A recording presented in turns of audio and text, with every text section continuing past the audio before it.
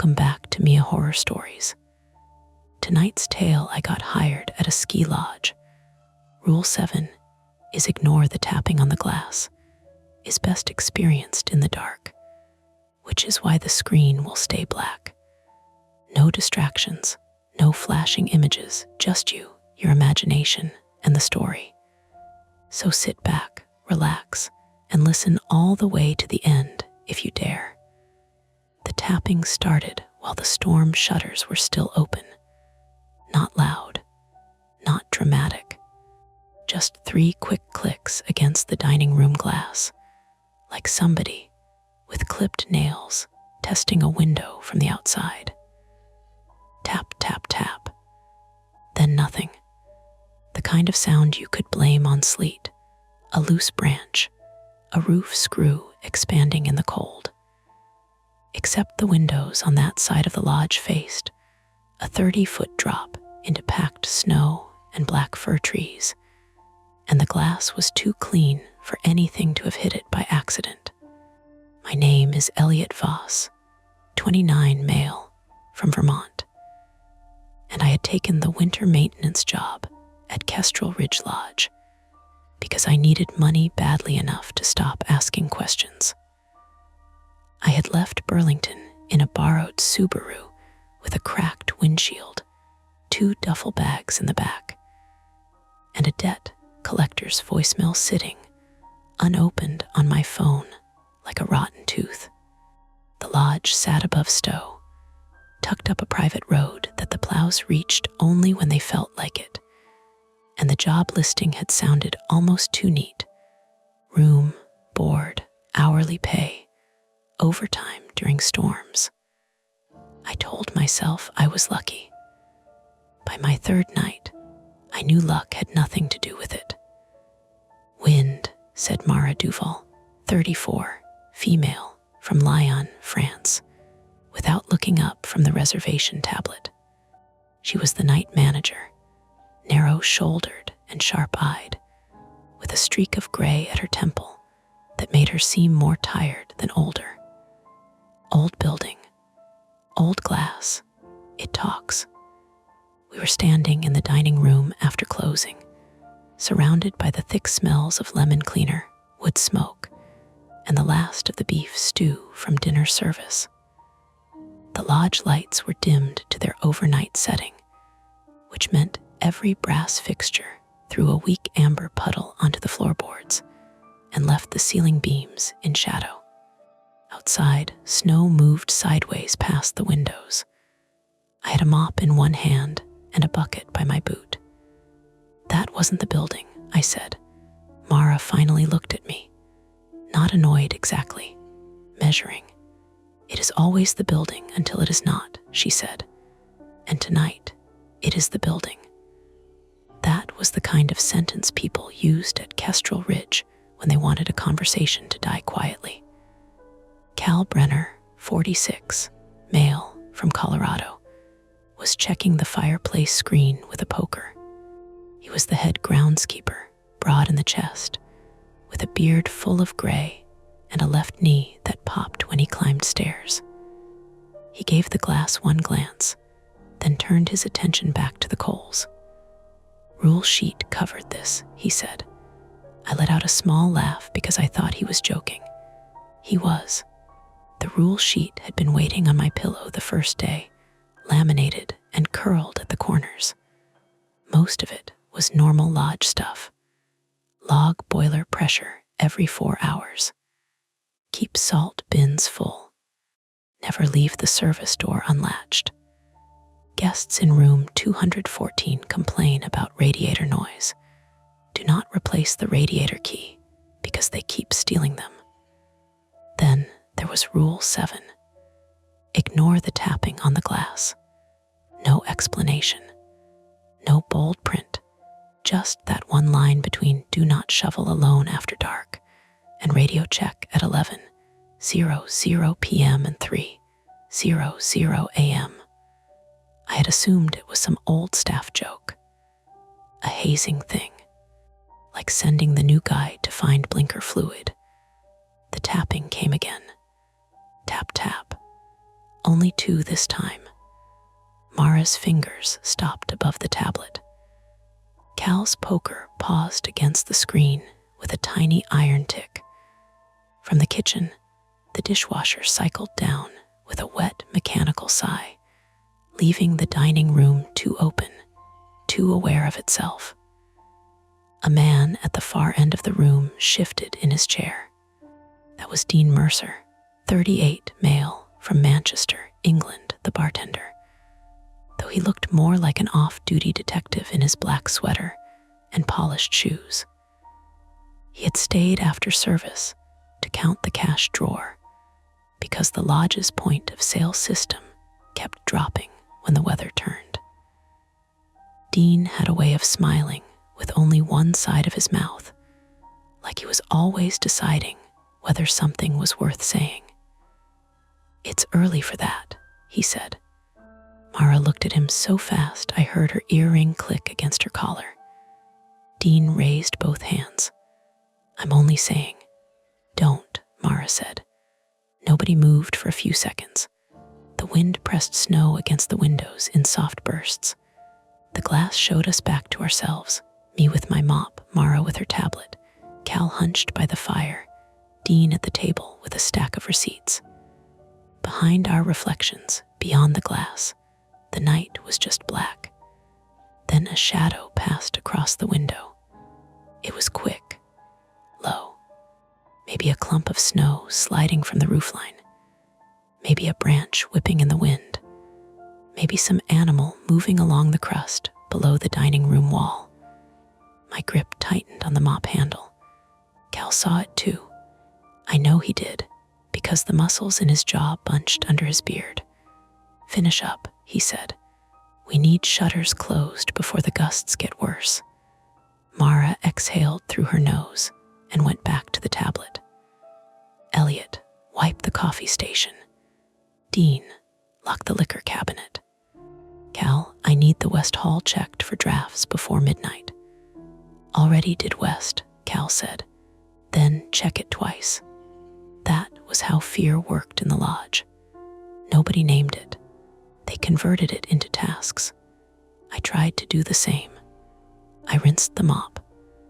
I wiped rings of coffee from the counter. I stacked mugs with their handles facing the same direction because the chef, Lorna Pike, 51, female from Maine, had snapped at me earlier for doing it, like a person raised by raccoons. Lorna had gone to bed by then in the staff wing, leaving behind a pot of chowder thick enough to patch drywall, and a warning that if anyone touched her paring knife, she would know. Normal details, human details. I clung to them. But every few seconds my eyes pulled back to the glass. There were old scratches in the lower pane nearest the fireplace. Not cracks, scratches. Short, pale arcs, layered over one another, like something hard had worried at the surface during many winters. I had noticed them the first day and thought ski poles, maybe luggage buckles from guests leaning gear there. Now they looked deliberate. Mara must have seen me staring. "Elliot," she said quietly. I turned, her voice softened, which somehow made me more nervous. At this altitude with temperature shifts, glass makes strange noises. Ice falls from gutters. Porcupines climb where you think they cannot. Guests drink too much and wander. You understand? "Sure," I said. "No, you don't." She tucked the tablet under one arm. "But you will. For now, follow the rules even when they seem stupid." Dean closed the liquor cabinet with a brass click. Especially then, I looked from him to Mara. "So it's not a joke." Cal made a sound that was almost a laugh. "Kid, this place doesn't pay enough for jokes." I hated being called kid, mostly because men used it when they could already tell I wanted their approval. That was my flaw, or one of them. I had spent most of my 20s saying yes too quickly. Yes to extra shifts. Yes to friends who needed money. Yes to an ex who knew exactly when to cry. Yes, to a boss in Burlington who had asked me to sign off on repairs I hadn't done right before the inspection failed, and he let me take the blame. Kestrel Ridge was supposed to be me learning to keep my head down. Still, I heard myself ask, what happens if someone doesn't ignore it? Mara's expression closed. Before she could answer, the radio on Cal's belt crackled. Not speech, just static, a thin tearing sound. Cal unclipped it. Base to staff, say again, more static. Then a voice came through, faint and broken. Front entry. It was Sophie Klein, 22, female from Austria, the front desk clerk. She had been on shift in the lobby since 8, curled behind the desk in a cream sweater, studying hospitality management flashcards between guest requests. It was cheerful in a careful way, like someone practicing adulthood in real time. Earlier that evening, she had asked me whether Americans really put marshmallows on sweet potatoes, and when I said yes, she looked genuinely wounded. Cal pressed the talk button. Sophie, repeat, a pause. Then Sophie again, clearer but shaking. There is someone at the front entry.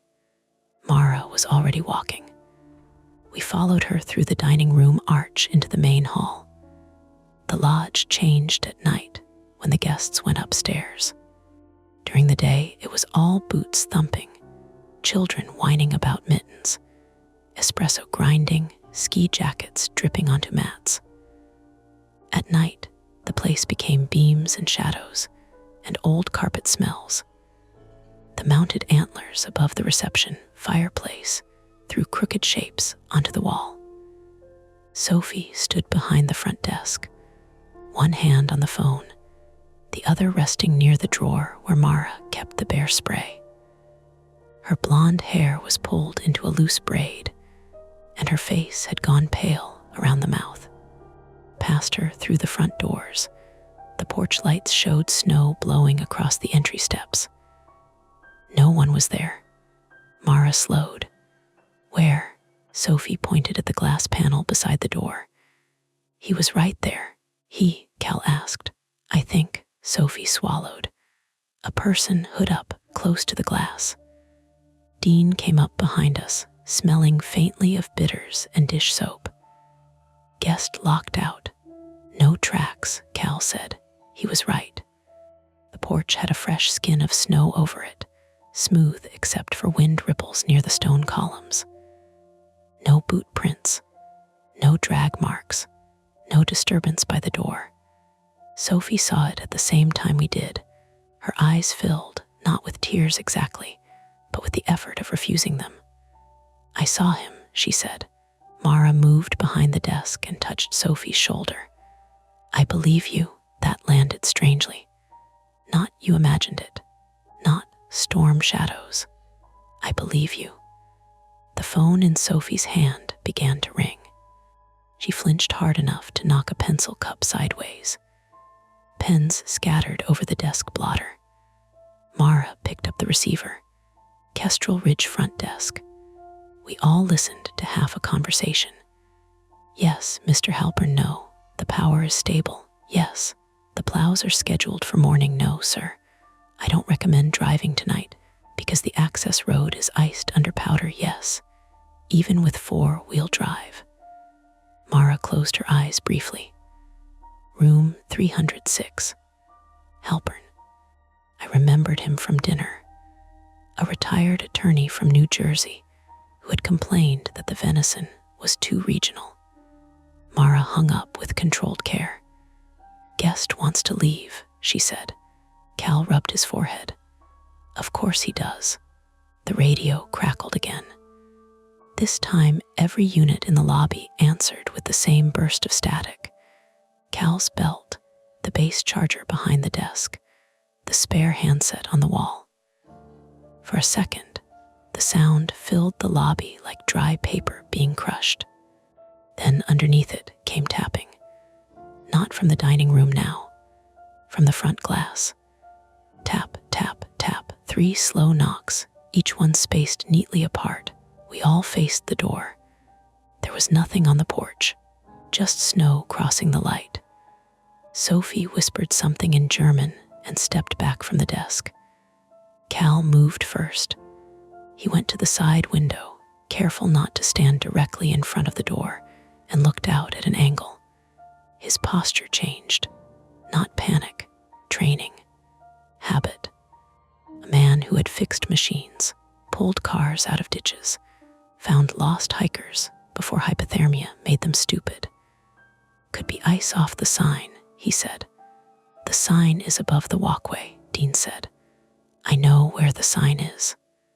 Mara opened the drawer and took out the bear spray. She did not point it at anything. She just held it low against her leg. That made the room feel colder than the storm did. Then the elevator dinged. All of us turned.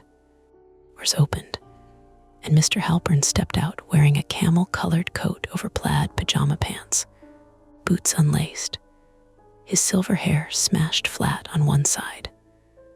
Behind him came his wife, Dana Halpern, 63, female, also from New Jersey, wrapped in a long-down coat with a fur-trimmed hood.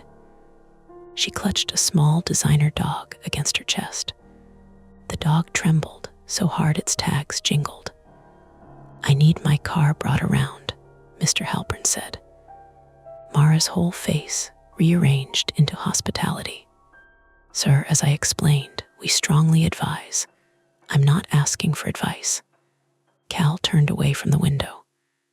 Road S closed. The road is not closed, Halpern said. It is inconvenient. Dean muttered, that's one word. Halpern heard him. Excuse me, the tapping came again. This time it was behind Halpern, from the tall lobby window beside the elevator. Tap, tap, tap. Dana Halpern gasped and squeezed the dog.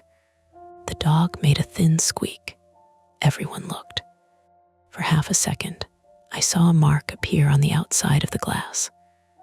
A small, wet oval fogged at the edges, like the print of a fingertip pressed against cold glass. Then the wind dragged snow across it, and it vanished. Mr. Halpern stared, throat working. What was that? He asked. Mara answered too quickly. Ice.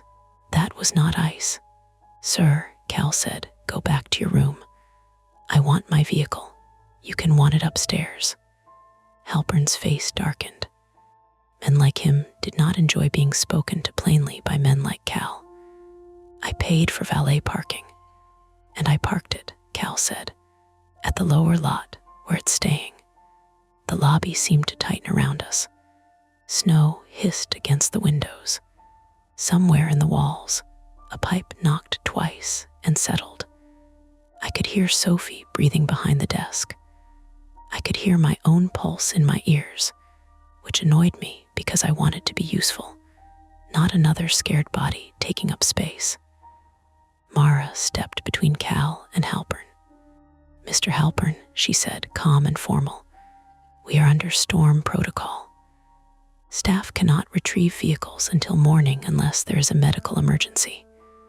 My wife is frightened. Dana looked at him. Harold, what? Don't use me for this. That shut him up, but only for a second. Then the lights flickered. Not out, just a dip, a soft brown dimming that made the lobby lamps buzz and the elevator doors twitch as if thinking about closing. The backup generator did not kick on because the power came back fully after 2 seconds. But in those 2 seconds, with the lobby half dark, something tapped on the front glass again. Fast this time. Tap, tap, tap, tap, tap, like impatient fingers. Sophie started crying silently. Dean put one hand on her shoulder without looking away from the door. Cal said, very low, shutters. Now, Mara looked at him. He nodded toward the lobby windows. If the gusts are throwing debris, we close them before a pane goes. That explanation was for the guests. We all understood that. The exterior storm shutters were old steel panels mounted on tracks outside the main windows. Closing them meant going onto the porch and releasing each latch by hand. During daylight, annoying. During a mountain storm at night, dangerous. Ice on the boards, wind sheer at the corners. Visibility, maybe 10 feet. And whatever had been tapping. Mara looked at me. "You don't have to." That was the worst thing she could have said. Because of course I did. Or I felt like I did. I needed this job. I needed to not be the guy who froze when other people acted. I needed to prove something to strangers who hadn't asked me to prove anything. Cal was already pulling on his gloves. "I'll go with him," I said. Mara held my gaze for a moment, and in her eyes I saw a warning wrapped in pity. Dean spoke from behind us. "Rule 7 says ignore it. It doesn't say open the door." "No," Cal said, checking the bear spray Mara handed him. "But Rule 2 says protect the glass." The tapping stopped. That was somehow worse. Outside, the porch lights swung slightly in the wind, making the snow move in bands of gold and black. Cal reached for the front door latch, then paused. "Last chance," he said to me. I looked at the smooth snow on the porch, at the blank glass, at Sophie wiping her cheeks with the cuff of her sweater, at Mara standing very still with the radio in one hand, at Mr. Halpern, suddenly quiet, holding his wife's elbow like he had remembered he could lose things. Then I nodded. Cal opened the door, and the storm pushed its way inside.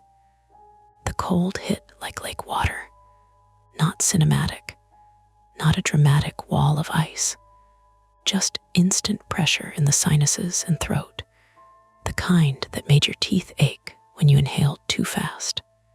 Wind shoved through the open doorway carrying powdered snow that skittered across the lobby tiles and melted into dark freckles. Cal stepped out first with his shoulders hunched, one gloved hand gripping the porch rail. I followed, and Mara pulled the door shut behind us so quickly it almost clipped my heel. The latch clicked. Immediately, the storm swallowed most of the indoor sounds. The murmur of voices, the elevator hum, the crackle from the fireplace, gone. Outside, there was only wind grinding through the trees and the sharp hiss of snow scraping wood and stone. The porch lights cast weak cones through the blowing white. Beyond them, the mountain disappeared completely. "Stay left side," Cal shouted over the gusts. "Don't walk center boards. Ice underneath." I nodded even though he probably couldn't see it. The porch wrapped around the lodge in a wide U shape, lined with heavy windows overlooking the valley.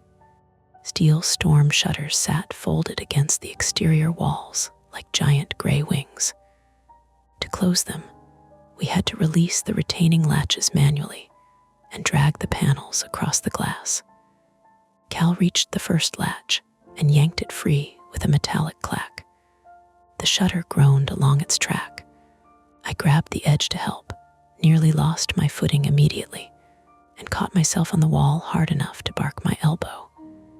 Pain shot into my fingers. "Careful," Cal snapped. "I'm fine. You won't be if you go over." Below the porch railing, the ground dropped steeply toward the tree line. Snow had drifted high enough that depth was hard to judge. 10 feet in some places. Maybe less, maybe more. A fall could mean a broken ankle if you got lucky. The shutter slammed shut over the first window. Inside, through the remaining uncovered panes, I could see the lobby lights and the clustered shapes of the others watching us. Sophie still stood near the desk. Dean had moved beside the fireplace. Mara was pacing with a radio pressed to her ear. Another gust hit. Something rattled farther down the porch. I turned too quickly. Just one of the hanging metal ski decorations swinging on its chain. Probably. Cal moved to the second shutter. Focus. We worked in silence after that, except for short, practical exchanges. Tracks frozen. Push higher. Watch your footing. The wind intensified as we moved farther from the front entrance. Snow found every opening in my clothes, collar, sleeves, waistband, until my skin felt rubbed raw with cold grit. My eyelashes kept sticking together. Then the tapping started again. Not ahead of us this time, behind us. Tap, tap, tap. I stopped. The sound had come from one of the uncovered lobby windows near the entrance. I could see light glowing behind the glass, warm yellow against the storm. The figures inside shifted uneasily. Cal didn't turn around. "Keep moving," he said. "You heard that."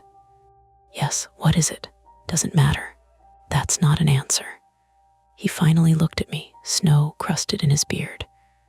"You think we're having this conversation because I enjoy it." Another tap sounded. Slower. Tap, tap. The noise was oddly delicate beneath the wind. Fingertips against a fish tank. I stared toward the glass, trying to catch movement behind the swirling snow. Nothing stayed visible for more than a second. Just white streaks crossing light. Then I noticed something else.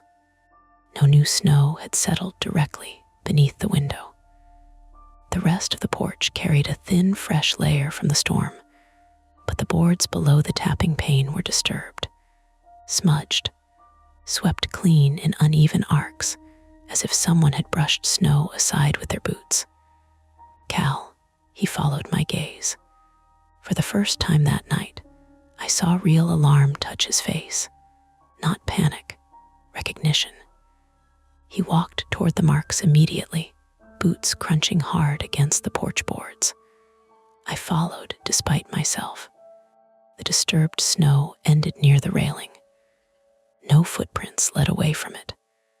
Cal crouched stiffly, his bad knee popping audibly even through the wind. He shined his flashlight downward between the rail posts. "What?" I asked. He didn't answer. I leaned carefully beside him. The beam caught the slope below the lodge.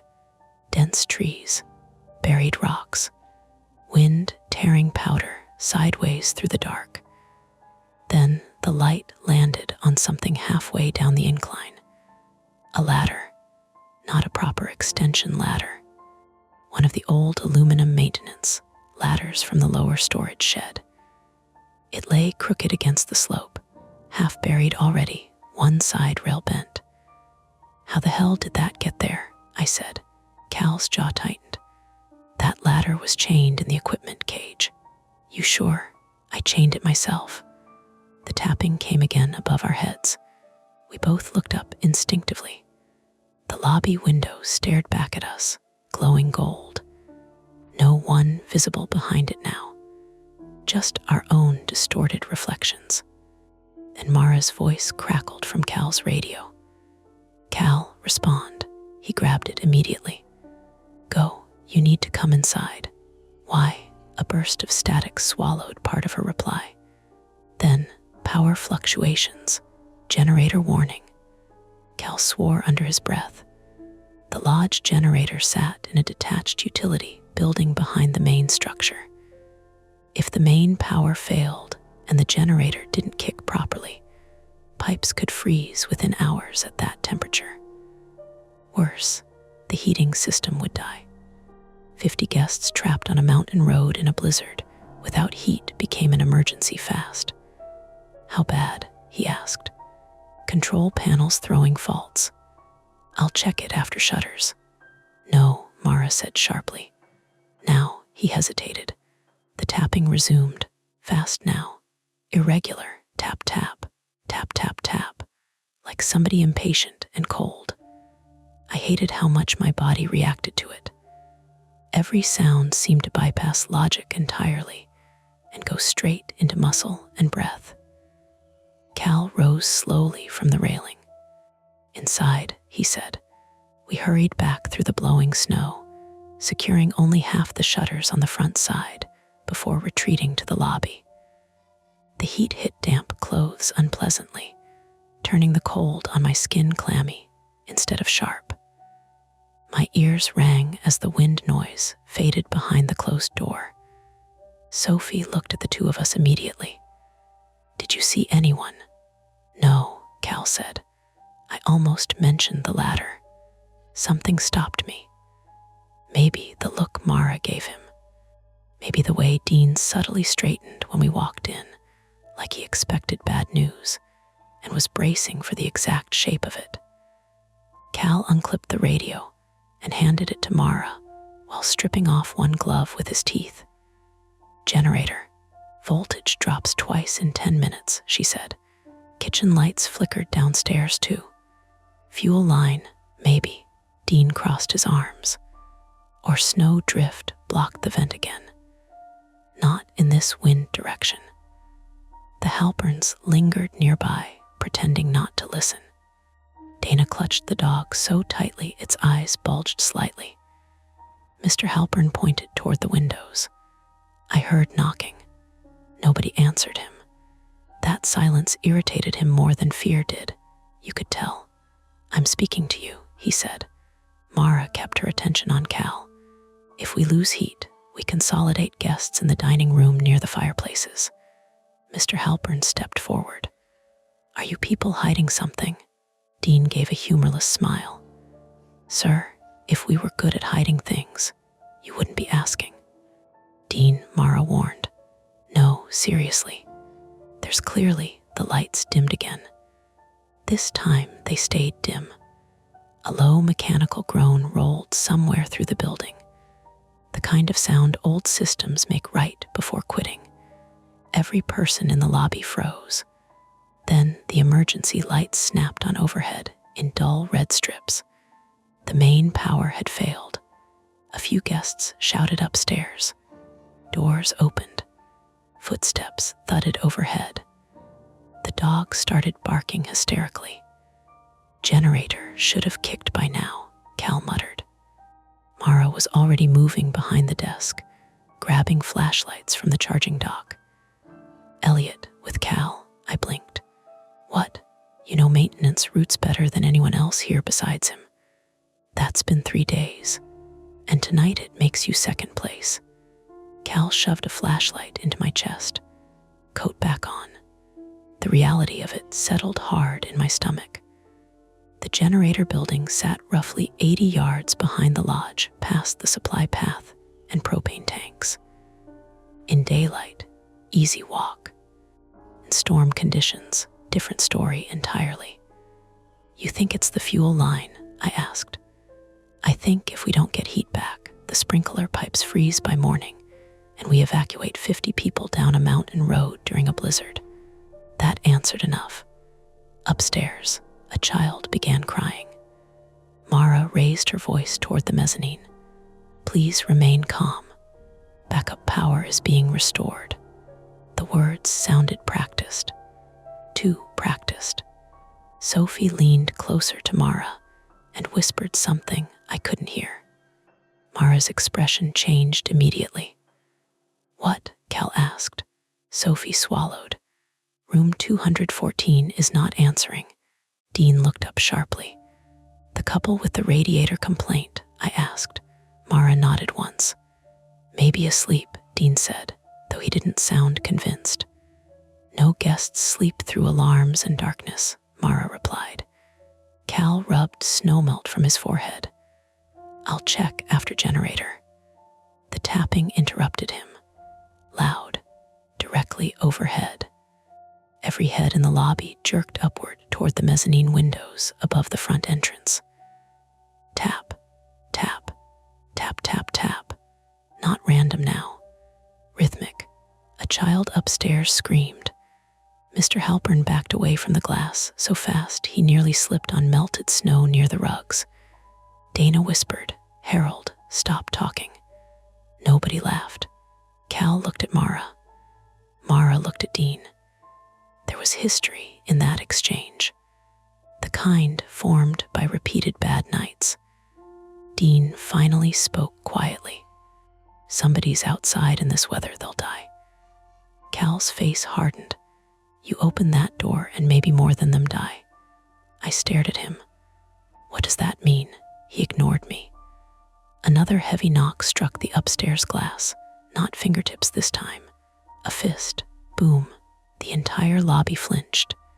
And then, cutting through everything else, came the sound of breaking radio chatter, a voice. "Help." Static swallowed the rest. Cal grabbed the desk radio. "Say again." More static. Then clearer. "Storage path, please." My scalp prickled instantly because I recognized the voice. Lorna Pike, the chef. Mara's face lost color. "She went to smoke." "When?" Cal demanded. 40 minutes ago." "Why didn't anyone say anything?" "She does it every storm," Dean snapped back. "She goes out the side exit and sits near the storage awning." Cal keyed the radio hard enough his glove squealed against the plastic. "Lorna, respond." Nothing. Then one final burst. "Someone's outside." The transmission cut dead. The lobby became very still. Outside, wind battered the building in long, low surges. Somewhere upstairs, a guest was praying loudly enough for us to hear. Cal looked toward the dark hallway leading to the rear service exit.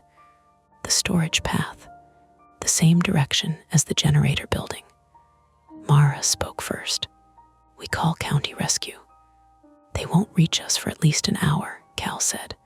"And if she's injured," he didn't answer immediately, because we all knew the answer.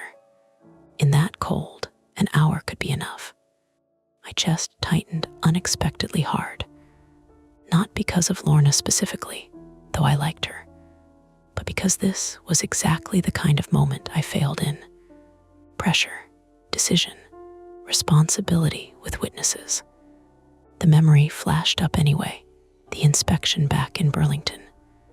Me signing papers too fast because everyone else wanted it done quickly.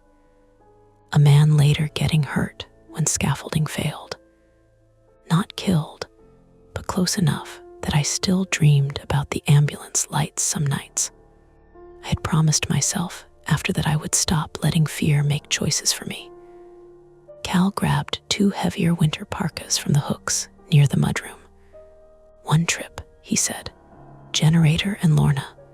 We stay on radio contact." Mara stepped closer. "You hear tapping, you ignore it." "I know the damn rule." "No," she said quietly. "I mean it." Cal looked away first. That unsettled me more than the storm did. Dean moved toward the liquor cabinet, then stopped himself, hands flexing uselessly at his sides. "Take the flare gun." Cal nodded once. Dean disappeared behind the desk and returned with a red marine flare pistol from the emergency locker. I stared at it. "Why does a ski lodge have a flare gun?" "For snowcats," Dean said, "and because radios fail."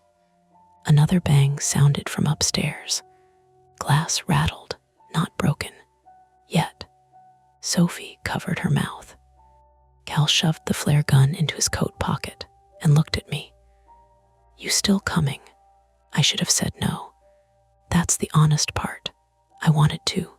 Every instinct I had said stay inside the lit building with the other frightened people and let the experienced ones handle it. Instead, I heard myself say, yeah, because if I backed out now, I knew exactly what would happen. I'd spend the rest of the winter watching everyone else's faces when they looked at me, measuring, remembering. Mara handed me a handheld radio and spare batteries. Her fingers paused around my wrist for half a second.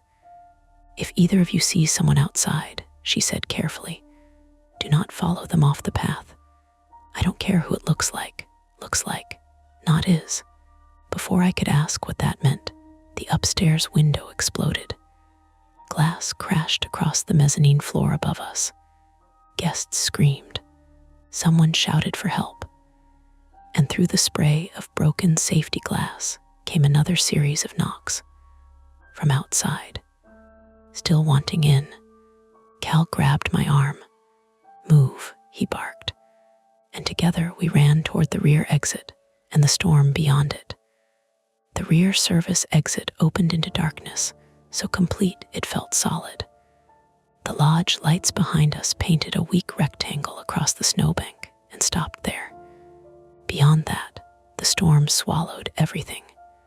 Trees, fences, the supply shed, even the sky itself, just white blowing sideways through black. Cal slammed the door behind us before the heat could escape. "Stay close," he said. The rear path curved downhill from the lodge kitchen toward 3 outbuildings. The storage shed on the left, the propane enclosure farther down near the tree line, and the generator house behind both of them. During the day, the route was simple, packed gravel bordered by snow stakes with orange reflectors. At night, under 2 feet of drifting powder, it became a suggestion. My flashlight beam bounced uselessly in the snow. We moved one behind the other. Cal in front, limping slightly whenever his bad knee hit uneven ground.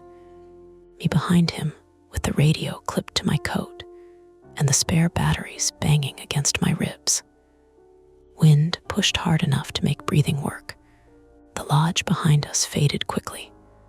Within maybe 30 yards, the windows became blurry yellow smears through the snow. "Radio check," Mara crackled through my handset. "Still alive," Cal answered. Guests consolidated in dining room. Window upstairs shattered inward. Nobody cut badly. A burst of static swallowed the next few words, then, "Room 214, still not answering." Cal cursed softly under his breath. "What's in 214? I asked. "Couple from Boston." "That's not what I mean." He didn't answer immediately.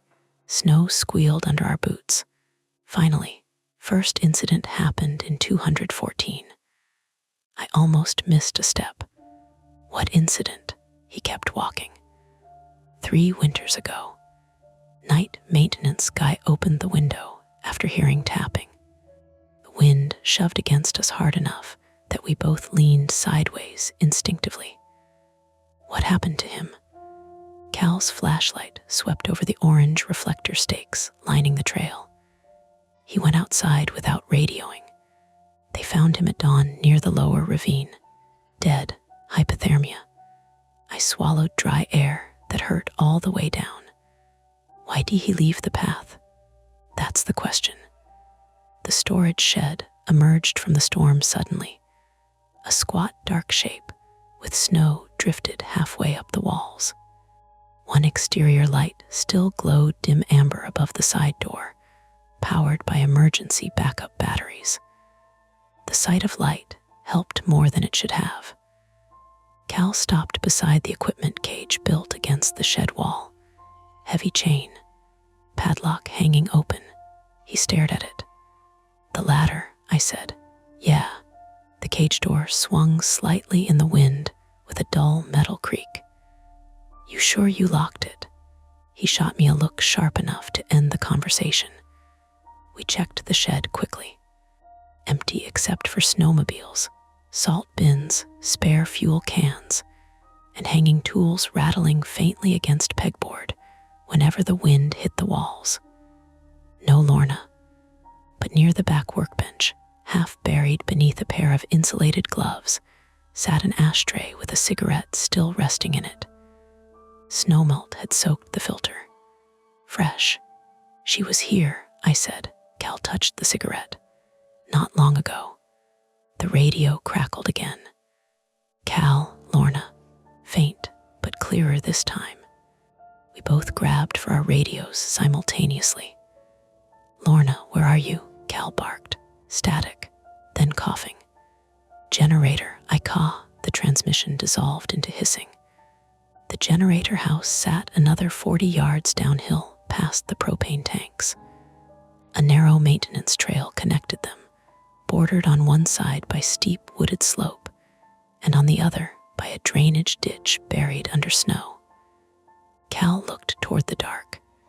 She made it that far. Maybe. He didn't like that word. Neither did I. We pushed onward. By then my thighs were burning from forcing through drifts. Snow had worked its way into one boot, soaking my sock. Every few minutes, I flexed my toes to make sure I could still feel them. The generator house appeared as a gray concrete block shape through the storm. Its exterior security light was dead. That bothered Cal immediately. Backup battery should still power that, he muttered. A deep metallic banging sounded from somewhere behind the building. I froze. The noise came again. Hollow, irregular, bang, scrape, bang.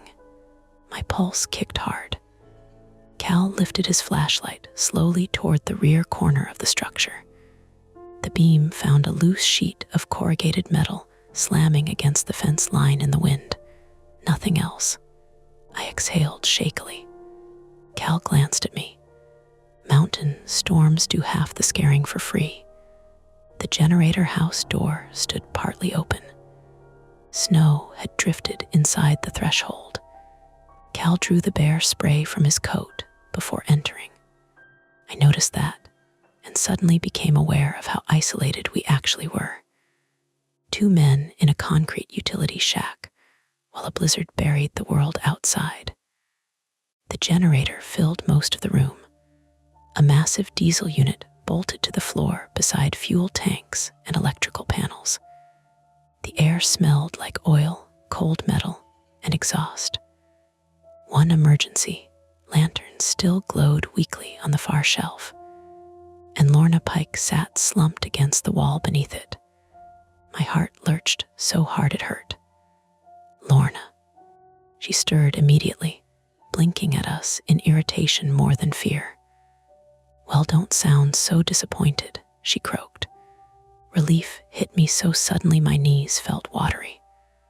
Lorna's thick winter coat was dusted white with snow. Blood streaked one side of her forehead where she'd apparently clipped the electrical panel. Cal crouched beside her. You okay? I'm cold and pissed off. She pointed vaguely toward the generator. Thing coughed twice, then died. Tried restarting. Slipped. What happened on the radio? Said somebody was outside. Cal and I exchanged a quick glance. Lorna saw it and frowned. Oh, don't start that expression.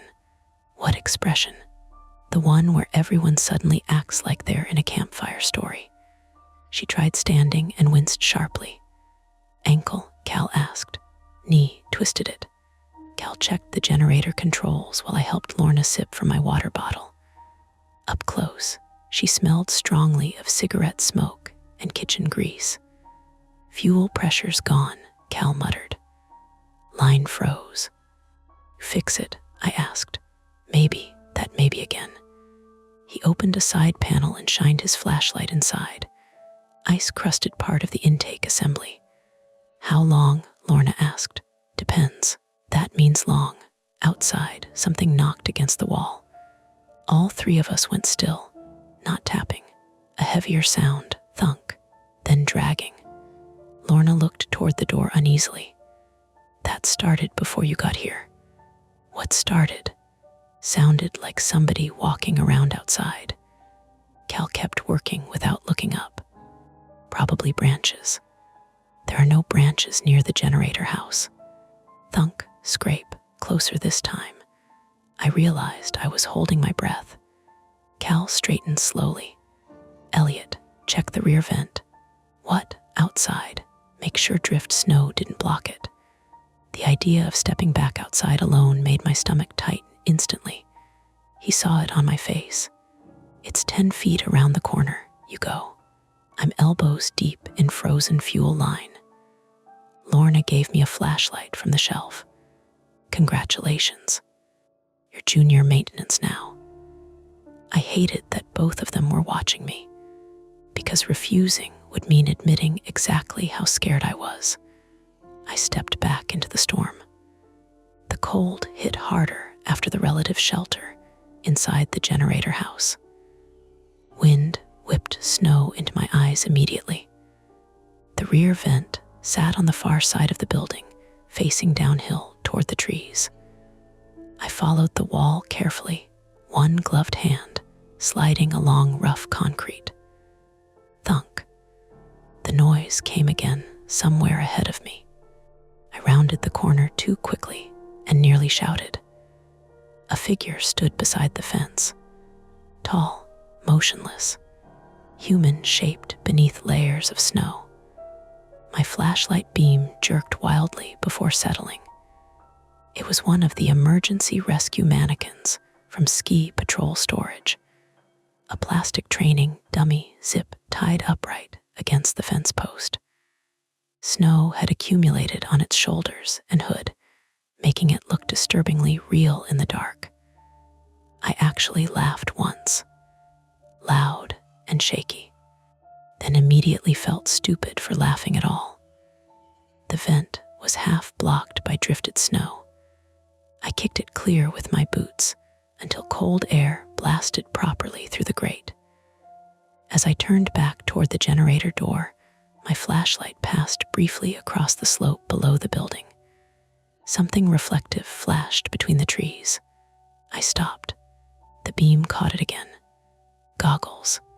A pair of ski goggles hanging from a branch maybe 20 yards downslope, their mirrored lenses reflecting my light. No, not hanging. Wearing. Somebody stood down there. My chest locked. The figure was partly obscured by blowing snow and tree trunks, but I could make out dark winter clothing and pale reflective goggles pointed directly at me. Too still. Way too still. Cal, I shouted. The figure moved immediately, not toward me, away, fast, crashing through snow downhill between the trees. Adrenaline overrode thought. I took 2 steps after them automatically before Mara's earlier warning slammed back into my head. Do not follow them off the path. The trees swallowed the figure almost instantly. Then I heard something else from farther downhill. A voice, faint, crying for help. My stomach dropped. Cal, he burst from the generator house with the flare gun already in hand. Lorna limped behind him, gripping the doorway. What? There's someone down there. The voice came again through the wind. Weak, human, definitely human. Please, Lorna's face changed. That's Sophie. I listened harder. God help me, it did sound like Sophie. Cal stared downhill toward the trees. Snow whipped across his flashlight beam in violent white sheets. That's impossible, he said. She's at the lodge, I replied automatically. Another cry drifted up, closer now. Help me, it sounded terrified. Lorna grabbed my sleeve. That's her. Cal keyed his radio violently. Mara, confirm Sophie location. Static, nothing else. He tried again. No response. The radios were failing. Voice cried out once more, and this time panic cut through it clearly enough to raise every hair on my arms. I took a step downhill before I realized I'd moved. Cal caught my coat instantly. No, she could be hurt. And if that is Sophie, I looked at him. What does that even mean? His grip tightened painfully. I mean, people hear things out here. Storms bounce sound strange through trees. You leave the path, you get lost. The voice sobbed again. Lorna looked between us, breathing hard through clenched teeth. We can't just stand here. Cal's composure cracked for the first time since I met him. You think I don't know that? He snapped. A loud metallic pop came from inside the generator house. Then the emergency lantern died. Darkness crashed over us except for our flashlights. Shit, Cal hissed. He pushed past us back inside. I followed immediately. The generator control panel had gone completely black. No fuel pressure at all now, he muttered. Battery drained too. Lorna leaned heavily against the wall. Can it be restarted? Not from here. What does that mean? Cal looked at the floor for one long second before answering. There's a manual cutoff valve at the auxiliary tank. Where? He met my eyes reluctantly. Lower pump shed. I remembered the property map from orientation. Barely. The lower pump shed sat downslope beyond the tree line near the maintenance road switchback, roughly a quarter mile from the lodge by Summer Trail. Longer in deep snow. You've gotta be kidding. It's where the backup diesel line feeds from. The crying voice echoed faintly outside again, closer than before. Lorna whispered, Jesus. Cal grabbed the flare gun and shoved spare shells into his pocket. We get the fuel flowing manually, generator comes back, lodge gets heat and radios. And if we do, he didn't answer, because we all knew, frozen pipes, dead heat, 50 trapped guests. Side, wind slammed against the generator house hard enough to rattle the entire structure. Then came tapping. Not on the lodge windows now. On the generator house door. 3 slow knocks. Tap, tap, tap. Lorna made a small sound in her throat.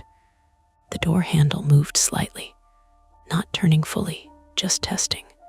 I stared at it, pulse hammering in my ears. Another voice drifted faintly through the storm outside. This one unmistakable. Mara, Cal. Her voice sounded distant and thin.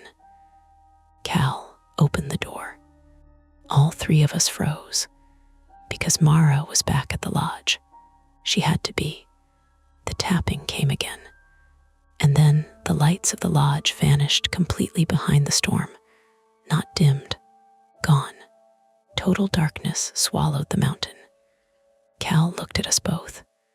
We go to the pump shed now, he said. Nobody argued, because the lodge had just lost every remaining source of power, and retreat was no longer safer than moving forward. The lower pump shed was not visible from the generator house. That was the first bad thing. The second was Lorna's knee. She made it maybe 20 yards before her leg folded under her, and she went down with a sound that was half curse, half breath leaving her body. Cal grabbed her under one arm before she slid toward the drainage ditch. I caught the other side of her coat, and for a second all 3 of us staggered together in the storm like one badly built animal. Leave me, Lorna said through clenched teeth. Shut up, Cal said. I'm not being dramatic. Said shut up. The path from the generator house ran downhill through a narrow cut in the trees. Orange snow stakes marked the left edge. The buried drainage ditch ran along the right. Beyond that, the land fell away into dense firs and broken rock. The pump shed was supposed to be at the bottom, just before the maintenance road switchback, a low green building beside the auxiliary diesel tank. Supposed to be. In that storm, distance became guesswork. The lodge behind us was gone. No lights. No warm windows. Nothing, just a black block somewhere uphill with 50 people inside it, slowly cooling. Cal looped Lorna's arm over his shoulder. Elliot stakes, count them. What? Every 10 feet. Count them so we don't drift right, so I counted. 1. Snow hit my face like thrown sand. 2. The trees creaked and popped overhead. 3. Somewhere downhill, that voice cried again. Sophie, Lorna whispered. Cal barked, no. The voice came from our right, beyond the drainage ditch. Thin, shaking. Please. I'm stuck. It did sound like Sophie. Not perfectly, but close enough to hurt. I kept counting because Cal had told me to. 4, the voice sobbed. Elliot, I stopped. Cal turned sharply. Do not, she said my name. No, you heard your name. That's the same thing. It is, the voice called again. Elliot, please. My body wanted to move toward it. It was stupid and deep and human. Someone says your name in the dark, and part of you answers before thinking. Then the beam of my flashlight caught the drainage ditch. Fresh boot prints cut across the snow. Real prints, not wind marks, not animal tracks. Human boots stepping from the path toward the trees. Cal saw them too. His face went flat. "Staff boots," he said. Lorna's breathing hitched. "Whose?" He crouched despite his knee and brushed snow from one print. "Size small, Sophie." For one horrible second, none of us spoke. Then the radio at my chest crackled.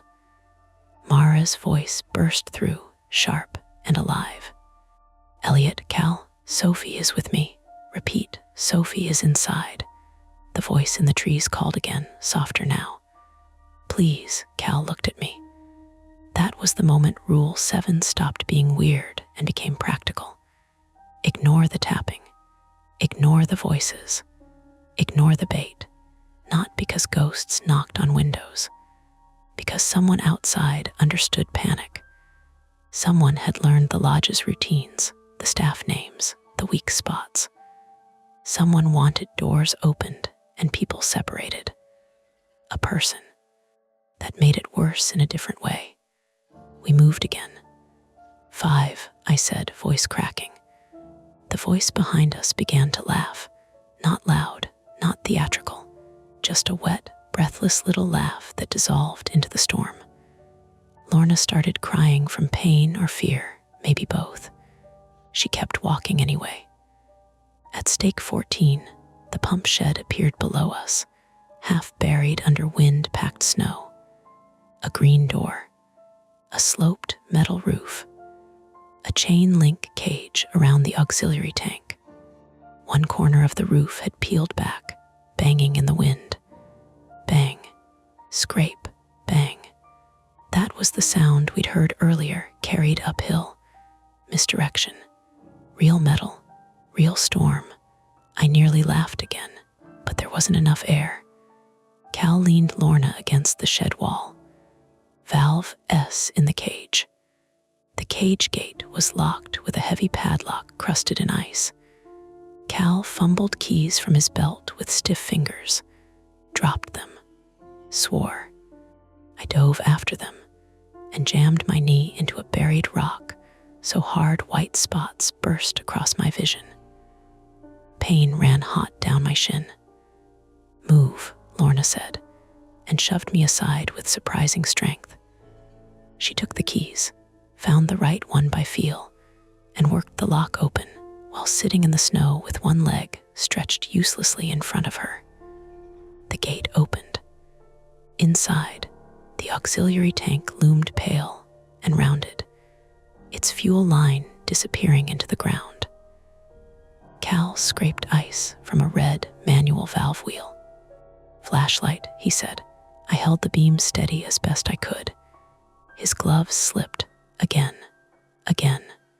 "Frozen solid," he said. Lorna pulled herself upright against the gate. "Use heat." "With what?" I remembered Dean's flare gun. "Cal," he looked at me, then understood. "No, we need heat.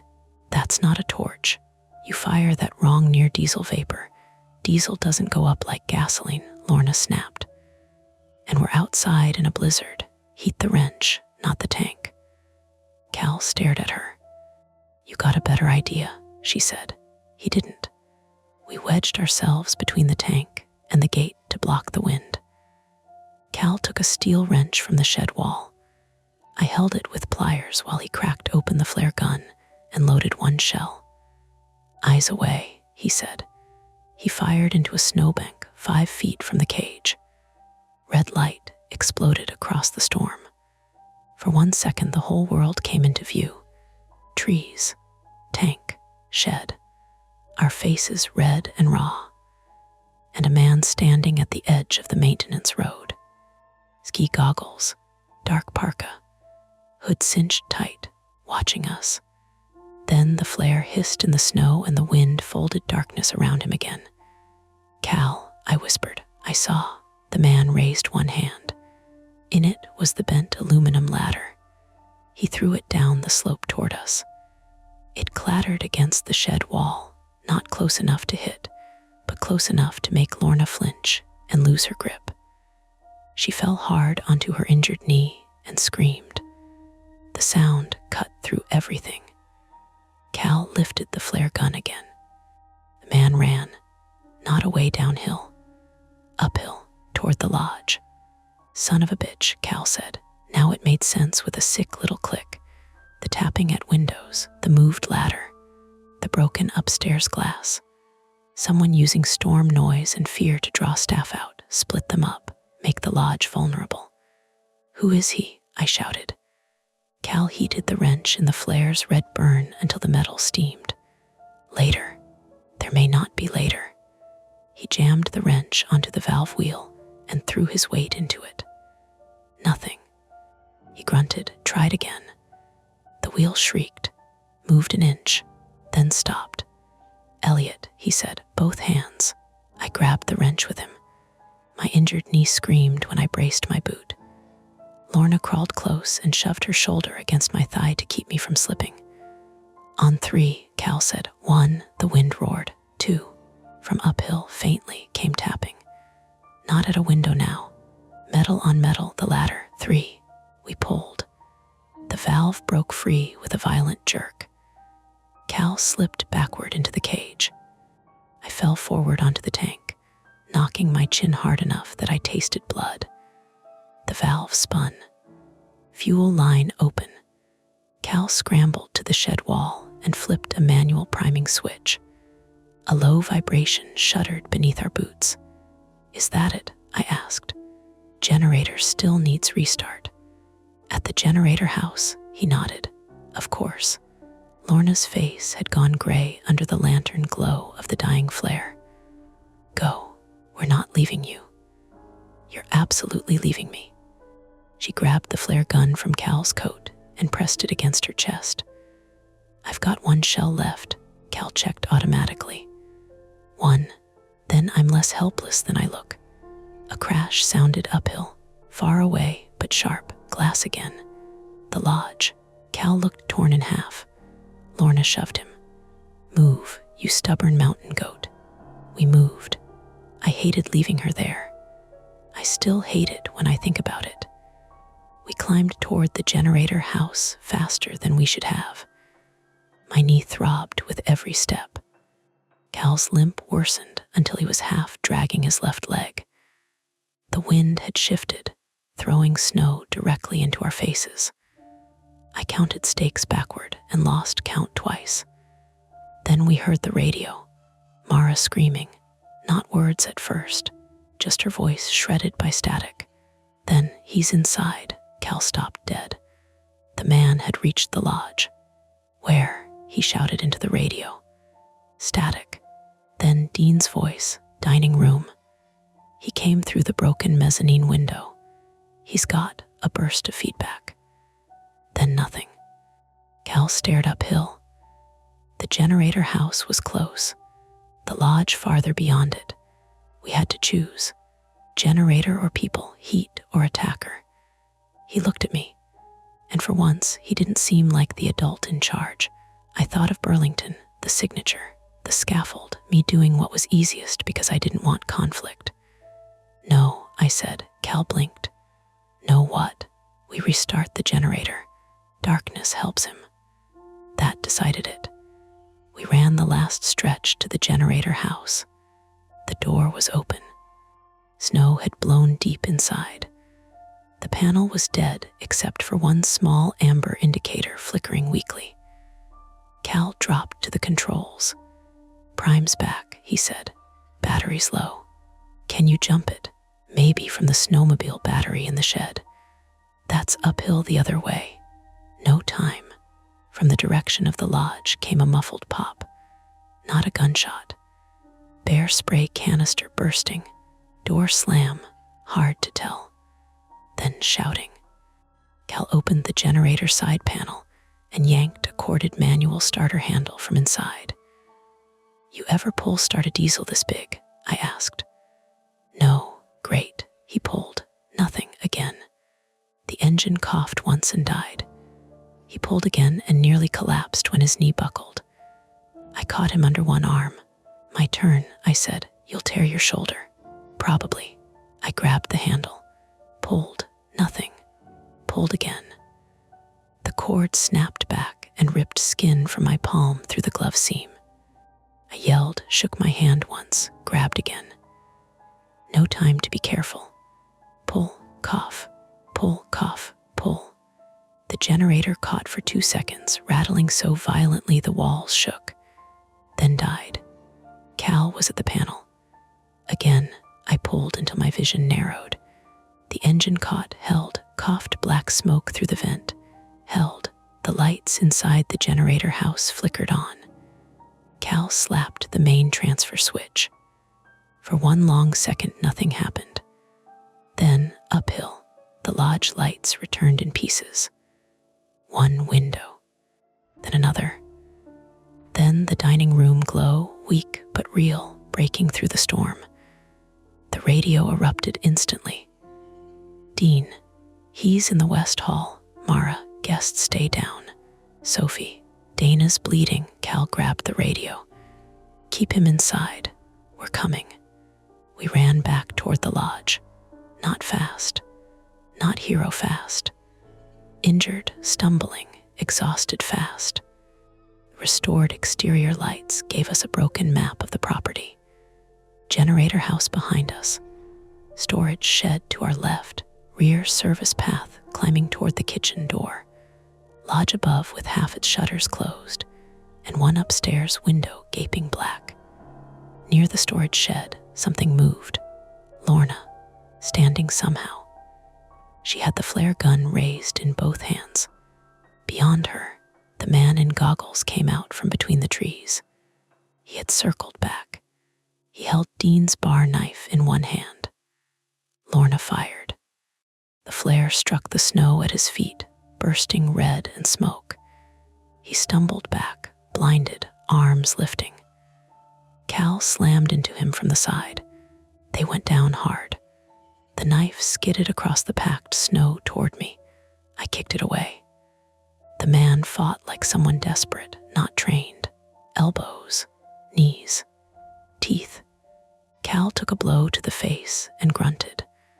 I threw myself onto the man's legs, and he kicked my injured knee. Pain detonated up my thigh. I screamed and held on anyway. Lorna, one-legged and furious, brought the empty flare gun down on his wrist. Once, twice, the man let go of something small and black, a radio scanner. Dean's voice crackled faintly from it. West Hall clear, he had been listening to us. The man bucked hard, almost freeing himself. Cal jammed his forearm across the man's throat just long enough to pin him, not choke him unconscious. Zip ties. I had none. Then I remembered the equipment cage. I crawled through snow to the shed wall, grabbed a coil of orange extension cord, and dragged it back. We bound his wrists badly, but enough. Then his ankles. He kept laughing under the goggles, not because anything was funny, because he had lost control and didn't know what else to do with his mouth. Cal ripped the goggles off. I didn't recognize him, but Cal did. Trevor, he said. The man spat blood into the snow. Trevor Hale, maybe mid-30s, male, American, former seasonal ski tech, if Cal's stunned face meant anything. His cheeks were wind-burned raw. His eyes were too bright, unfocused, in a way that made him look both furious and terrified. Should have listened, Trevor rasped. Cal's voice went low. You killed Ben. Trevor smiled with red teeth. Ben opened the window. Cal hit him once, not hard enough to kill, hard enough that Trevor's head snapped sideways and his smile disappeared. Nobody spoke after that. The lodge doors burst open uphill, and Dean came out with bear spray in one hand and a fire extinguisher in the other, which would have been funny any other night. Behind him, Mara shouted into a phone now that the landline booster had power again. County rescue, state police, ambulance, real help, finally reachable. I rolled onto my back in the snow and stared up at the storm-whitened sky. My hand pulsed. My knee felt wrong. Cal's nose was bleeding onto his beard. Lorna sat against the shed wall, shaking so hard her teeth clicked. The generator rumbled steadily behind us. The lodge glowed. For the first time all night, the tapping stopped. But inside my head, I still heard it. 3 soft knocks. Patient, waiting for someone to answer. By morning, the storm had softened into something almost gentle. Snow drifted steadily through pale blue light. The wind had dropped enough that you could hear individual sounds again: shovel scrapes, distant engine noise, the hollow drip of meltwater from the eaves. The mountain looked clean in the daylight, stripped of the madness it had carried overnight. That annoyed me more than if it had still looked dangerous. I sat on a folding chair in the lodge dining room with my left knee wrapped in compression bandages and my right hand stitched across the palm. The medic from County Rescue had said the knee was probably not fully torn, which is good news if you enjoy walking. He said it while chewing mint gum and trying not to stare at the blood crusted under my fingernails. The dining room smelled like iodine, coffee, wet wool, and burned diesel, drifting faintly from the restored generator system. Guests moved quietly around us. Too quietly. Nobody wanted to be the first person to act like the night had been normal. Dana Halpern sat near the fireplace with a blanket around her shoulders and the tiny dog tucked into her coat. Mr. Halpern had stopped complaining entirely. He stood at the window most of the morning, staring down the access road, where the plows were finally crawling upward in orange flashes between the trees. Sophie helped hand out coffee with both hands wrapped around each mug, as if she needed the heat physically anchored to her skin. Every loud noise made her flinch. Once, when someone dropped a spoon onto a plate, she nearly spilled an entire tray. Dean took it from her gently, without saying anything. The upstairs mezzanine window had been boarded over before dawn. From inside, it looked temporary and ugly. From outside, it looked like the lodge had lost a tooth. Cal sat across from me, with gauze taped over the bridge of his nose. He had refused transport to the hospital until the deputies finished questioning everyone. Now he stared into black coffee like it had personally betrayed him. "You should sleep," I said. "You should shut up." His voice held no real heat. That was about as affectionate as Cal ever got. Near the front desk, 2 sheriff's deputies spoke quietly with Mara. One of them occasionally glanced toward the rear doors leading to the maintenance path. Their boots left dirty salt rings across the lobby floor. Trevor Hale had been taken down the mountain around sunrise, alive, barely coherent, hypothermic, concussed, one wrist probably fractured from Lorna beating him with the flare gun. When the deputies loaded him into the rescue vehicle, he had alternated between laughing and screaming that the lodge kept inviting people outside. Nobody answered him. County Rescue found evidence of where he had been staying, an abandoned snowcat maintenance hut nearly a mile downhill through the trees. Canned food, stolen blankets, batteries, empty cough syrup bottles, radio equipment, maps of the property. He had apparently been living there on and off for weeks, maybe longer. One deputy told Mara they were looking into an unsolved break-in at another seasonal property farther north. That was the official shape of the story now. A disturbed former employee exploiting weather conditions and isolation. And to be fair, that was true. Mostly. Lorna limped into the dining room around 9 in the morning balancing a tray of scrambled eggs, because apparently near-death experiences did not exempt anyone from breakfast duty at Kestrel Ridge. Her knee was braced from thigh to calf. She moved with the careful anger of someone refusing to admit pain existed. "You look terrible," she told me. "You look radioactive." "Good.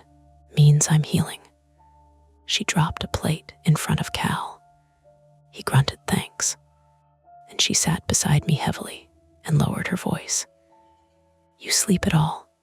"No, me neither." Outside, a snowmobile engine buzzed faintly as responders checked the lower trail. I rubbed at my stitched palm without thinking. Lorna noticed immediately. "Don't pick at it." "I'm not." "You are emotionally picking at it." I almost laughed. Almost. The truth was I couldn't stop replaying moments from the night in my head. Not the dramatic ones, the small ones. The voice saying my name in the trees. The flare turning the snow red. Trevor standing motionless beside the road with those reflective goggles staring toward us. And the tapping. Always the tapping. Mara approached our table carrying a stack of insurance forms. Her hair was tied back badly, and exhaustion had carved dark crescents beneath her eyes. She looked older in daylight. "The deputies need written timelines," she said. Lorna groaned immediately. "I hate paperwork after violence." "Unfortunately, violence creates paperwork." Mara handed me a pen. Our fingers brushed briefly. Hers were ice cold. I looked up at her. "You knew, not accusing, just tired." She understood anyway. For a moment, she watched snow move past the dining room windows. Then she sat down carefully across from us. "Ben Morty," she said, "the maintenance worker from 3 years ago." Cal stared at his coffee harder. Mara folded her hands. "Trevor worked here that winter too. Lift maintenance. Seasonal hire. Quiet. Smart. Guests liked him." "Nobody thought he was dangerous?" I asked. "Not at first." The dining room clinked softly around us. Dishes. Low conversations. Normal sounds trying to reclaim space. Mara continued quietly. "The storm that year was worse than this one. Power issues. Broken radios. People exhausted." She looked toward the boarded mezzanine window. Ben heard tapping outside room 214. Trevor told him a guest might be stranded on the balcony. Cal's jaw tightened visibly. Mara nodded once toward him. Cal found Ben the next morning below the ravine trail. Trevor pushed him. "No proof, but you think he did?" She met my eyes directly. "I think Trevor liked watching fear spread. I think storms gave him cover. And I think Ben made the mistake of trying to help alone." That settled heavily between us. Lorna broke the silence first. "So why not tell everyone?" Mara smiled without humor. "Tell them what?" "That a seasonal employee manipulated people during a blizzard and maybe killed someone. The owners wanted the death called exposure and negligence. Easier for insurance. Easier for guests. And the rules, we wrote them after. Rule 7.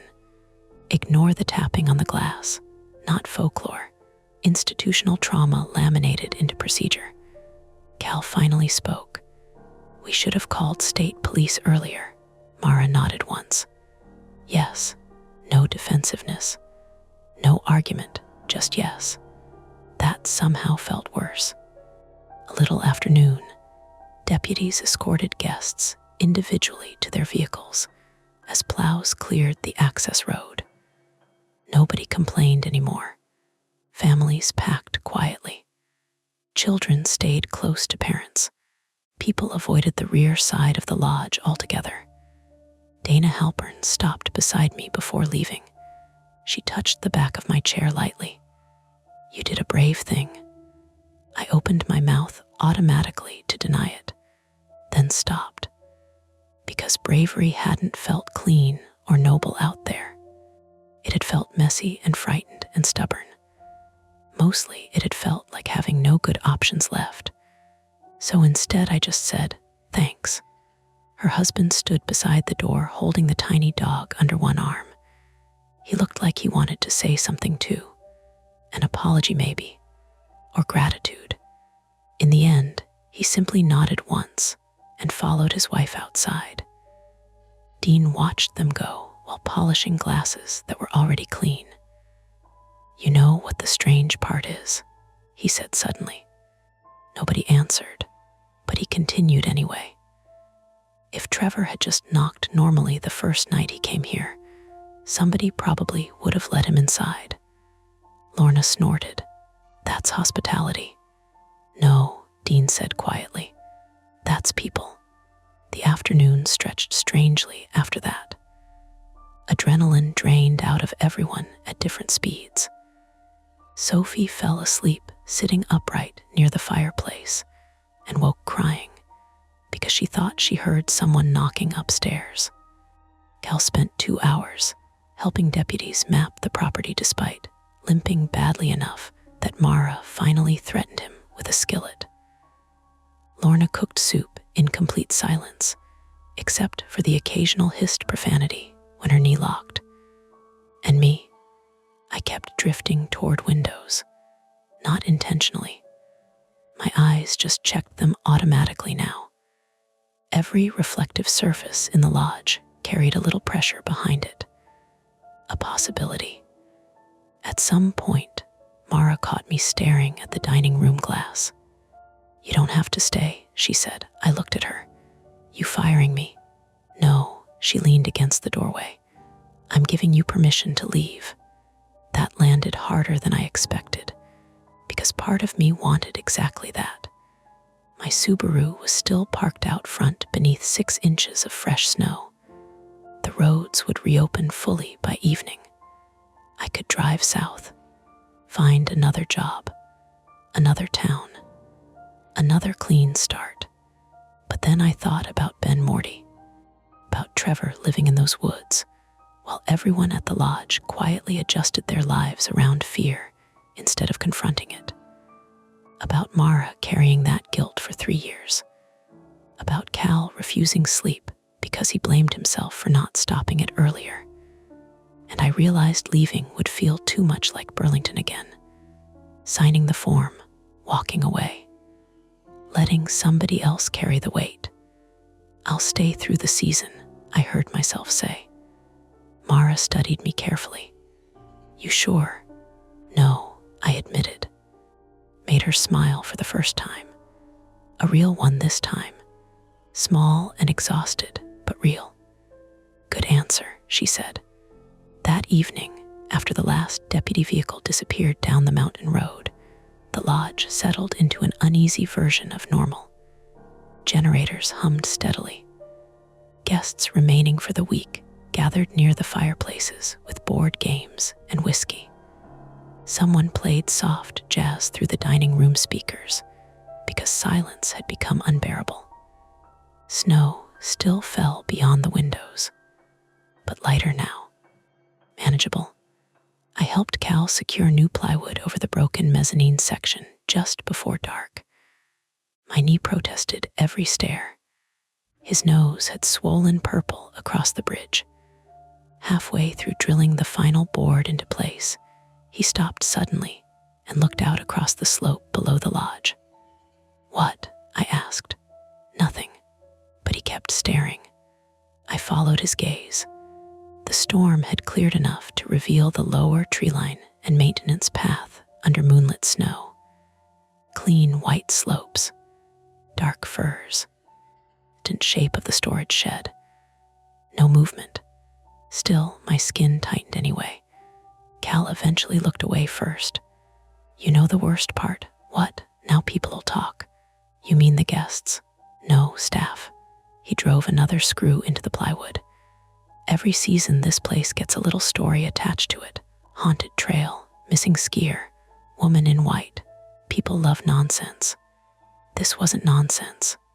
"I know," He wiped snow from his beard. But nonsense is easier to live with. That stayed with me. Around midnight, I walked the West Hall alone during my first post-storm maintenance check. The lodge creaked softly around me, heating pipes ticking, floorboards settling, wind brushing the roofline. Room 214 stood dark and empty now. The Boston couple had left before noon without speaking much to anyone. I paused outside the door longer than necessary, then kept walking.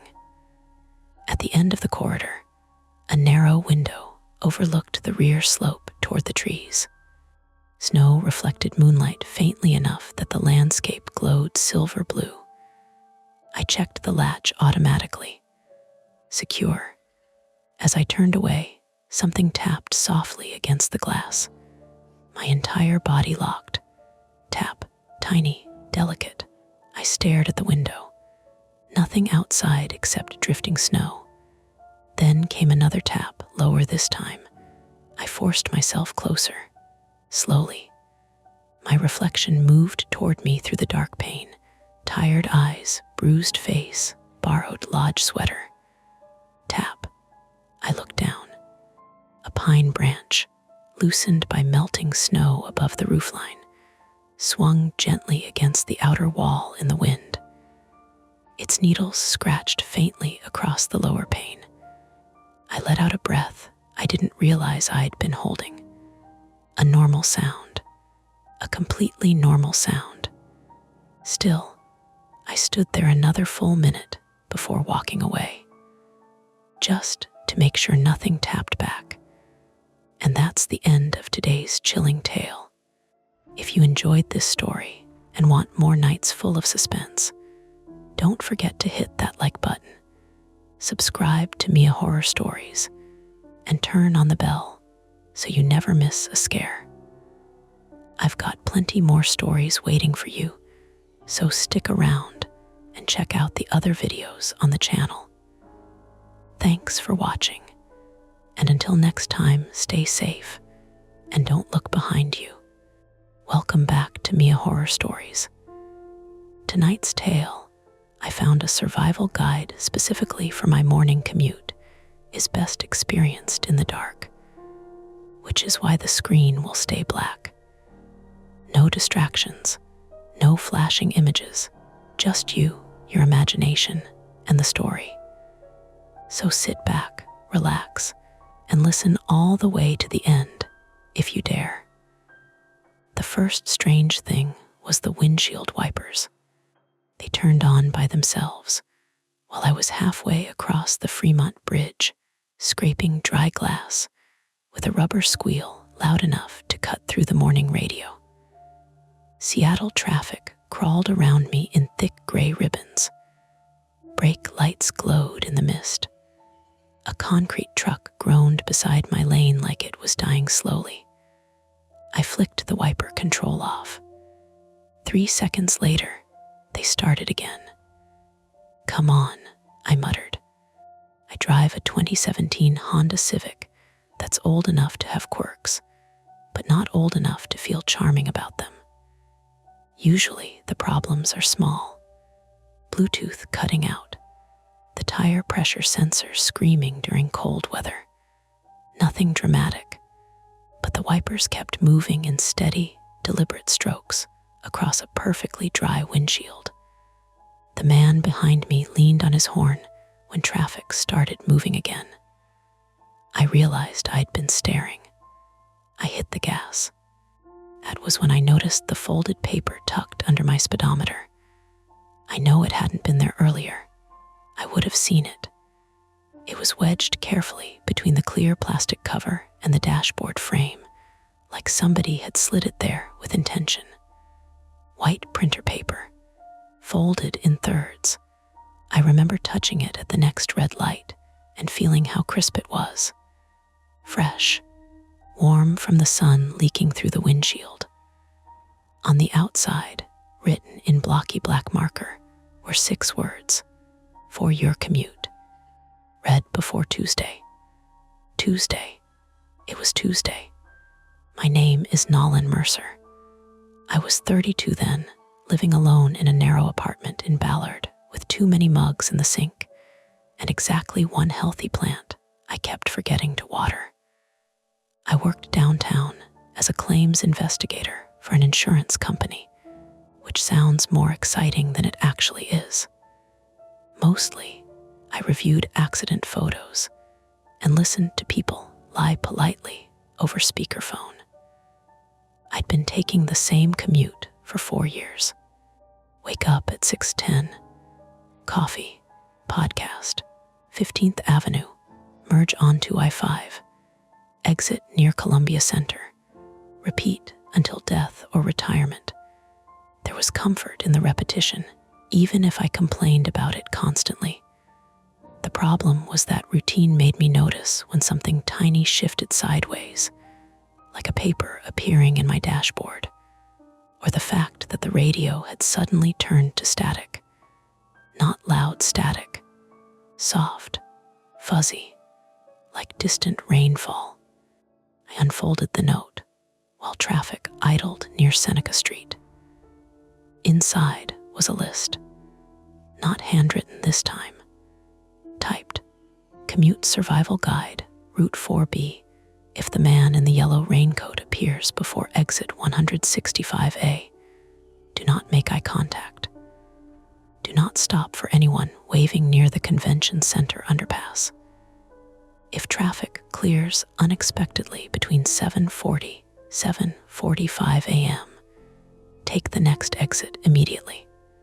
You may hear emergency sirens without seeing emergency vehicles. This is normal. Keep driving. Never use the left tunnel lane after rain.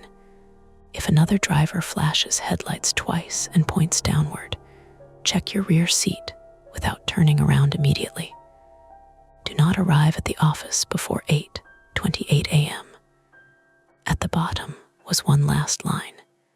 You have already missed one warning. A horn exploded behind me. The light had changed again. I shoved the paper into the passenger seat and drove through the intersection with heat climbing into my neck. Somebody was messing with me. That was the obvious explanation. Coworkers pulled dumb pranks all the time.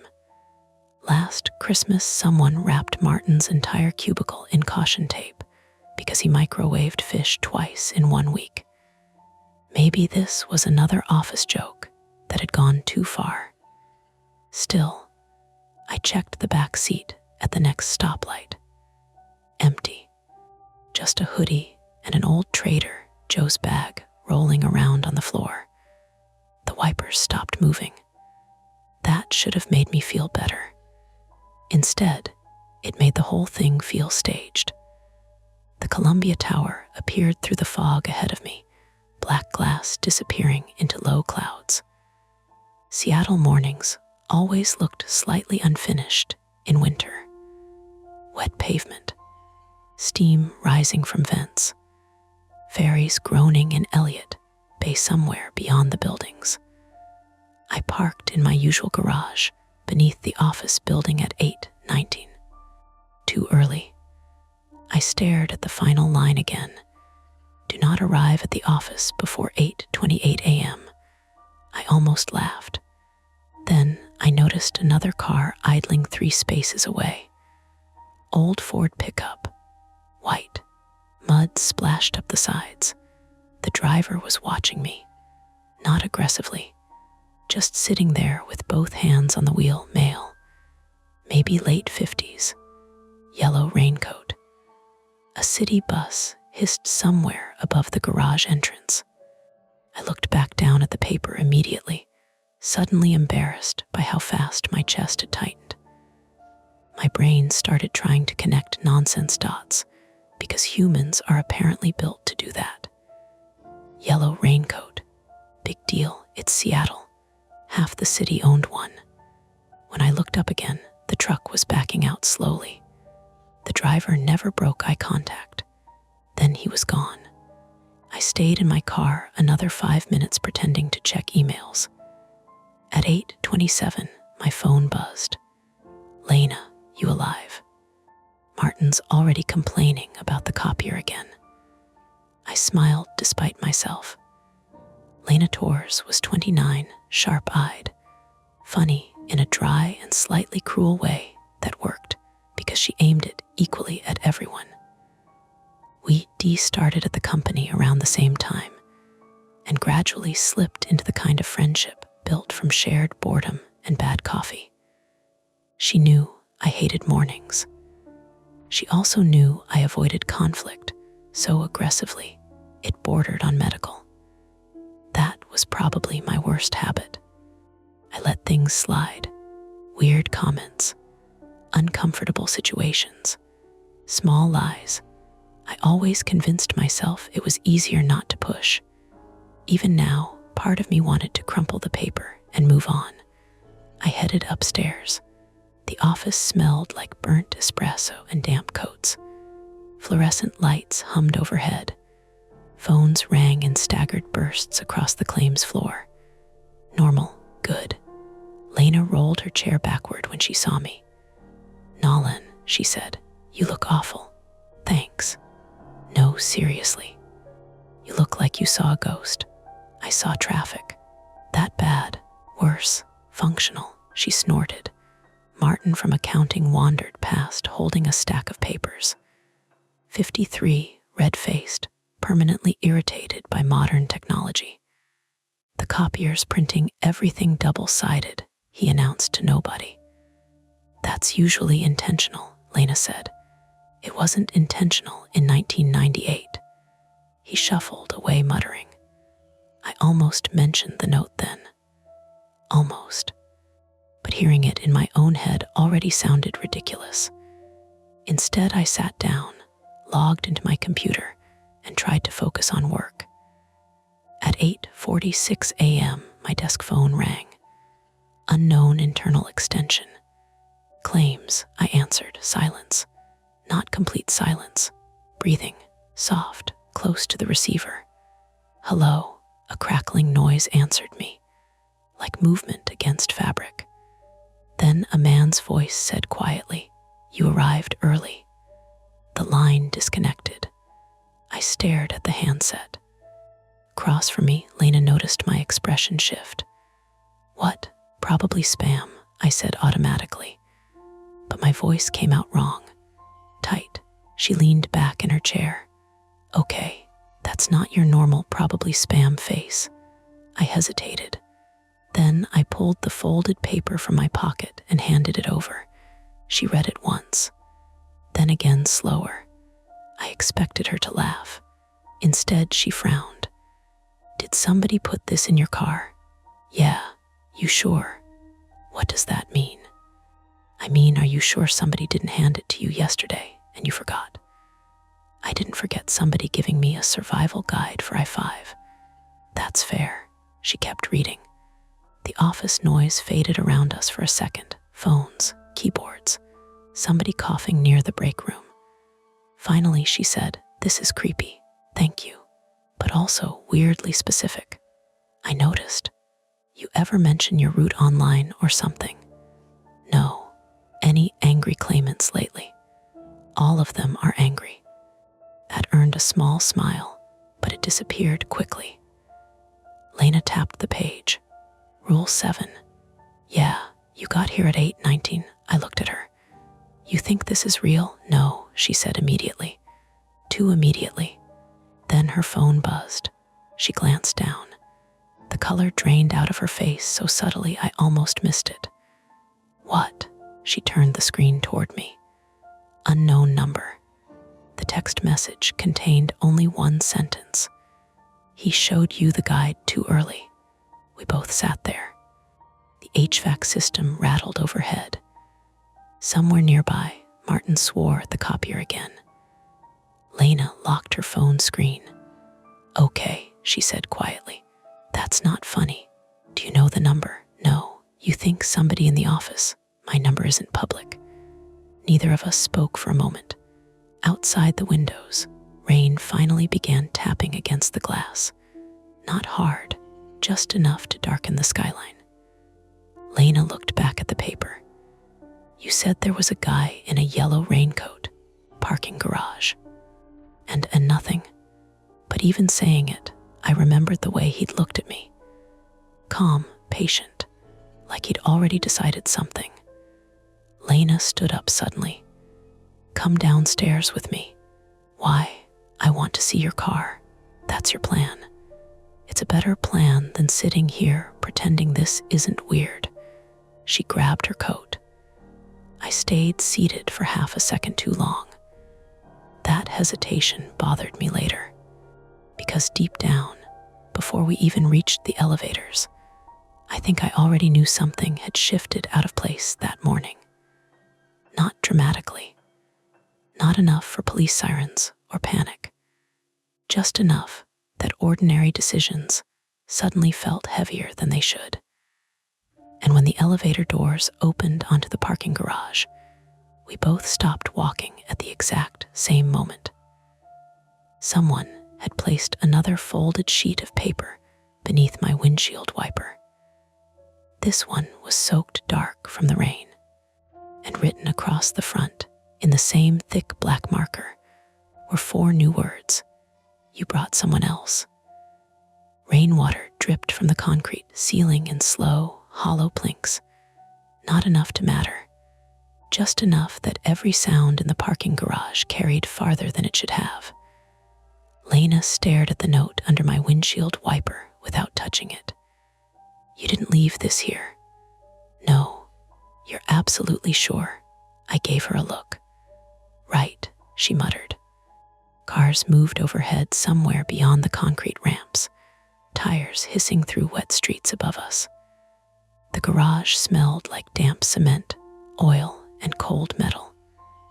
A ventilation fan buzzed unevenly near the stairwell. The paper clung to the windshield. I reached for it carefully, like that mattered somehow. The ink had bled slightly from the rain, but the message was still readable. You brought someone else.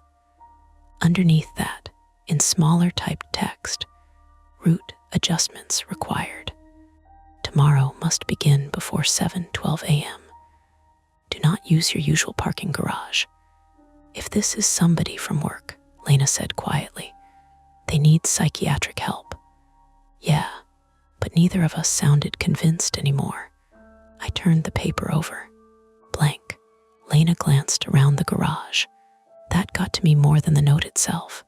Seeing another person do it made the fear feel shared instead of imagined. Did you see anyone down here? She asked. No, that truck, gone. She folded her arms tightly against her chest. Nolan, this is crossing into stalking. The word settled heavily between us, because that was the first explanation that actually fit. Not a prank, not random. Someone knew my route, my schedule, my parking habits. Someone had access to my car twice in one morning. I looked instinctively toward the security camera mounted above the exit ramp. Small black dome, red blinking light. There, I said. Lena followed my gaze immediately. You want security footage. I want proof this is a real person. That's already obvious. You know what I mean, she did. Part of me still needed something concrete. A face, a timestamp, something normal enough for police paperwork and rational thought. Because otherwise my brain kept circling back to details I couldn't explain cleanly. The phone call, the timing, the guide knowing I'd shown Lena. My stomach tightened. We should tell building security, she said. I hated that idea instantly. Security reports meant questions. Questions meant attention. Attention meant becoming the center of a situation I didn't understand. My instinct always was to minimize. Handle it quietly. Don't escalate. That flaw had followed me my entire life. My father used to call me the appeaser. When my parents fought, I'd smooth things over. When people crossed lines, I laughed it off. Even after my ex moved out 2 years earlier, the thing that bothered my friends most wasn't that she'd cheated. It was that I'd spent months pretending it wasn't happening because confrontation felt worse than humiliation. Now that same instinct whispered, maybe this is harmless. Maybe filing a report makes it bigger. Lena read my face immediately. "Oh no," she said. "You're doing the thing." "What thing?" "The if I ignore it, maybe it becomes normal thing." "That's not what I'm doing." "It literally is." A car entered the garage from the upper ramp. Headlights swept across the concrete pillars, briefly washing us in pale light before continuing downward. Both of us watched it pass. Neither of us relaxed afterward. "We'll talk to security," I said finally. The security office sat beside the loading dock entrance on P2. Tiny room, coffee smell, Seahawks calendar on the wall. The guard on duty was named Evan Brooks, mid-40s, broad-shouldered, shaved head, tired eyes. He had the posture of somebody who used to work somewhere louder and more dangerous than this garage. He listened without interrupting while I explained. Not everything. I left out the guide's stranger details because hearing them aloud already sounded unstable. Instead, I focused on the facts. Unknown notes, unauthorized access to my vehicle, possible harassment. Evan leaned back in his chair. "You got anybody with a grudge?" he asked. "I work insurance claims." "So yes." Lena snorted despite herself. Evan typed something into his computer. "You parked on P3 today. Same spot as always. That's part of the issue." "What do you mean? You've got habits, predictable ones." He said it casually, but it landed hard, predictable. That was exactly what commuting was. A ritual somebody else could memorize. Evan rewound security footage from earlier that morning. Black and white camera feeds flickered across the monitor. My Civic entering at 8:17. Me parking. Me sitting in the driver's seat checking my phone. Then, 3 minutes later, the white Ford pickup rolled into frame. My pulse jumped immediately. Yellow raincoat driver. Even grainy security footage couldn't soften how directly he watched my car. He parked 3 spaces away exactly like I remembered. "What time was that?" Lena asked. Evan checked the timestamp. 8:21. The footage continued. The driver sat motionless for nearly 2 minutes. Then another vehicle entered frame, briefly blocking the camera. When it passed, the truck was empty. Not driving away. Empty, driver gone. I leaned closer. "What the hell?" Evan rewound, played it again. Same thing, truck visible. SUV passes, truck empty afterward. "He exited on foot?" Lena asked.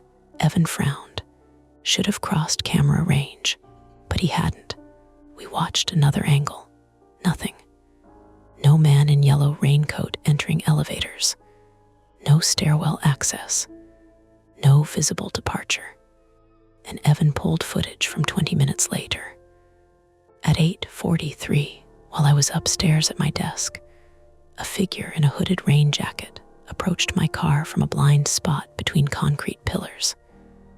Face obscured, average height, gloves.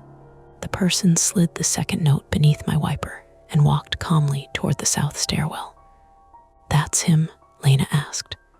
"Can't tell," Evan said. The figure disappeared from view. Seconds later, the south stairwell door opened again. Nobody emerged. Evan sat back slowly. "That's weird, you think," Lena said. He ignored the sarcasm.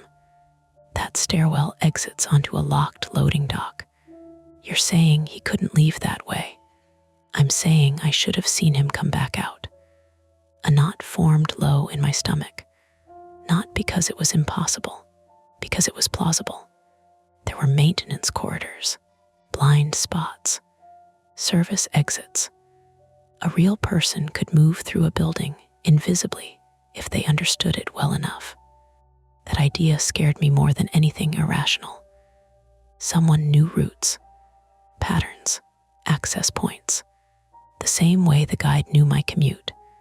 Evan copied still images from the footage and printed them for me. Honestly, he said, you should file a police report. Over notes, over somebody accessing your vehicle repeatedly. Lena crossed her arms. And stalking. Evan nodded once. Yeah, that too. Outside the office, the rain had strengthened. Water ran down the garage ramps in thin, reflective streams. Lena walked beside me in silence for a while. Then, you're not seriously thinking of ignoring this. I'm thinking maybe whoever this is wants a reaction. Nolan. What? You got anonymous calls, messages, somebody following you, and a guy disappearing around your office garage like he works for the CIA. That's dramatic. That's accurate. I unlocked my car. Both of us checked the back seat automatically before getting in. That unsettled me more than I wanted to admit. The guide was changing our behavior already. Lena noticed me hesitate with the ignition. You okay? Yeah, lie. My hands felt unsteady on the wheel. She studied me for a moment. You don't have to drive home alone. I'm fine. That's not what I said. I almost snapped at her then. Not because she deserved it, because she was right, and because I hated feeling handled. Instead, I started the engine. The dashboard clock read 5:41 p.m. Rush hour would be getting ugly. My phone buzzed in the cup holder. Unknown number. Neither of us moved for a second. Then I answered on speaker. Hello. Static crackled softly. Traffic noise in the background somewhere. Then the same male voice from earlier. You're late already. Click. Call ended. Lena stared at the phone. Okay, she said quietly. We're going to the police. I should have agreed immediately. Instead, I looked at the folded guide sitting on the passenger seat. Route adjustments required. Tomorrow must begin before 7:12 a.m. You don't think that's strange? I asked. What? The timing? You mean the stalker timing you? No, I mean I stopped. Because I sounded insane already. Lena rubbed her forehead hard. Nolan, listen to yourself. I know. No, seriously.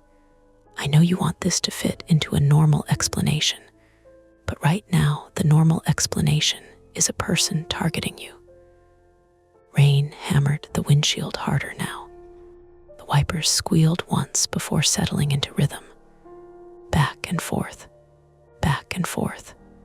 My commute home took me north through downtown and onto I-5 again. Same route, same exits.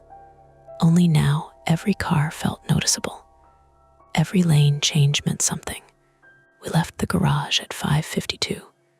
Traffic crawled immediately. Red taillights stretched ahead through rain mist. A motorcycle officer weaved slowly between lanes farther up the interstate. Lena watched the road with me.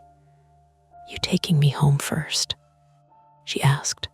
Yeah, she lived in Fremont, not far off my route. We passed the convention center underpass 20 minutes later. A man stood near the shoulder beneath the overhang, waving both arms. My grip tightened on the wheel before I consciously connected why. Rule 2. Do not stop for anyone waving near the convention center underpass. He probably needs help, Lena said automatically. But she didn't sound convinced either. The man's hood was up against the rain. Dark jacket, backpack. Cars ahead of us ignored him. One slowed slightly, then accelerated away. I kept driving. In the side mirror, I watched him continue waving frantically at traffic disappearing north. Nolan, Lena said carefully. Did you notice something? What? You sped up. I hadn't realized I did. My chest felt tight again. The radio suddenly burst into static, not music cutting out, just harsh white noise flooding the cabin. I slapped the volume knob instinctively. Nothing changed. Then, underneath the static, faintly, sirens, distant, approaching fast. I checked every mirror. No emergency vehicles. The sound grew louder anyway, wailing somewhere behind us. Cars around me continued normally. Nobody pulling over, nobody reacting. "You hear that?" I asked. "Yes." Lena sat straighter. The sirens swelled until they sounded almost directly beside us. Still nothing visible. Then, abruptly, they cut out. Clean silence except for rain and tires. Neither of us spoke. Rule 4. You may hear emergency sirens without seeing emergency vehicles. This is normal. Keep driving. Lena looked pale now. That's not possible. Maybe construction audio. From where? I didn't answer. Traffic began thinning unexpectedly ahead. Too fast. One moment, brake lights crowded the interstate. The next, open pavement stretched forward beneath wet streetlights. No visible accident. No merge. No reason. Cars accelerated around us almost greedily. Rule 3 slammed into my head immediately. If traffic clears unexpectedly between 7:40 and 7:45 a.m., take the next exit immediately. Except it wasn't morning.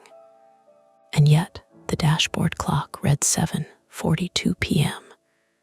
I hadn't realized how much time had passed in traffic. "Nolan," Lena said quietly. "I know." "You know what?" I looked ahead. The next exit sign approached through rain. Mercer SD.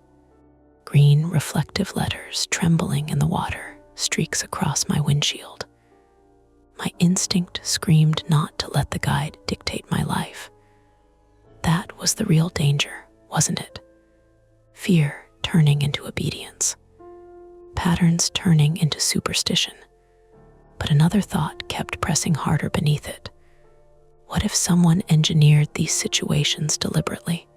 The calls, the timing, the man under the overpass, the sirens. A coordinated harassment campaign sounded absurd until you remembered people had stalked strangers for less. And I had no idea what happened if we ignored the warnings. Lena spoke first. "Take the exit. You believe it now." "I believe somebody wants us on this road." That decided it. I flicked the turn signal. A pickup truck surged into the lane beside us suddenly, engine roaring. White Ford. Mud along the sides. Yellow raincoat visible behind the wheel. The truck accelerated hard, cutting directly in front of my Civic, so sharply I jerked the wheel instinctively. My tires hydroplaned for half a second. A horrible floating sensation. Then impact, not with another car. The concrete divider. A brutal scraping crunch tore along the passenger side as sparks sprayed behind us. Lena shouted.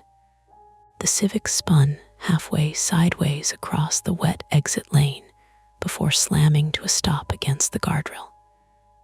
Airbags exploded open with a deafening pop. For a moment, all I could hear was hissing. Rain, my own breathing. The chemical stink from deployed airbags filled the cabin instantly. "Nolan," Lena's voice sounded far away. "I'm okay," I coughed. My shoulder burned. The windshield was fractured white at the edges. The pickup truck had stopped 50 yards ahead on the exit ramp. Hazard lights blinking softly in the rain.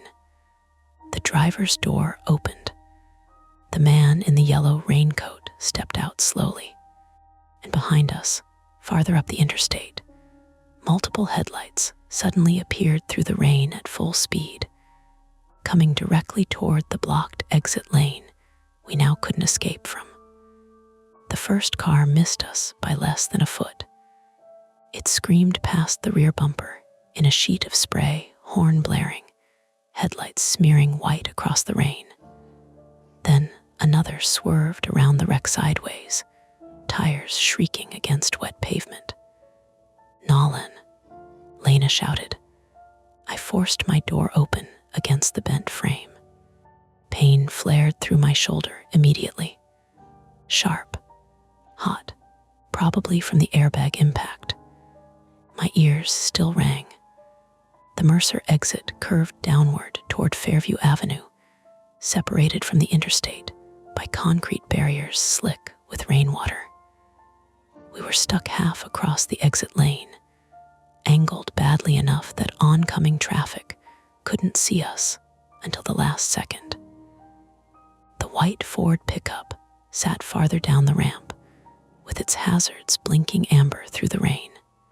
The man in the yellow raincoat was walking toward us calmly. Not running, not panicking, just walking. "Get out," I said. Lena shoved her door open with both feet. "My leg, you can walk." "Yes, then move." Another car fishtailed around the Civic hard enough that I heard metal scrape concrete. The driver screamed something out the window that vanished into the rain immediately. We stumbled over the guardrail together onto the narrow maintenance shoulder running beside the ramp. Cold water soaked through my jeans instantly. The man kept approaching. Closer now. Late 50s maybe, weathered face. Gray beard darkened by rain. He moved with a slight limp. "You need to get off the ramp," he called, normal voice. That almost scared me more. Lena grabbed my sleeve hard. "Don't go near him." I wasn't planning to. The man stopped about 20 feet away and raised both hands slowly. "Listen carefully," he said. "You shouldn't have taken Mercer." My shoulder throbbed violently and hammered the concrete around us. "You forced us off the road," Lena yelled. "I forced you out of the fast lane. That's insane." The man glanced uphill toward the interstate. Headlights swept past above us continuously now. "You have maybe 3 minutes before State Patrol closes this exit," he said. "After that, they'll separate you." I stared at him. "What are you talking about?" Instead of answering, he reached into his coat pocket. Lena flinched backward immediately. He pulled out folded papers. "More guides. You're behind schedule now," he said. "You think we're taking anything from you?" Lena snapped. The man ignored her and looked directly at me. "They're using your route because you noticed them." "Who?" No answer, just rain. Then the distant wail of approaching sirens. Real ones this time.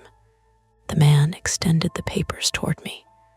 "You need to leave downtown before midnight." "Nolan," Lena said sharply. I knew. Every survival instinct I had screamed not to trust him. But another part of me, the exhausted, confused part, wanted information badly enough to risk it. That was the trap, I think. Fear making even terrible options feel necessary. I took the papers. The man nodded once.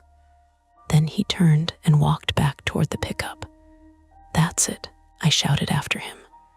"Who are you?" He paused beside the driver's door. "You already know the important part," he called back. "Patterns keep people alive until somebody else learns them too." And he drove away down Fairview and vanished into the rain. Lena looked at me like I'd lost my mind. "You actually took them. You wanted answers. I wanted police." Sirens grew louder now from the interstate above us. Red and blue reflections flashed across the wet concrete barriers. We climbed back over the guardrail awkwardly. My right arm barely wanted to cooperate anymore. The front passenger side of the Civic was crushed inward from the divider impact. Tire shredded. Hood buckled slightly. Definitely not drivable. "Phone," Lena said. I realized mine was gone, probably thrown during the crash. Damn it. She already had hers out, hands shaking from adrenaline and cold. 911 connected immediately. Lena handled most of the talking while I leaned against the barrier, trying not to throw up from the pounding in my shoulder and neck. Yes, Mercer exit ramp near Fairview, she said. One vehicle collision.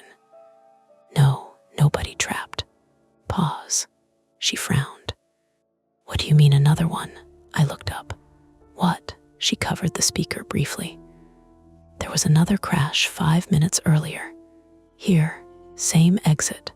The operator continued talking. Lena's expression shifted slowly from alarm into confusion. Wait, she said. What kind of truck? My stomach tightened. When she ended the call, rainwater dripped from her hair onto her cheeks. They're sending medics, she said quietly. But there was a hit and run involving a white pickup near this same ramp 20 minutes ago. The air felt colder suddenly. Same truck, they didn't confirm, but we both knew. State troopers arrived first, then medics. Questions blurred together beneath flashing lights and rain. Did I lose control? Did another vehicle make contact? Could I describe the truck? I gave partial answers because the full truth sounded unhinged. A mysterious commute guide. A stalker predicting traffic patterns. Invisible sirens. Nobody says those things aloud to police unless they want psychiatric evaluation added to the report. One trooper, Officer Diane Kemp, mid-30s, calm voice, dark hair plastered wet beneath her hat, stayed with us longer than the others. You two got somewhere safe tonight, she asked. We can figure something out, Lena said. Kemp studied the wreck again. You're lucky that divider caught the spin. Lucky. The word echoed strangely. Before leaving, she handed me a case card. If you remember anything else about the pickup, call me directly. I almost told her everything then. Almost handed her the guides.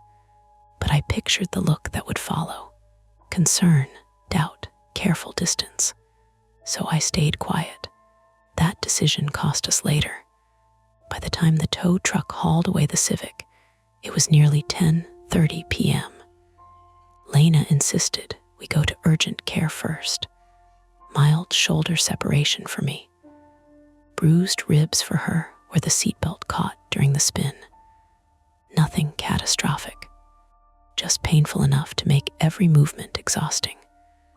The clinic sat near Capitol Hill in one of those modern medical buildings that always smell faintly like disinfectant and burnt coffee. By midnight, we were both running almost entirely on adrenaline. I should go home, Lena said as we stepped outside. Rain had softened into mist, streetlights reflected gold off the wet sidewalks. You sure? I asked. My apartment's 10 minutes away. You shouldn't be alone. She gave me a tired look. You realize we're both saying paranoid things now. After today, fair, cars hissed along Broadway nearby. Somebody laughed outside a bar down the block. Normal city noise. For a moment, the entire nightmare almost felt containable again. Then Lena's phone buzzed. We both froze immediately. Unknown number, her jaw tightened. Don't answer, I said. She ignored me and opened the message. Her face changed instantly. What? She turned the screen toward me. A photo. Taken from behind us less than a minute earlier. Me standing under the urgent care awning, holding my sling against my chest. Lena beside me. Time stamped 11:57 p.m. Below the image, you missed the window again. My pulse lurched hard. I looked up and scanned the street immediately. People everywhere, pedestrians, cars. Bus stop across the intersection. Anyone could have taken it. That was somehow worse. Okay, Lena said quietly. Now I'm scared. We went back inside the clinic without discussing it. The receptionist looked confused seeing us return. We just need a minute, Lena told her. We sat in silence beneath fluorescent lights while a muted television played weather updates nobody watched. Finally, I unfolded the new papers from the yellow raincoat man. 3 pages this time. Typed. More specific. Route disruption procedures. Temporary. Do not sleep at your registered address tonight. Avoid tunnels, underground parking structures, and ferry terminals. If approached by law enforcement alone after 1:15 a.m., verify badge numbers through dispatch before exiting the vehicle. Do not trust rideshare drivers who already know your destination. If the radio broadcasts emergency alerts without vibration alerts reaching your phone simultaneously, leave the roadway immediately. The north route is compromised. At the bottom, handwritten this time, they're tracking routine, not identity. Lena read over my shoulder. What does that even mean? I don't know. Who are they? I don't know. She sank back in the plastic chair heavily. We need to stop pretending this is random. I'm not pretending. Yes, you are. I looked at her sharply. You keep acting like if we find the rational explanation, this all settles into place. But rational explanations can still be bad, Nolan. The clinic vending machine hummed nearby. A janitor pushed a mop bucket slowly down the hallway. I think somebody's testing something, she said. What kind of something? I don't know. Surveillance maybe, traffic monitoring, psychological profiling. She rubbed both hands over her face. You said the guy mentioned patterns. That doesn't explain the notes. No, but it explains why they care about your commute. Her voice dropped lower. You do the exact same thing every single day. I thought about that. Same exits, same garage, same arrival times, same coffee shop twice a week near Columbia Street. Routine creates predictability. Predictability creates vulnerability. Suddenly, the guide felt less supernatural and more horrifyingly practical. A person with enough observation could map someone's life almost completely through movement patterns alone. Lena stood abruptly. We need somewhere anonymous. Hotel, not near downtown. My apartment suddenly felt exposed in a way it never had before. Every window, every parking spot, every repeated habit. I hated how quickly paranoia adapted itself into logic. We left the clinic around 12:40 a.m. and rented a car from a late-night agency near the University District. Gray Hyundai SUV, generic enough to disappear into traffic. The employee barely looked at us beyond noticing the bruises. You folks okay? Car accident, Lena said automatically. He nodded like he'd heard worse. We drove north through quieter streets now, avoiding I-5 entirely. Eastlake, Roosevelt. Wet residential roads lined with sleeping houses and glowing apartment windows. Seattle after midnight always felt strangely intimate. Delivery trucks unloading bread behind restaurants. Steam rising from sewer grates.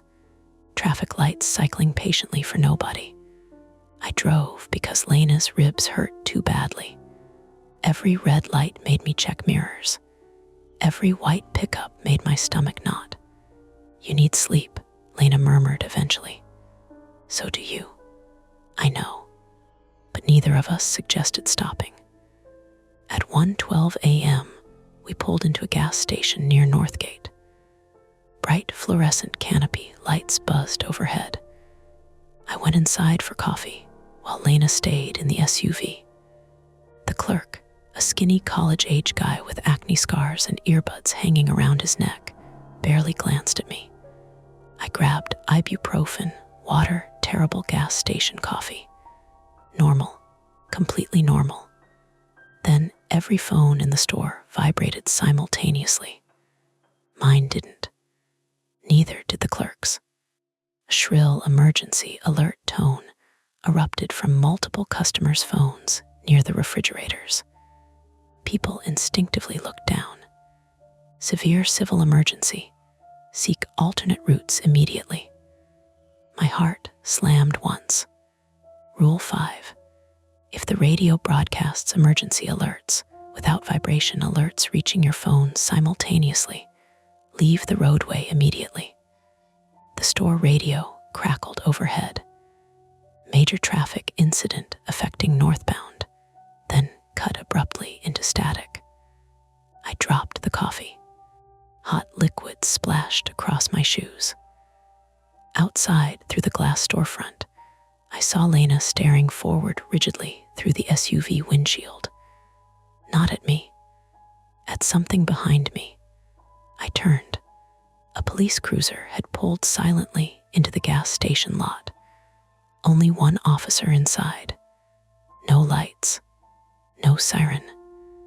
And as the driver's door opened, I saw the officer already looking directly at me before stepping out into the rain. Then my phone, missing since the crash hours earlier, suddenly vibrated inside my jacket pocket. Impossible. My hands shook as I pulled it out. Cracked screen. Mud smeared along the edges. One new message. Unknown sender. Do not let HIM separate you. That was the moment retreat stopped being possible. Because until then, we could still pretend this was harassment. A stalking campaign. Something ugly but understandable. But my lost phone appearing in my pocket meant someone had been physically close to me recently enough to place it there without me noticing. And I had absolutely no idea who. The officer stepped out of the cruiser like he had all night. No hurry, no raincoat, just dark uniform, wet shoulders, one hand resting near his belt. Lena's face appeared through the rental SUV windshield, pale under the gas station canopy lights. She shook her head once. Don't. The guide in my pocket seemed to weigh 10 pounds. Do not let him separate you. The officer crossed the lot toward the store entrance. Behind him, his cruiser idled beside the air pump, headlights pointed away from the road. No emergency lights, no spotlight, no partner. The clerk looked up from behind the counter and pulled one earbud out. "Everything okay?" he asked. I didn't answer. The officer opened the glass door. A bell jingled. "Nolan Mercer," he said. My name sounded wrong in his mouth. I kept my hand around the cracked phone. "Who's asking?" He gave me a small, tired smile. "Officer Graham, Seattle PD. You were in a collision earlier tonight." That was State Patrol, correct. We received a related report. His voice was calm, reasonable. That was the worst part. Nothing about him screamed danger. He glanced toward Lena in the SUV. "I need you to step outside and speak with me privately." There it was. Lena got out before I could answer. She winced as her bruised ribs caught, but she came anyway, one hand pressed to her side. "We're together," she said. Officer Graham's smile thinned. "Ma'am, please stay by the vehicle." "No." He looked at her for a second too long. Then the store radio crackled overhead again. Static, a fragment of a traffic broadcast. "Avoid southbound express lanes near the Ship Canal Bridge due to," then silence. Officer Graham's eyes flicked upward. Tiny movement, but I saw it. Lena saw it too. "Not here because of the crash," I said. He looked back at me. "Come outside, Mr. Mercer." "What's your badge number?" His jaw shifted. "Excuse me, badge number," he sighed like I was being difficult during a routine traffic stop. 7492. Lena already had her phone raised. "I'm calling dispatch." "Ma'am, put the phone down." "No." Officer Graham took one step toward her, not fast, just enough. I moved between them before I thought about it. For once, I didn't minimize. I didn't smooth it over. My shoulder screamed. "Back up," I said. He looked almost disappointed. Then his hand went to his radio. Not his gun, his radio. Subject is non-compliant, he said. Both parties mobile.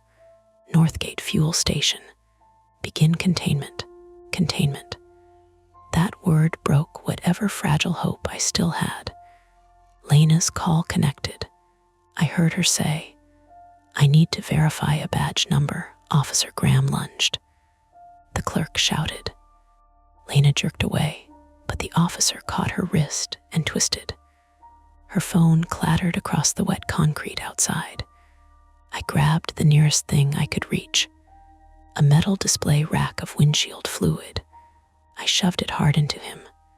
Plastic bottles burst across the floor. Blue fluid splashed under his boots. He slipped, slammed one hip into the doorframe, and went down on one knee. "Run," Lena yelled. We ran. Not elegantly, not heroically. Lena limped. I held my useless arm tight to my chest. My shoes slipped in spilled coffee and rainwater. We reached the rental SUV as the clerk began screaming into his own phone.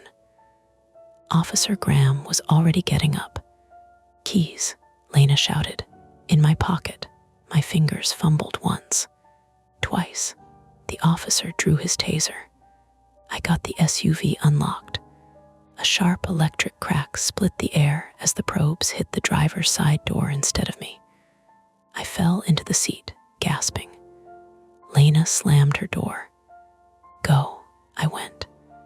Hyundai lurched forward, clipped a trash bin, and fishtailed out of the gas station lot onto Roosevelt Way. Behind us, Officer Graham's cruiser lights snapped on.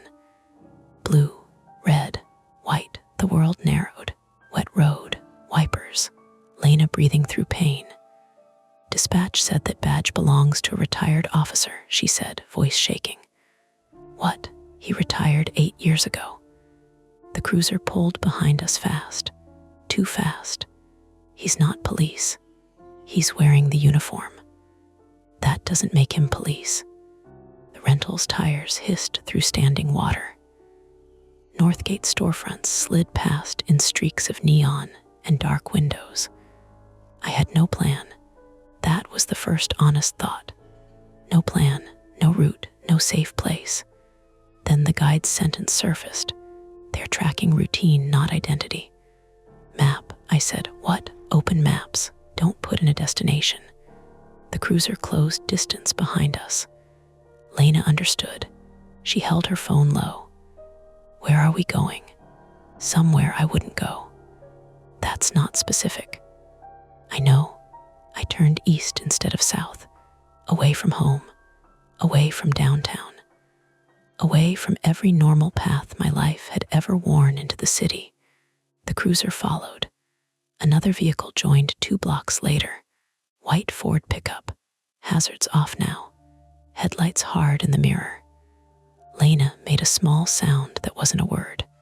"There, I see it." The road curved toward Lake City Way. Empty bus stops. Closed restaurants. Rainwater flashing silver under street lamps. The SUV's dashboard chimed. Low tire pressure. "No," I said. "Nolan, not now." The steering began to pull left, of course. Of course they'd done something to the rental. Not enough to fail immediately. Just enough to fail when we needed control. The guide hadn't been magic. It had been surveillance plus sabotage. Someone had known we'd rent a car because we couldn't use mine. Someone had watched us choose it. Someone had been close enough to return my phone. The trap wasn't supernatural. It was procedural, human, patient. And we had been inside it for hours. Lena grabbed the printed security stills from her bag, the ones Evan had made earlier, and she'd insisted on keeping. "We need evidence somewhere public. We're being chased." "I know." She scrolled through her phone with shaking fingers. "Nearest police precinct. No. Hospital. They already found us at urgent care." Then where? Ahead, a sign appeared through the rain.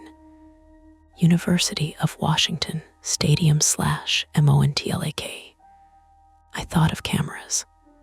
Not hidden garage cameras, not private building systems, campus roads, stadium lots, transportation cameras, hospital-adjacent traffic, places with witnesses even at night. UW, I said. Lena looked up. Campus, Husky Stadium parking, big open lots. And then what? Then we make noise. The tire warning chimed again. The steering worsened. Behind us, the white Ford swerved into the opposite lane, trying to come alongside. Hold on. I cut right onto NE 45th, then down toward Montlake. The pickup missed our rear quarter by inches. Its horn roared. Lena slammed a hand against the dashboard. My shoulder felt like something hot had been wedged under the joint and twisted. The fake officer's cruiser stayed behind us, not close enough to ram. Hurting. That was what he was doing. He wasn't trying to stop us yet. He was pushing us toward a route. Left tunnel lane after rain, Lena said suddenly. What? Rule 5 from the first guide. Never use the left tunnel lane after rain. Ahead, the Montlake lid and underpasses near the 520 interchange waited in a blur of concrete, ramps, and tunnel mouths. They had wanted us underground. No witnesses, bad sightlines, wet lanes. I jerked the wheel right at the last second, refusing the ramp. The Hyundai jumped the curb into a bus-only lane, bottoming out hard enough that something cracked underneath. The pickup overshot the turn and skidded forward. The cruiser followed us, but slower now. We bounced through a service road near the stadium lots, past chain-link fencing and dark ticket booths. Open asphalt spread ahead, empty except for puddles, painted lines, and rows of concrete barriers. The rear tire finally gave out. The SUV lurched hard left. I fought the wheel. Too late. We spun once across the lot and slammed sideways into a concrete parking stop. The impact threw me against the door. My vision flashed white. Lena screamed, then cut herself off with a gasp. The engine stalled. Rain hit the roof in frantic drumming. For 2 seconds, nothing moved. Then headlights entered the lot. Cruiser first, pickup behind it. I tried the ignition. Click again. Click, dead. Out, Lena said. She was already crawling from the passenger side, one arm wrapped around her ribs. I shoved my door open and nearly collapsed when my feet hit pavement. My injured shoulder was useless now. My left knee had hit something during the spin and buckled under me. We ran anyway, across open parking rows toward the stadium's concrete structure. Behind us, doors slammed. "Stop, officer," Graham shouted. No siren now, no performance, just his voice cracking across the lot. The yellow raincoat man stepped from the pickup. For a second, I thought he was with them fully, that he'd only been shepherding us deeper all along. Then he raised both hands and shouted at Graham, "You said no injuries." Graham turned on him. That changed. The yellow raincoat man looked at us, then at the wrecked Hyundai, then back at Graham. His face changed. Not guilt exactly, recognition. Like a man realizing the rules he believed in had been rewritten without telling him. Lena pulled me behind a concrete stairwell column. We crouched there, soaked and shaking. "Who are they?" she whispered. "I don't know." But I was starting to. Not names. Function. People who watched movement, tested reactions, used false authority, staged hazards, stolen phones, traffic timing, and fear to force behavior.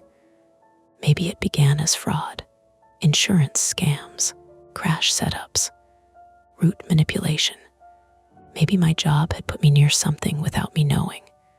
Maybe one claim, one file, one denial had connected me to their pattern, though I mattered less less now than surviving the next minute. My cracked phone vibrated.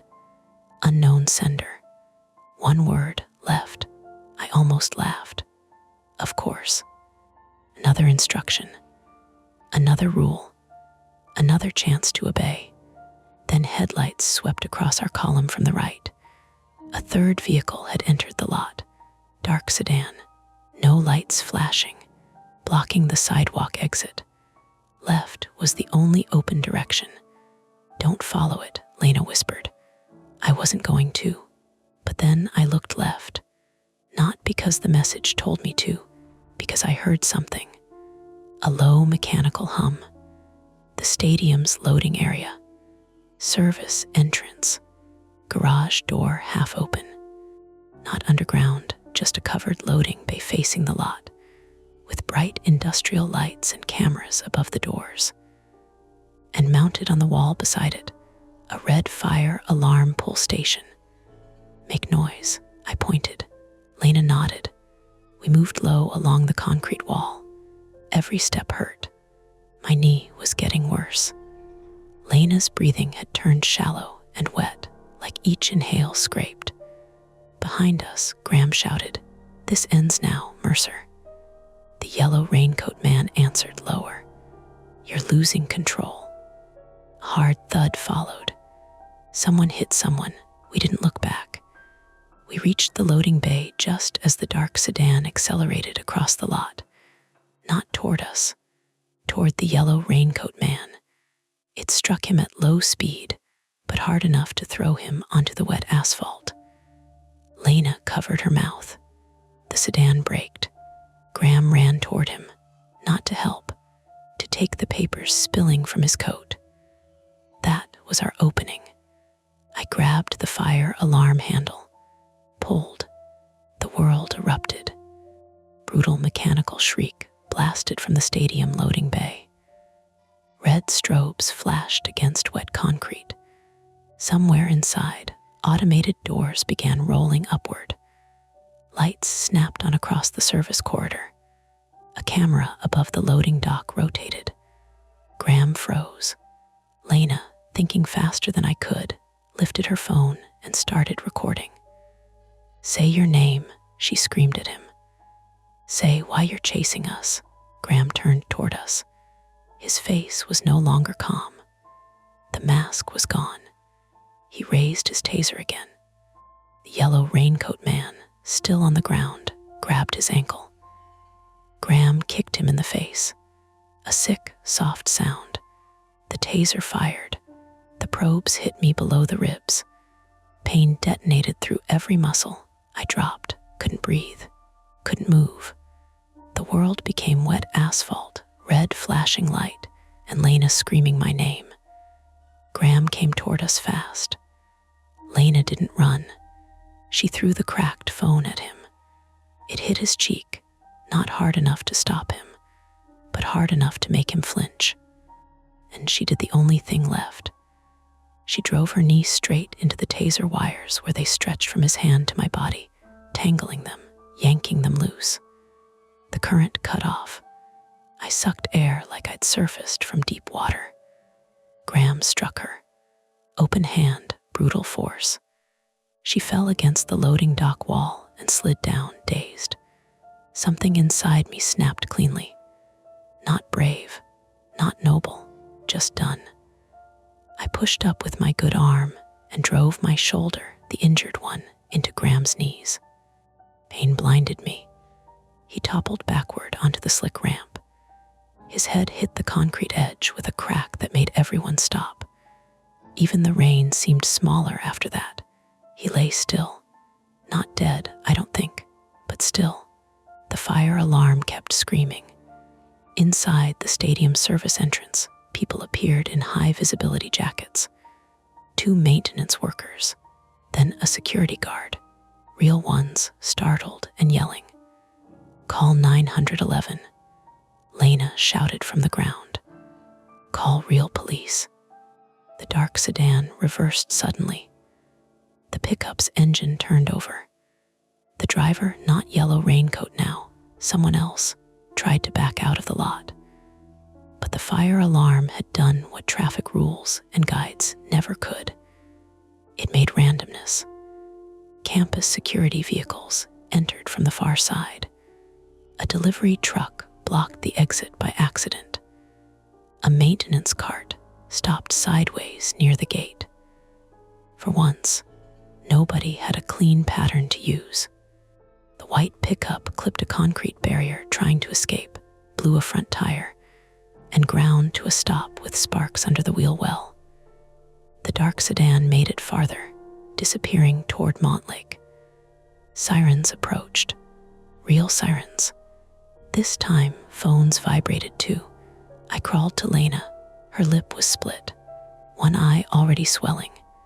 She was breathing, but each breath hurt her. "You okay?" I asked stupidly. "No," she said. Then she laughed once, shaky and awful. The yellow raincoat man lay on his side 20 yards away. His face was bloody. His leg bent wrong below the knee. He was conscious. Barely. When I looked at him, he whispered something. I had to crawl closer to hear it. "Not all of them," he said. "What?" He coughed, red mixing with rainwater beneath his cheek. "Not all the guides were mine." Then campus security reached us, and hands pulled me back. The conflict ended in flashing lights, shouted instructions, knees on wet asphalt, strangers asking questions too quickly. Graham was cuffed while unconscious. The pickup driver was dragged out shouting that he only ran routes. The yellow raincoat man was loaded into an ambulance under police watch. Lena's phone kept recording from where it had fallen near the loading dock, its cracked camera pointed at the rain. And me. I sat wrapped in an emergency blanket, watching red light pulse across puddles, feeling my shoulder throb in time with my heartbeat. We had survived because we broke routine, because we made noise, because, for once, I stopped trying to make danger polite. But when a real detective finally asked if I had any idea why these people wanted me, I looked down at the wet asphalt beside my shoe. There, half stuck under a tire track, was another strip of white paper. Fresh, typed. Only one line had survived the rain. Morning route canceled. 3 weeks later, I took the bus to work for the first time since college. Not because Seattle buses are bad, because I couldn't bring myself to drive. The shoulder sling was gone by then, but my right arm still clicked painfully if I reached too high or turned too fast. Physical therapy twice a week. Anti-inflammatory pills with breakfast. Bruises faded yellow along my ribs and hip. Lena's injuries healed slower. Cracked rib cartilage. Mild concussion. A scar near her eyebrow from where she'd hit the loading dock wall. She wore makeup over it sometimes. Sometimes not. Neither of us slept normally anymore. That part didn't show in medical charts. The Route 40 hissed north through Fremont under a pale gray sky while commuters stared at phones or coffee cups with the same exhausted expressions they'd probably worn for years. Wet jackets, earbuds, grocery bags. Ordinary. I sat near the back and watched every vehicle behind us through the window reflection anyway. White pickups especially. My phone buzzed. Lena, therapy appointment, moved to Thursday. Also Martin microwaved tuna today. Humanity deserves extinction. I smiled despite myself. That had become our rhythm afterward. Small jokes wrapped around bigger things neither of us wanted to touch too directly. Trauma behaves strangely in normal environments. You can survive a violent night and still get ambushed emotionally by something tiny later. A static burst on the radio. A siren that doesn't immediately appear. squeal of windshield wipers on dry glass. The first time I heard emergency alert tones in public after the attack, I nearly threw my coffee. The body learns faster than the mind does. Outside the bus window, I-5 traffic crawled southbound in familiar ribbons of red brake lights. Same commute, same city, but every route now looked temporary. The investigation lasted months. Officially, the police called it an organized criminal harassment operation tied to staged vehicle collisions and insurance fraud. The fake Officer Graham, real name Curtis Vale, had worked private security years earlier before losing his license after assault allegations. The pickup driver turned out to be a contract tow operator named Darren Pike, with a record full of reckless driving charges and fraud complaints that somehow never stuck. The dark sedan was never found.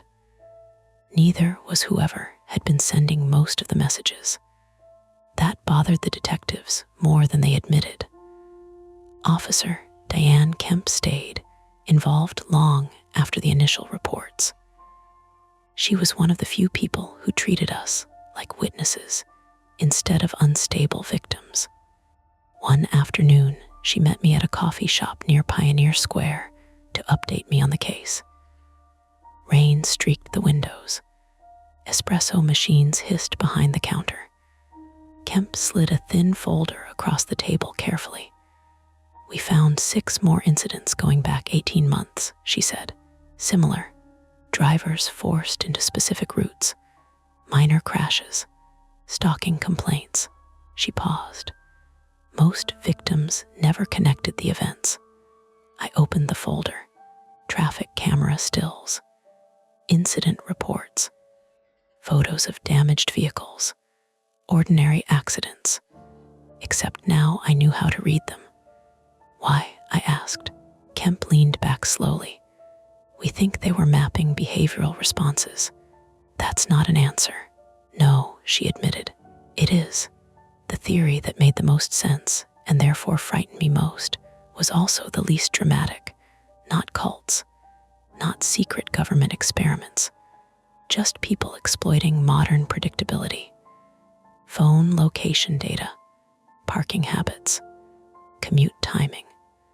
Navigation dependence. Insurance loopholes. Traffic disruptions. Psychological pressure. A coordinated group could shepherd someone through a city almost invisibly if they studied them long enough. Most people never notice patterns until the patterns turn hostile. I looked through the folder again. One report involved a woman sideswiped near Tacoma after repeated anonymous route warnings. Another mentioned fake utility workers entering an apartment building to monitor garage access. What happened to the yellow raincoat guy? I asked. Kemp's expression tightened slightly. Name was Ellis Rayner. Alive then. Something loosened in my chest. He talked a little. What did he say? He claimed he originally started warning people after realizing the group was escalating from financial fraud into violence. That's convenient. Very. I stared at the rain outside. So he grows a conscience and starts mailing survival guides. Said routines became easier to manipulate after the pandemic. Fewer commuters, more trackable habits, less human unpredictability. I rubbed my shoulder absently. That still doesn't explain why me. Kemp looked down briefly before answering. Actually, we think it might. That got my attention. She tapped the folder. 3 years ago, you investigated a pileup claim near Northgate. I remembered immediately. Multi-car collision during heavy rain. Chain reaction. 1 fatality. Messy file. What about it? You flagged inconsistencies in the towing invoices. Cold spread slowly through my stomach. I barely remember that. They did. Kemp folded her hands. The company tied to the tow, reports later, appeared in several suspicious claims. We think your review disrupted something bigger than you realized. Not chosen randomly then, not special, just noticed. That somehow felt worse, because random violence is chaotic. Systematic violence scales. When I left the coffee shop later, I took side streets instead of walking directly toward the bus stop. Not consciously at first. My body just preferred routes with more people now, more witnesses, more unpredictability. I still hadn't gone back to my apartment. Not permanently. The police cleared it weeks earlier, but the idea of returning to the exact routines someone once mapped so thoroughly made my skin tighten. Instead, I stayed temporarily in a sublet near Green Lake, while Lena recovered at her sister's place in Queen Anne. We saw each other often without discussing it directly. Shared survival creates intimacy fast. Not romance exactly. Something stranger. The understanding that another person saw you at your ugliest and stayed anyway. One Saturday afternoon, we met at Gasworks Park because she said she needed proof Seattle still contains daylight. The weather was unusually clear. Children flew kites near the hill overlooking Lake Union. Cyclists passed along the Burke-Gilman Trail. The city skyline shimmered silver blue across the water. Lena sat on the grass carefully, protecting her ribs. "You know what the worst part is?" she asked. "What?" "I still follow some of the rules." I looked at her. She laughed once without humor. "I check the back seat now every time I get in a car." "Me too. I avoid parking garages if I can." "Same." She picked at the edge of a coffee sleeve. "And if traffic suddenly clears, I get nervous." The honesty of that hurt more than panic would have, because she was right. The guides worked, even after we knew why. Conditioning survives explanation. A ferry horn drifted faintly across the water. Lena glanced sideways at me. "You think we'll ever fully stop looking?" "No." We sat with that quietly. Nearby, a dog barked excitedly at gulls near the shoreline. Somebody's music drifted from a portable speaker farther down the hill. Life continuing. That was the strange thing about aftermath. The world doesn't pause to acknowledge your fear. Traffic still forms. People still complain about weather. Coffee shops still close at 6. Meanwhile, your nervous system quietly rewrites itself underneath all of it. By late October, the criminal case finally became public enough to hit local news. Most reports simplified everything into phrases like organized fraud ring and police impersonation scheme. That was probably for the best. The truth sounded too paranoid in headline form. One article briefly mentioned anonymous warning notes sent to victims before incidents occurred. Online comments immediately split between people calling it fake and people inventing conspiracy theories. I stopped reading after that. Curtis Vale survived the head injury. Ellis Rayner survived too, though barely. Broken pelvis, crushed knee, internal bleeding. Neither man ever fully explained the operation before lawyers got involved.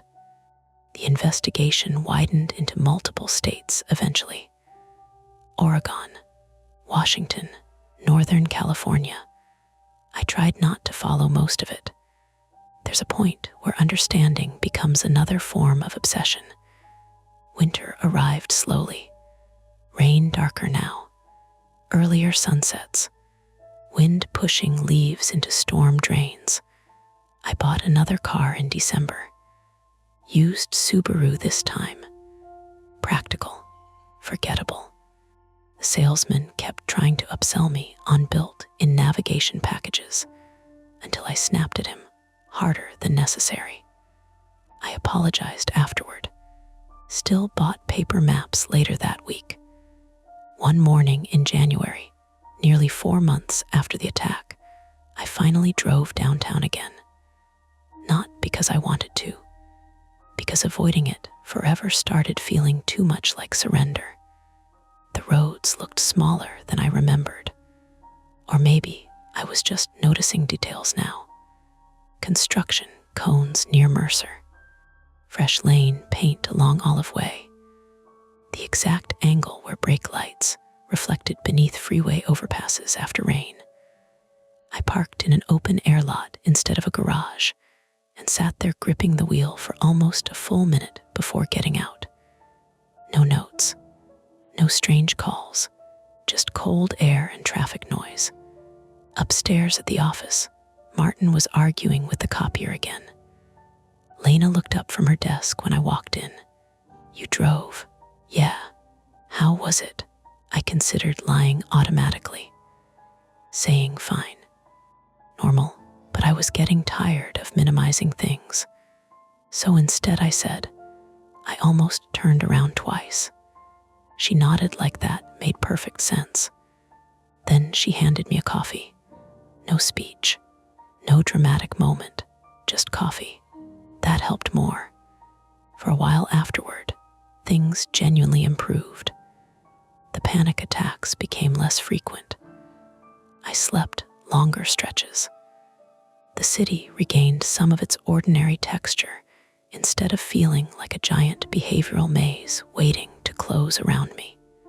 Almost ordinary. Almost. Then, sometime in February, I noticed something small. Every Tuesday morning, without fail, traffic on my old route slowed near the convention center underpass at exactly 7:43 a.m. Not unusual by itself. Seattle traffic barely needs excuses. But one Tuesday, while waiting at a red light nearby, I saw a man beneath the overpass waving at passing cars. Dark jacket, backpack, just like before. Drivers ignored him. One slowed slightly, then continued on. I sat frozen through almost the entire green light before someone honked behind me. When I looked back again, the man was gone. Probably a stranded commuter. Probably somebody asking for help. Probably. I drove on anyway. That night, after forcing myself not to think about it for hours, I emptied my pockets onto the kitchen counter before bed. Wallet, keys, receipt from a coffee shop, and one folded strip of white paper. I stared at it for a long time before touching it. Plain printer paper, dry, folded neatly in thirds. No name written outside this time. Just one typed sentence inside. "Thank you for altering your route." I checked every lock in the apartment twice after that. Then I sat awake until nearly dawn listening to rain tick softly against the windows, wondering whether the note had been left there recently, or whether I'd been carrying it around unnoticed for weeks. And that's the end of today's chilling tale. If you enjoyed this story and want more nights full of suspense, don't forget to hit that like button, subscribe to Mia Horror Stories, and turn on the bell so you never miss a scare. I've got plenty more stories waiting for you, so stick around and check out the other videos on the channel. Thanks for watching, and until next time, stay safe and don't look behind you. Hey everyone, this is Mia Horror Stories, and the title of today's horror story is My College Dorm Has a Secret Rulebook for the Communal Showers. For your comfort, the screen will stay black throughout the video, so you can relax without strain and just focus on the story. Make sure you stick around until the end. Sometimes the last few moments are the ones that stay with you the longest. The first time I heard the knocking, I thought someone had slipped in the shower. Not screamed, not yelled for help, just just 3 hard knocks from inside the last shower stall. Thunk, thunk, thunk. The sound cut through the steam and the drone of running water in this weirdly deliberate rhythm, like somebody knocking on a door instead of the thin plastic divider separating the stalls. I froze with shampoo in my hair. Around me, the communal bathroom carried on like normal. Water hissed from 6 shower heads. Somebody brushed their teeth aggressively near the sinks. One of the hand dryers kicked on with that engine-like whine they all have in old buildings. The floor tiles were slick under my flip-flops, warm in some places and cold in others where the ventilation hit. Then came another 3 knocks. Thunk, thunk, thunk. Nobody reacted. That part bothered me more than the sound itself. I leaned my head slightly around the divider, soap stinging my eyes. Steam drifted across the room in thick pale sheets, turning the fluorescent ceiling lights into fuzzy glowing bars. The last stall sat at the far end beside the maintenance closet, curtain drawn shut, water running underneath. A pair of feet stood inside, bare feet, still. Then the guy in the stall next to me cleared his throat and said casually, "Don't answer it." I looked over the divider instinctively before realizing how weird that was in a communal shower. He was probably my age. Wet, dark hair flattened against his forehead. Lean build, pale shoulders covered in goosebumps from the draft. He kept rinsing shampoo out of his hair like we were discussing weather. "What?" I asked. "The knocking," he said. "Just ignore it." Then he shut his water off, grabbed his towel, and left. Like that. No explanation. Just the sound of wet flip-flops squeaking across tile and the bathroom door groaning open before slamming shut again. I stared at the last stall. Nothing happened after that. No more knocking, just running water. But I finished my shower fast. Faster than I wanted to admit. My name S. Evan Mercer. I was 19 then, a sophomore at Blackwood State University in western Pennsylvania, about 40 minutes outside Pittsburgh. The campus sat in this valley, surrounded by steep tree-covered hills that trapped fog in the mornings and cold air at night. Half the buildings looked modern and expensive. The other half looked like they'd survived 3 small fires and a lawsuit. Graves Hall belonged in the second category. It was the cheapest dorm on campus, which was why I lived there.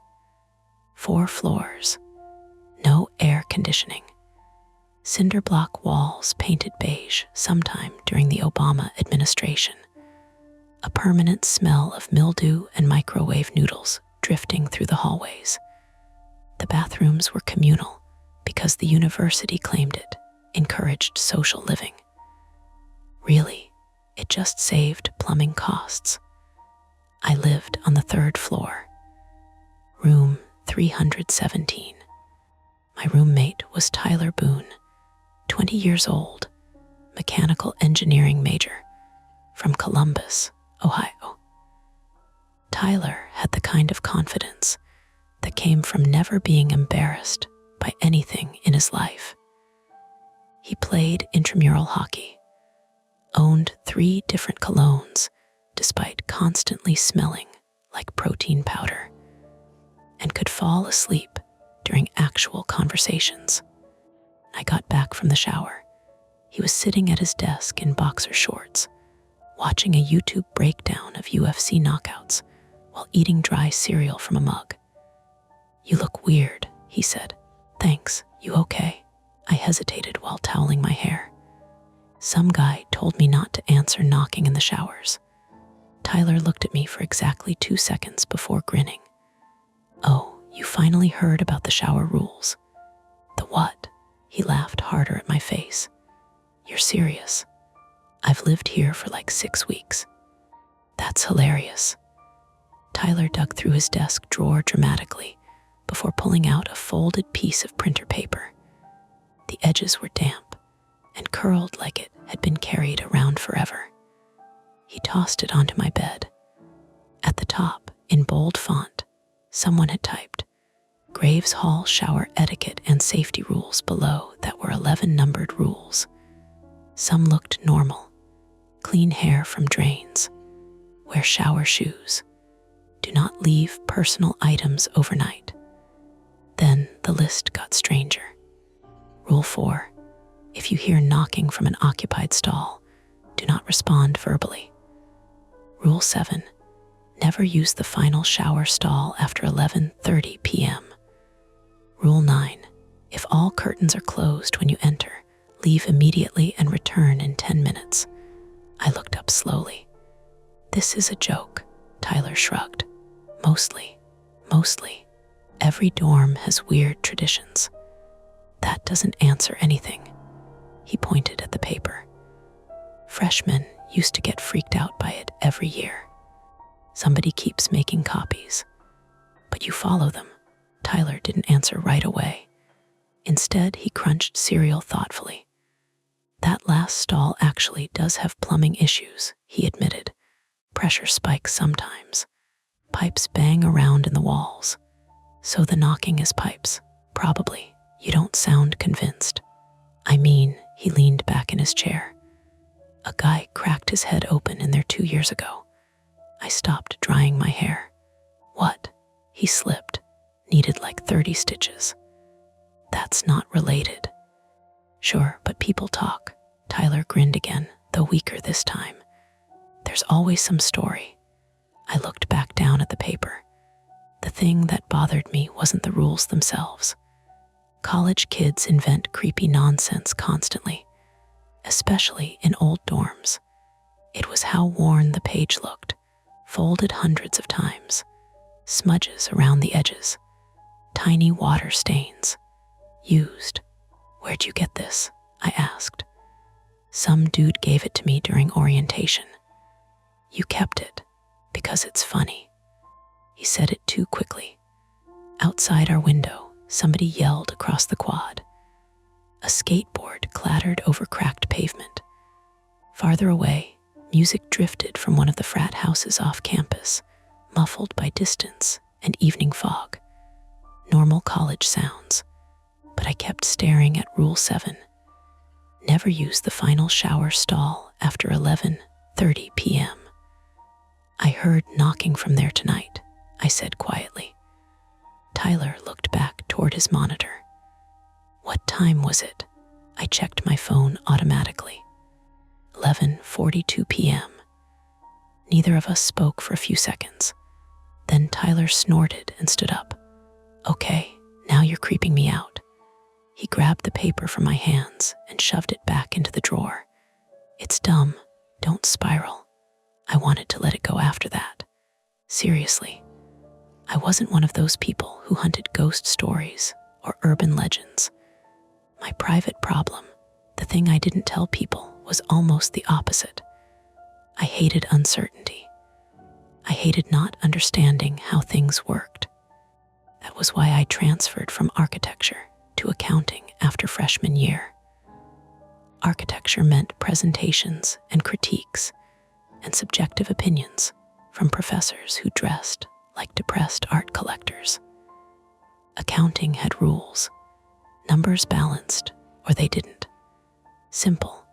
Back home in Harrisburg, my dad used to call me fire extinguisher kid, because if something felt wrong, I immediately tried to solve it before it spread.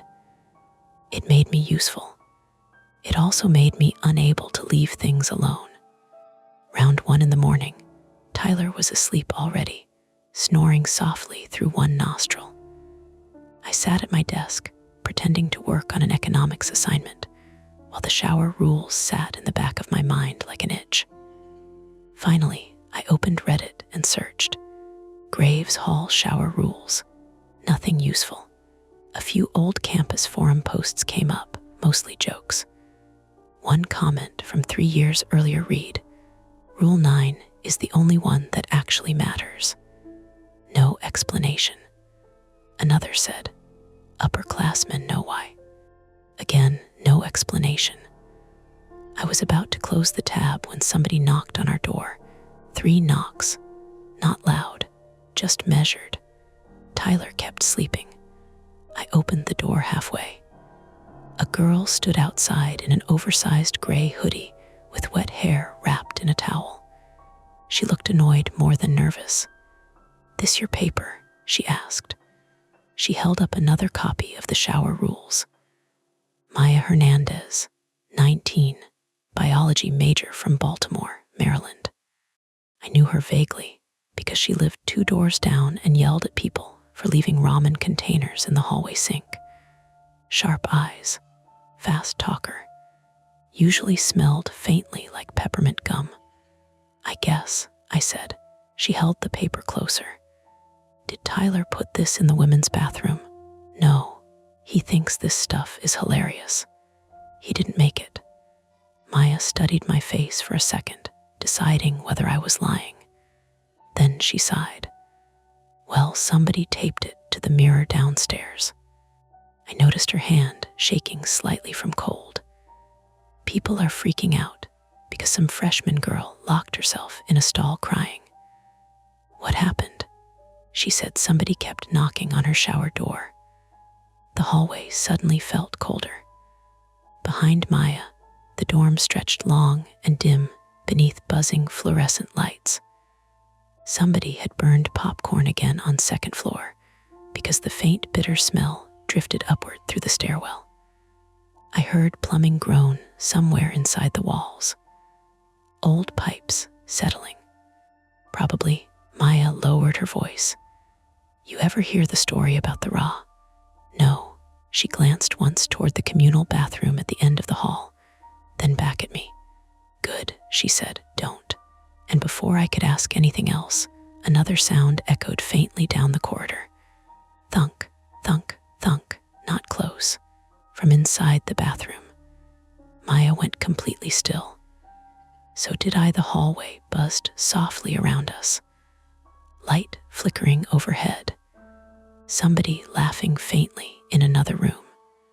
Water rushing through pipes somewhere beyond the walls. Normal sounds. But neither of us moved. Then Maya quietly said, "Okay, so here's the thing." She held up the folded rule sheet between 2 fingers. "We can either throw this away and pretend we're normal people." Another knock sounded from the bathroom. Thunk, thunk, thunk. "Or we can find out who keeps doing this." She looked genuinely serious now. Not joking, not smiling. And despite every sensible part of my brain telling me to shut the door and go to sleep, I realized immediately which option I was going to choose. The first thing we did wrong was wait until night again.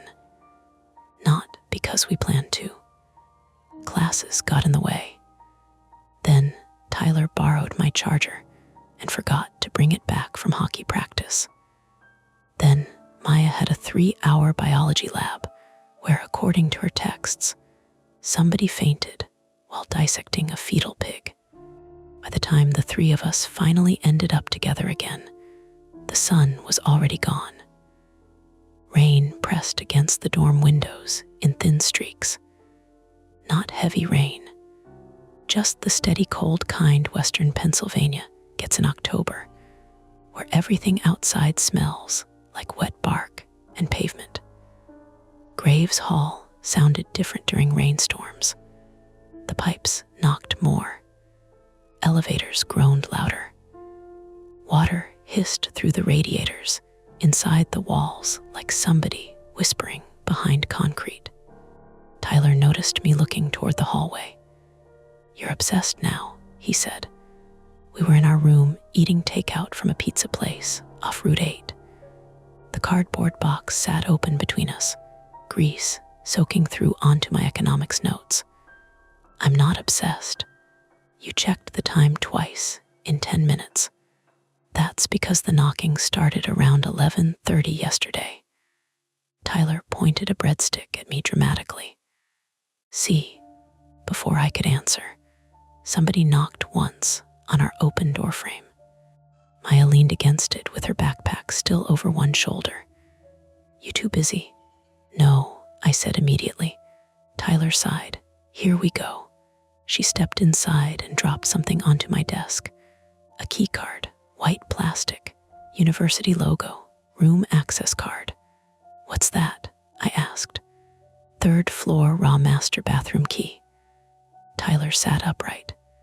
Absolutely not. Maya ignored him. There's a maintenance hallway behind the showers, she said. My friend Jenna works front desk downstairs. She said the old Ra's used to use it to access shut-off valves. Why wouldn't Ra have that? Because Graves Hall is ancient and the plumbing fails constantly. Outside, thunder rolled somewhere deep in the hills surrounding campus. Long and low. Maya lowered her voice slightly. There was another incident this afternoon. That word again. Incident. I felt my stomach tighten. What happened? A girl on second floor got locked inside a shower stall. Tyler scoffed. Stalls don't lock. Exactly. Nobody spoke for a second. Rain tapped harder against the window. She said somebody held the curtain shut from outside, Maya continued. Campus security checked the bathroom and found nobody there. People mess with freshmen all the time, Tyler said. She's not a freshman. Tyler opened his mouth, then shut it again.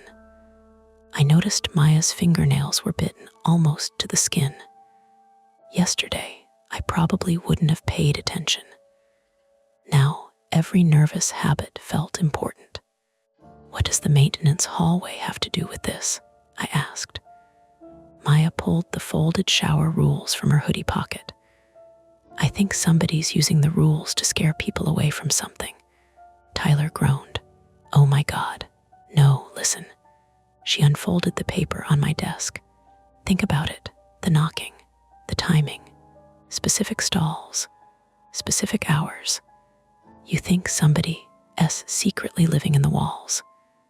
I think somebody knows these bathrooms better than students do. That landed harder than I expected. Because suddenly, the knocking sounded less like a ghost story and more like someone intentionally creating one. Tyler rubbed both hands down his face. You guys are turning plumbing problems into a serial killer documentary. Then come prove us wrong, Maya snapped. I have practice at 6 tomorrow. And I don't want to get expelled for breaking into maintenance areas because you watched too many crime TikToks. Maya looked at me instead. You coming or not? That was the problem with people like Maya. She didn't pressure you directly. She just made standing still feel embarrassing. I should have said no. Instead, I asked, what time? At 11:18 p.m., the third floor hallway felt strangely awake. Not crowded, just restless. Doors opened and closed more than usual. Music drifted unevenly from rooms. Someone ran down the hall, laughing too loudly, before suddenly stopping near the bathroom entrance. The fluorescent lights flickered every few minutes, dipping the corridor into a pale dimness before buzzing back stronger. Maya stood outside the communal bathroom wearing jeans, sneakers, and a navy rain jacket like she was preparing for a field operation instead of snooping around a dorm. Tyler showed up anyway. He claimed it was because, if you idiots get caught, somebody needs to talk to the cops. Really, he looked unsettled. You brought a flashlight, he asked Maya. Phone flashlight. That's worse. You brought hockey gloves. They're waterproof. The bathroom itself looked normal when we entered. Too normal. Steam drifted near the ceiling. Somebody had abandoned shampoo bottles beside the sinks. A mop bucket sat near the janitor closet.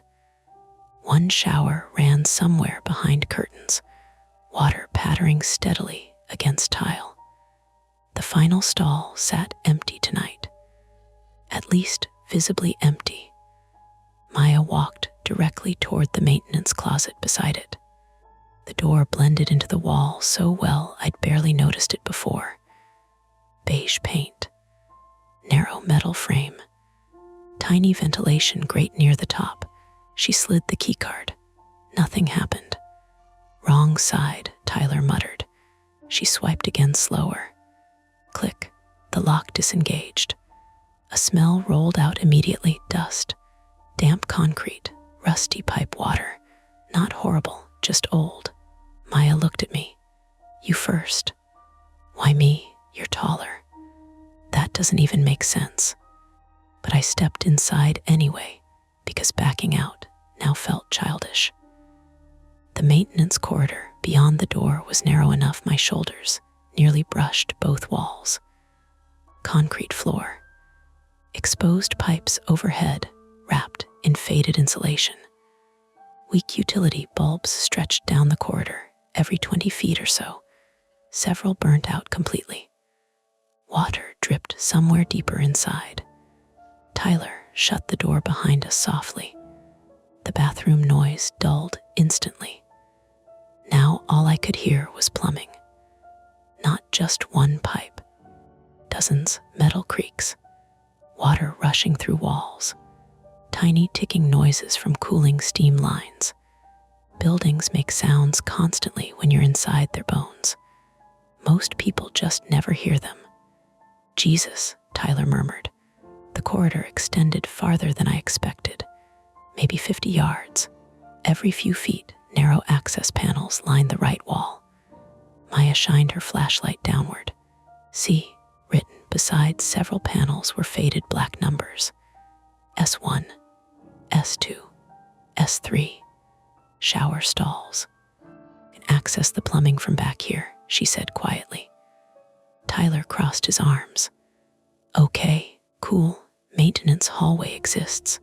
Mystery solved. Then something banged loudly ahead of us. All three of us jumped. A metallic crack echoed through the corridor, followed by hissing water. Tyler swore under his breath. Pipe hammer, Maya whispered, though she sounded unconvinced herself. We kept moving, slowly. The farther we walked, the colder it got. Not supernatural cold. Real cold. Concrete basement cold. The kind that crawls through wet shoes and settles in your ankles. Near S7, I noticed scratches on the wall, thin parallel grooves, like something heavy had been dragged repeatedly through the corridor. Maya crouched slightly near them. That's recent. How can you tell? Tyler asked. Dust pattern, she pointed. The scratches looked cleaner than the surrounding concrete. Tyler exhaled sharply through his nose. Probably maintenance carts. Then why drag them? Nobody answered. Farther ahead, another sound drifted faintly through the walls. Knocking. Not loud this time. Muted, 3 measured taps. Thunk, thunk, thunk. The sound came from directly behind the wall beside us. We all froze. I could hear water running somewhere beyond the concrete. Someone showering on the other side. Maya slowly looked at the panel labeled S11. The last stall. Tyler spoke first this time, voice low. Okay, somebody's fucking with people. Another 3 knocks answered him. Thunk, thunk, thunk. Not random pipe noise. Deliberate rhythm. Close enough now that I felt it slightly through the wall. Maya stepped toward the access panel. Tyler grabbed her arm immediately. No, we need to see. We absolutely do not. What if somebody's hiding back here? Then we leave and call security like normal humans. That should have ended the argument. Instead, Maya pulled free. You really think campus security's going to crawl through maintenance tunnels at midnight because students heard knocking? Tyler looked at me. Say something. But I couldn't stop staring at the panel because my brain had already started trying to solve it. If somebody was behind there, how? The shower stalls backed directly against this corridor. Thin maintenance gaps, maybe. Plumbing access spaces. enough room for someone to reach through. Knock, hold curtains shut, human explanations. That should have comforted me. Instead, it made everything worse. Another knock sounded, closer this time, not from inside the wall, from farther down the corridor, behind us. All three of us turned sharply. Nothing there, just dim utility lights stretching back toward the bathroom door. Then came the squeak. Rubber against wet concrete, a shoe, someone moving. Tyler's flashlight snapped toward the darkness. Hello, no response. The corridor suddenly felt much narrower. I became painfully aware of how trapped we were in it. One path forward, one path back. Pipes overhead hissed softly. Water dripped. Then another squeak echoed faintly. Definitely footsteps now. Slow, approaching. Maya whispered, "Do you see anybody?" "No." Tyler raised his voice again. "Hey." A figure moved briefly through the darkness near the far utility bulb. Too fast to make out clearly. Then gone. Every muscle in my back tightened. Not supernatural, just a person. Somebody else was in here. Tyler backed up a step instinctively. "Nope, we're done." Maya kept staring forward. "Wait, absolutely not. What if that's whoever Espen?" A loud crash exploded somewhere deeper ahead. Metal clanging violently against concrete. Then running footsteps. Fast, heading away from us. Tyler swore loudly. Move. Adrenaline overrode common sense instantly. We ran. Not because we planned to chase anyone. Human bodies just react when somebody runs near them in confined spaces. The corridor shook slightly beneath our footsteps. Maya's flashlight bounced wildly across pipes and valves, and concrete walls covered in old maintenance markings. Ahead, another figure flashed briefly around a corner. Dark hoodie. Tall, gone again. "Stop," Maya yelled, which was ridiculous in hindsight. The footsteps accelerated. We hit the corner seconds later, and nearly collided with a rolling maintenance ladder tipped sideways across the floor. Tyler caught himself against the wall hard enough to grunt in pain. What the hell? The corridor split here. One direction ended at a locked metal door marked boiler access. The other descended down a narrow concrete staircase, disappearing underground. We heard footsteps below us now, retreating fast. Maya looked at me, then at the stairs. Tyler immediately shook his head. No chance. But before anyone could argue further, all the lights went out. Every utility bulb, every hallway light beyond the walls. Everything. Darkness slammed into us so suddenly my brain stalled for half a second. And emergency generators kicked somewhere distant in the building with a heavy mechanical thud. Red emergency lighting flickered weakly to life overhead. Not enough to illuminate properly. Just enough to turn the corridor into a dim rust-colored tunnel. And somewhere below us in the dark stairwell, someone laughed once. Short, breathless, human. Then a heavy metal door slammed shut underground. The sound echoed up through the concrete like a gunshot. Tyler grabbed my sleeve hard. We need to leave. Right now. But Maya was staring down the staircase, at the darkness below. Then she said the worst possible thing. The power outage means electronic locks upstairs won't work properly. I looked at her blankly. She swallowed. The bathrooms. A distant scream cut through the pipes overhead. Muffled, female. From somewhere inside the dorm above us. And before any of us could process it, another sound followed. 3 hard knocks, directly above our heads. Thunk, thunk, thunk. The scream upstairs lasted maybe 2 seconds. Short, cut off hard, not movie screaming, not endless panic, The sound somebody makes when they get startled badly enough to lose control of their lungs for a moment. Then silence again, or almost silence. The pipes still rattled around us. Emergency generators hummed somewhere far beneath the building. Water rushed through the walls in uneven surges now that the power outage had knocked the pressure system sideways. Tyler grabbed Maya's sleeve. "We're leaving." Maya hesitated. That hesitation scared me more than the scream had, because until then, she'd acted like this was a mystery to solve. A creepy dorm problem. Somebody hiding in maintenance corridors and screwing with students. Now she looked genuinely unsure. Another muffled yell echoed faintly above us, closer to the showers. Tyler started moving immediately, flashlight beam shaking across the red-lit concrete walls. "Come on."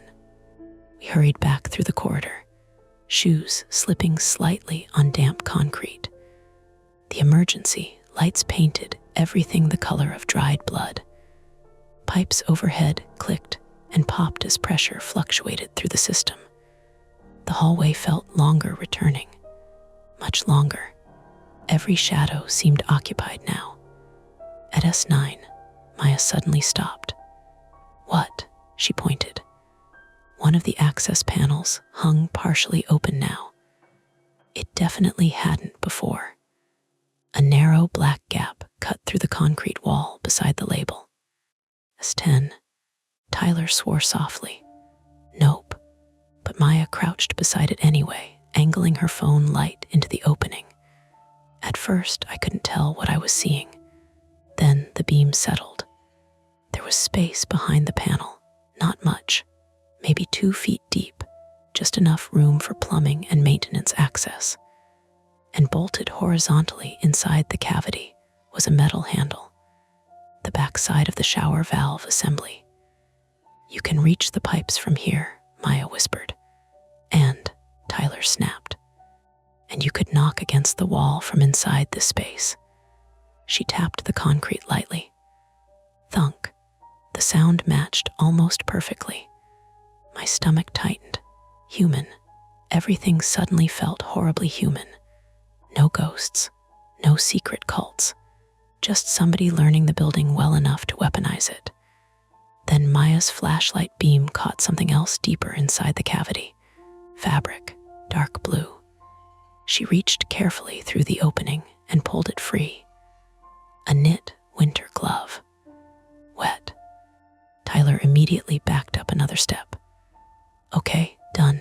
We call campus police." "That's not enough," Maya said quietly. "What do you mean not enough?" She held up the glove.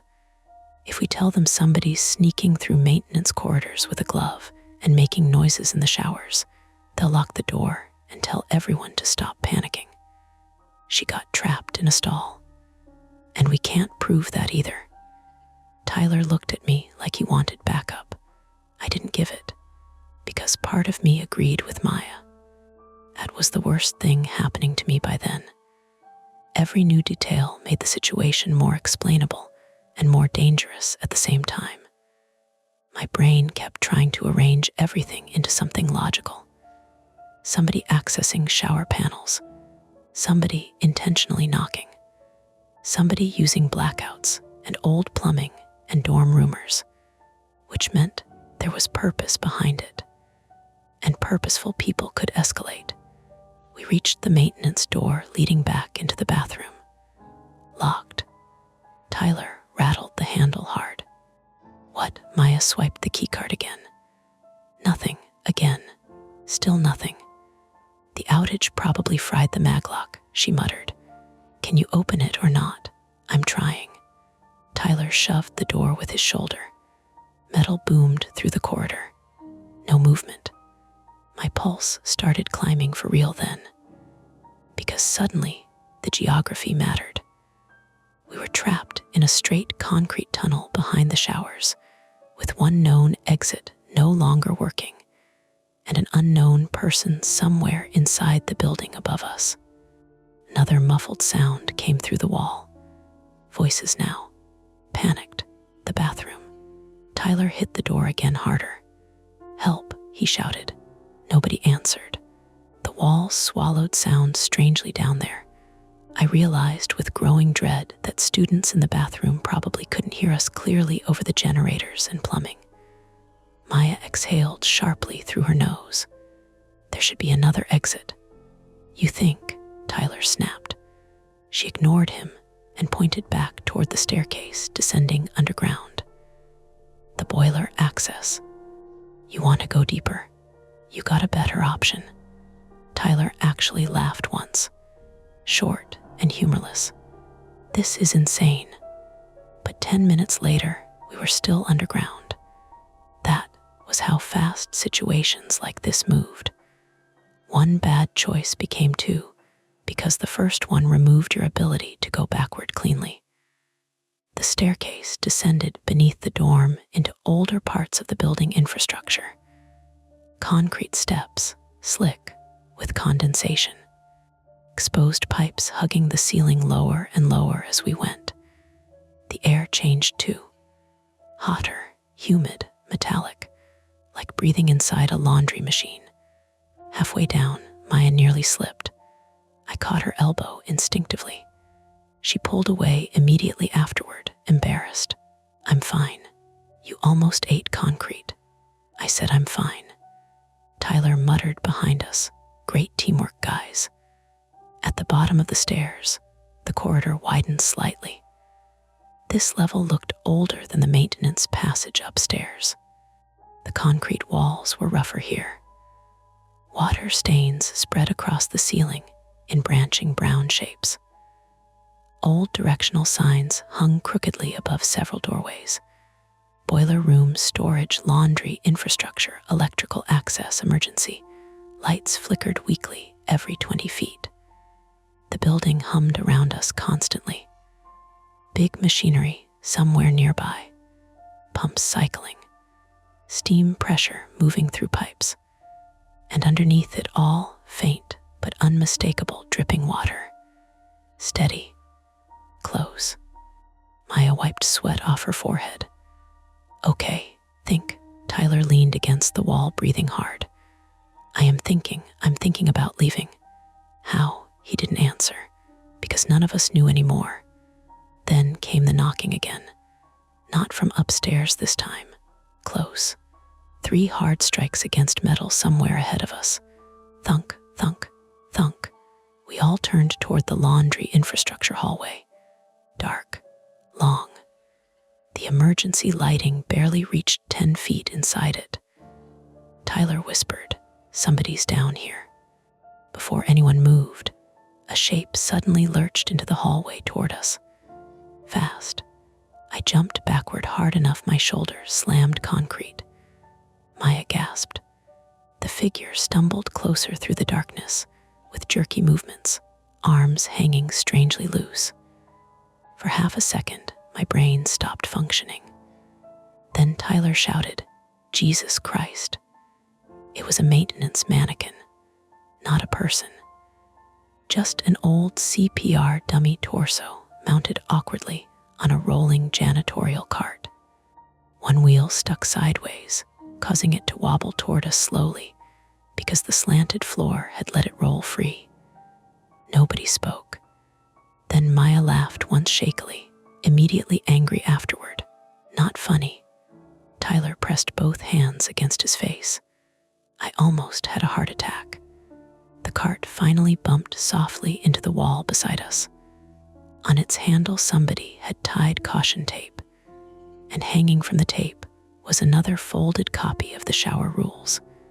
Tyler stared at it. Nope, nope, I'm done. He grabbed the paper aggressively and unfolded it. Different handwriting this time, not typed. At the bottom beneath Rule 11, someone had written in black marker, "Stop looking through the walls." The corridor suddenly felt much hotter.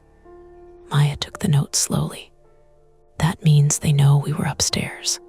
"Obviously," Tyler said. "They were literally chasing us." "No," she whispered. She pointed at the paper. The ink was smeared slightly. fresh, recently written, which meant whoever left it might still be nearby. A loud metallic bang erupted somewhere deeper underground. Not knocking, a door slamming open, then footsteps. Running, Tyler backed away immediately. We go the other direction. But Maya moved forward. Maya, I said, if we lose them now, this keeps happening. And if we follow them, she looked at me directly then. They already trapped us underground once. That shut me up, because she was right. Someone had locked the maintenance door upstairs. Someone knew the blackout timing. Someone knew the access routes. This wasn't random harassment anymore. It was organized. We followed the sound deeper into the basement. The laundry infrastructure corridor curved left beneath the building, eventually opening into a wider utility chamber lined with industrial washers for dorm linens. Most sat dark without power.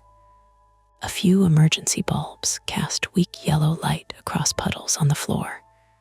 The room had 3 exits, one back toward the stairs, one through another utility corridor, and one heavy steel door standing slightly open.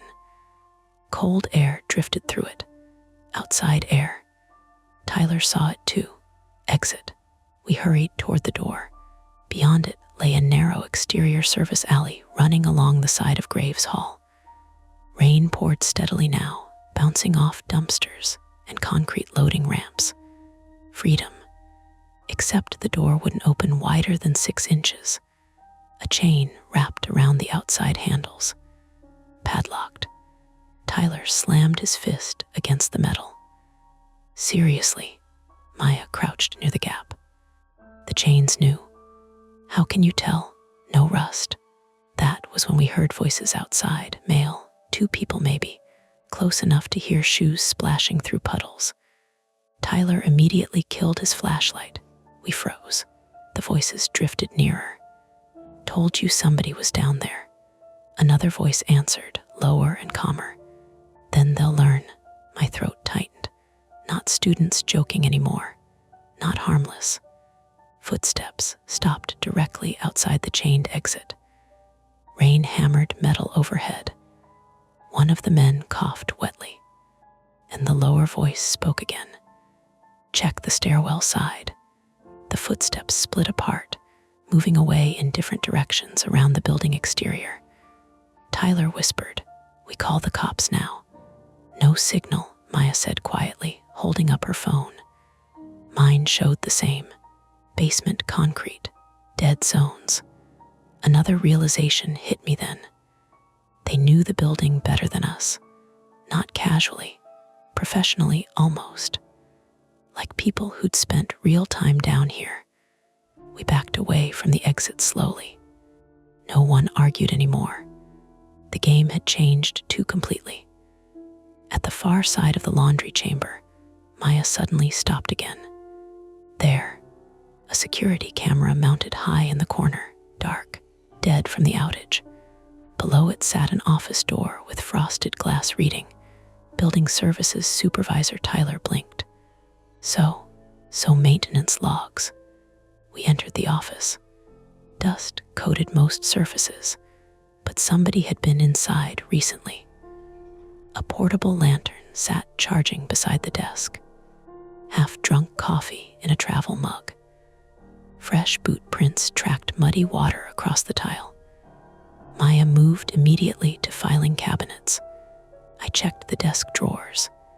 Tyler stood watch near the door, jaw tight. Outside, the building groaned continuously around us. Then Maya pulled out a binder. Got something.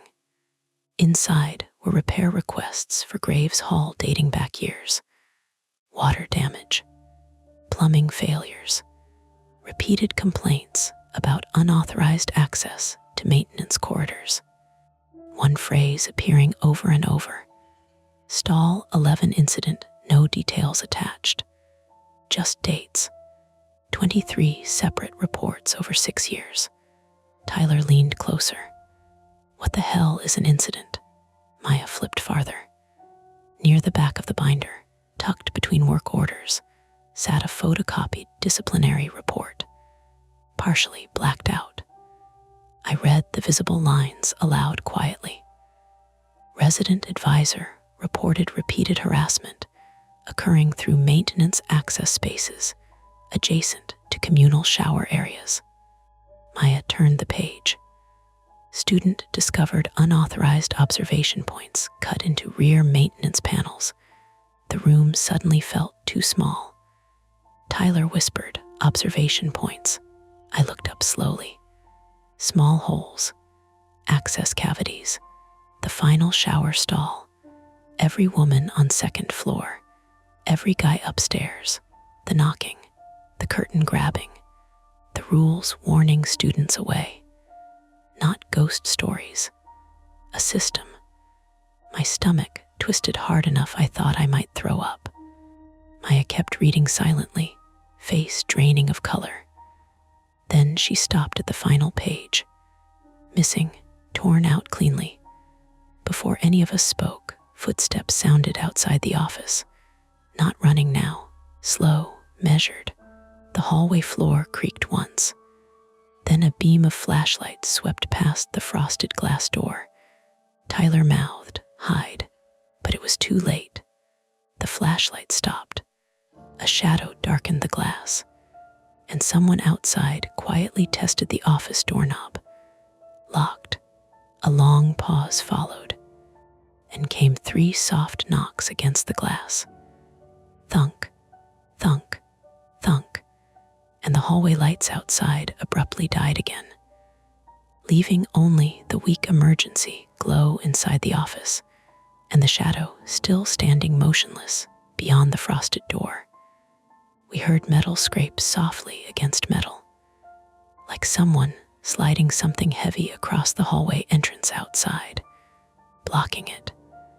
That was the moment retreat stopped being possible, because whoever was out there no longer wanted to scare us away. They wanted to keep us underground. I'll keep this as the climax only, resolving the immediate confrontation while preserving the aftermath and final emotional settling for your conclusion. At first, nobody moved.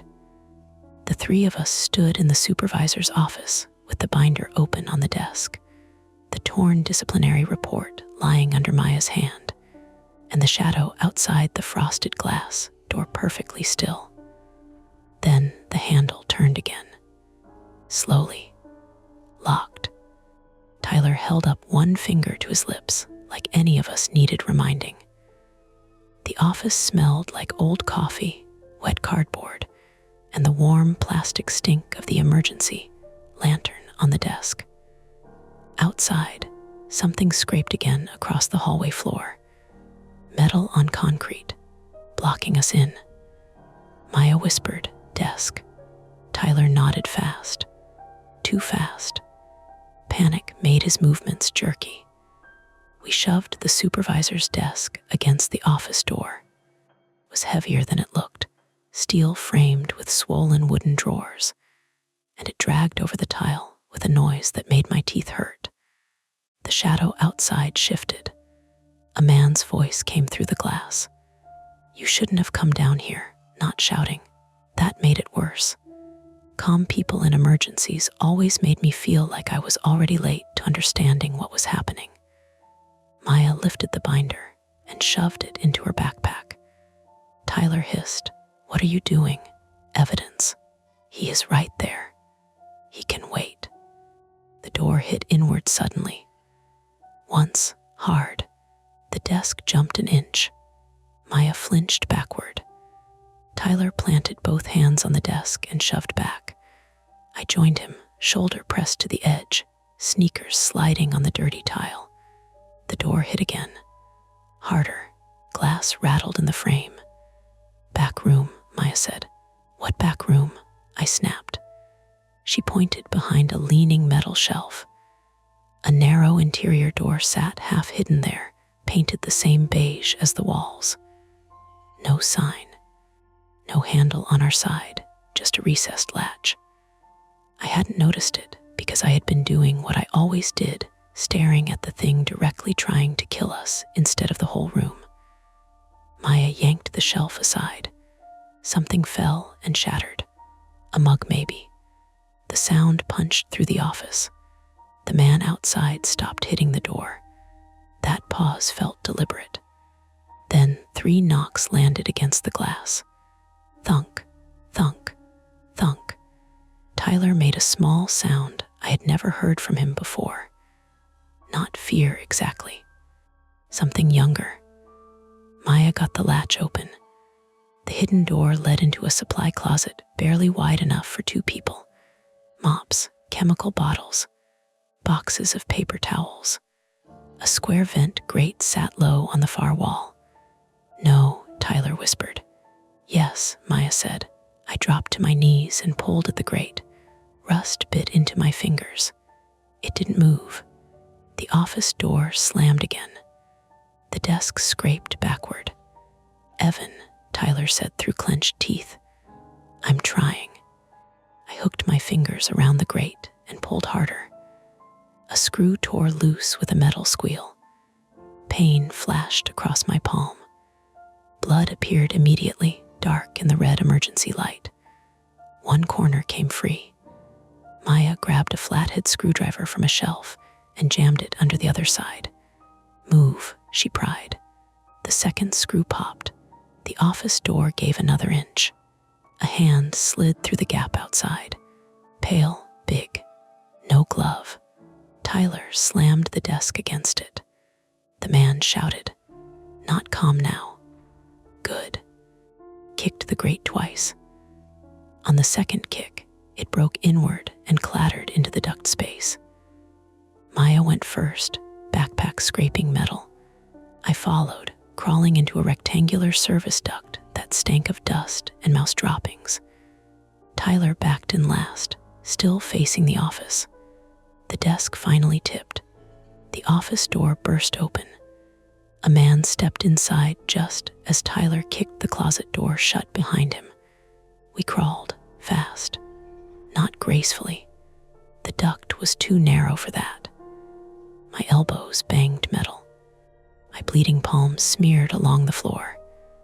Every breath stirred dust into my mouth until I was coughing silently, eyes watering. Ahead, Maya's shoes scraped and kicked.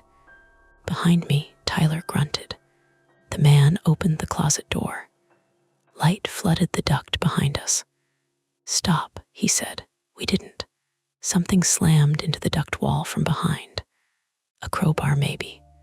The metal boomed around us, enormous in that confined space. Maya cried out, but kept moving. The duct sloped down slightly, then turned left. "Where does this go?" Tyler whispered. "How would I know?" Maya snapped. Another hit shook the duct, then another. The man wasn't crawling in after us. Too big, I realized, or too smart. He was trying to scare us into freezing. We reached the end at another grate, this one looking down into a narrow utility hall beside the laundry chamber. I kicked it once. Nothing. Kicked again. My heel glanced off, pain shooting up my ankle. Tyler shoved past me as much as he could. "Move your leg." He drove both feet into the grate. Once, twice. The frame broke outward and dropped to the floor below with a crash. We spilled after it. Maya landed badly on her hip and gasped. I hit my shoulder. Tyler came down last, too heavy, one knee cracking against concrete. He shouted into his sleeve. "Can you walk?" I asked. He nodded, face pale. Badly. Behind us, in the office somewhere, the man yelled to someone else. There in the lower hall, someone else. The second voice from outside.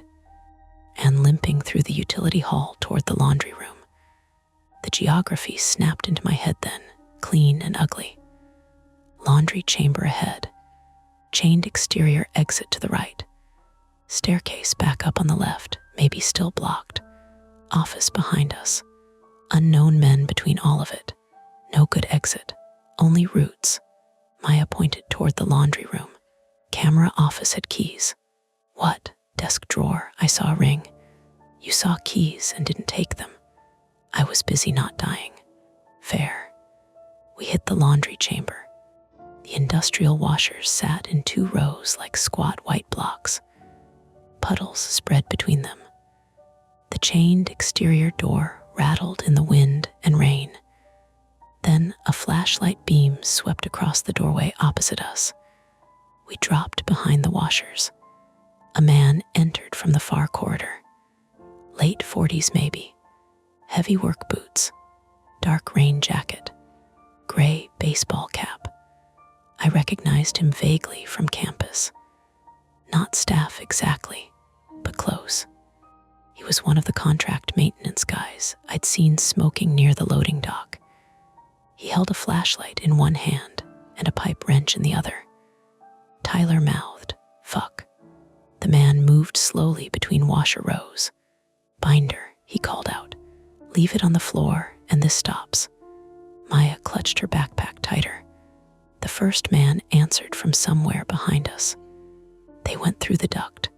"Kids," the man with the wrench muttered, "always think they found something new." That sentence lodged in me. Not rage. Not surprise. Annoyance. Like we were a recurring inconvenience. Maya's face changed. The fear hardened into something colder. "How many years?" she whispered. I shook my head. The man's boots splashed closer. Tyler's knee trembled, not emotionally, physically. He was injured and trying not to put weight on it. I looked around desperately.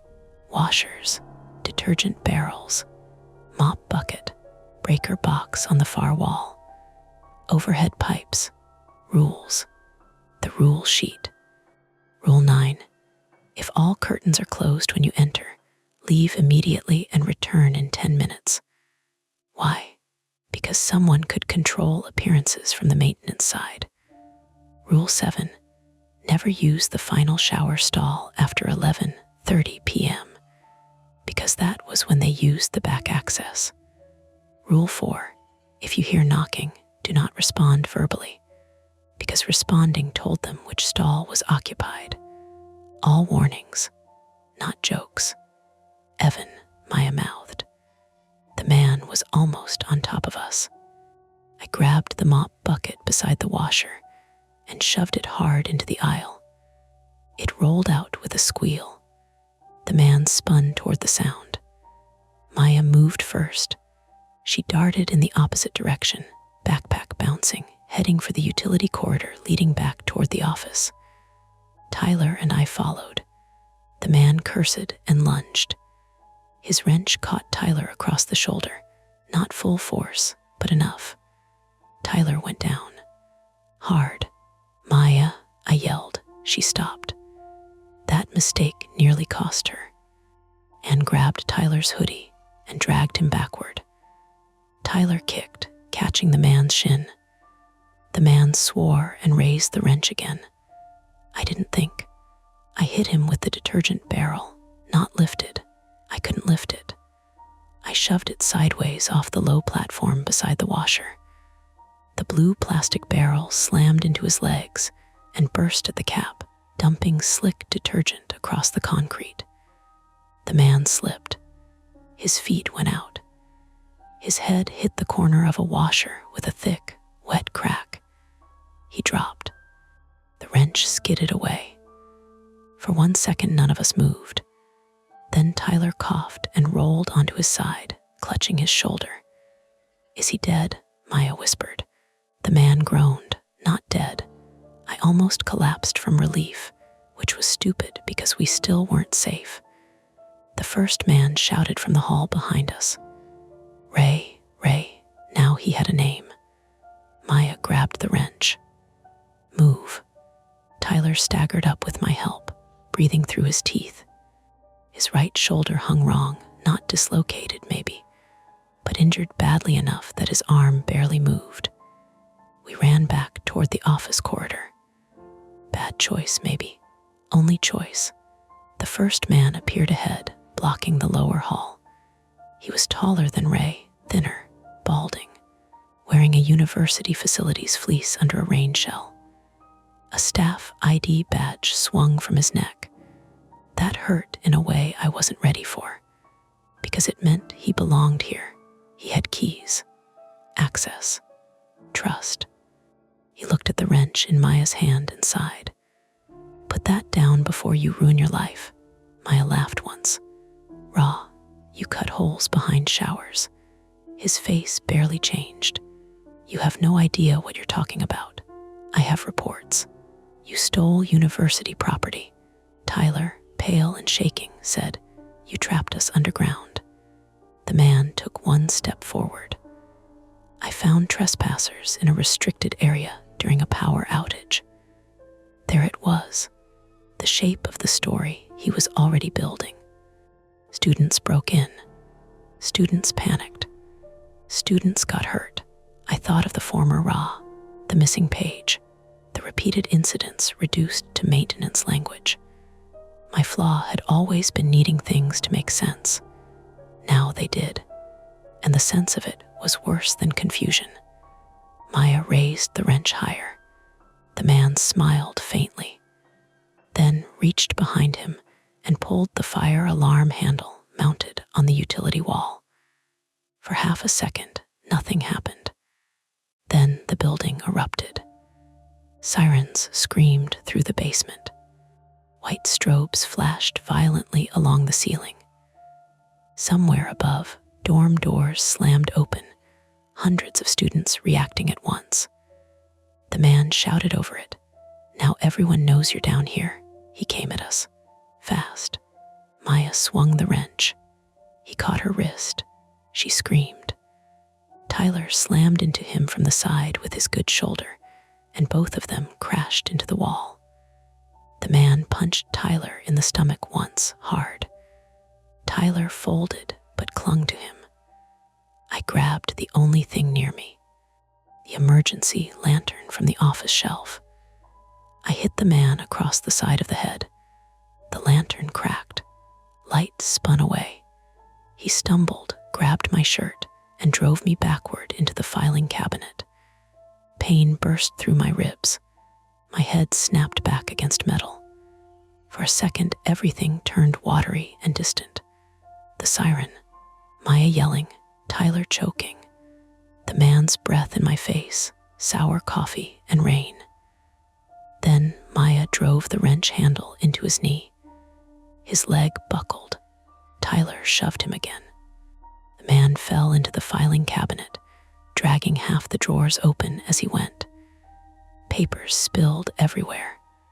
Work orders, disciplinary copies, photographs, actual photographs, printed stills from camera footage or phones, shower corridors, maintenance panels, students blurred by steam. Maya saw them too, her face emptied. The man reached for the papers, not us, the papers. That told us everything. I kicked them away from him and grabbed the nearest handful. He lunged. Tyler hooked an arm around his neck from behind. The man slammed Tyler backward into the wall once, twice. Tyler's injured shoulder hit concrete. He made a sound like air tearing.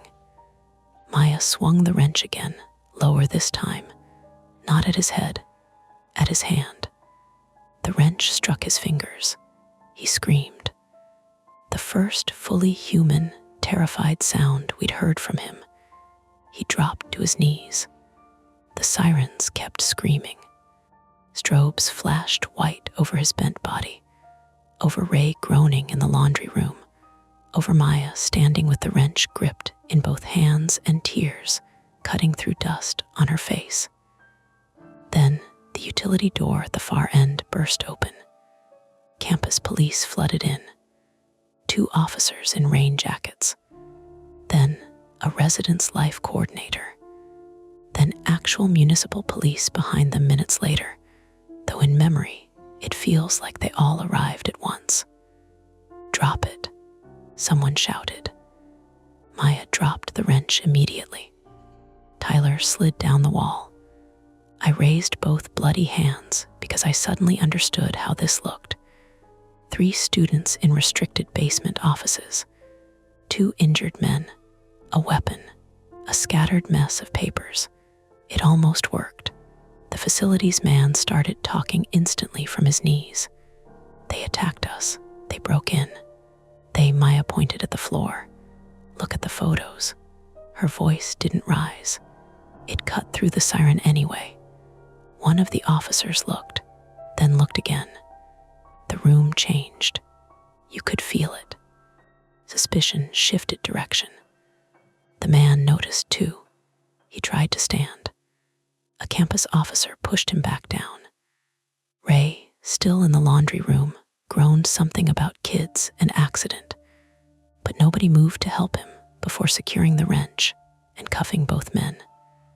I sat on the floor with my back against the cabinet, holding my ribs, watching water drip from my hair onto the concrete.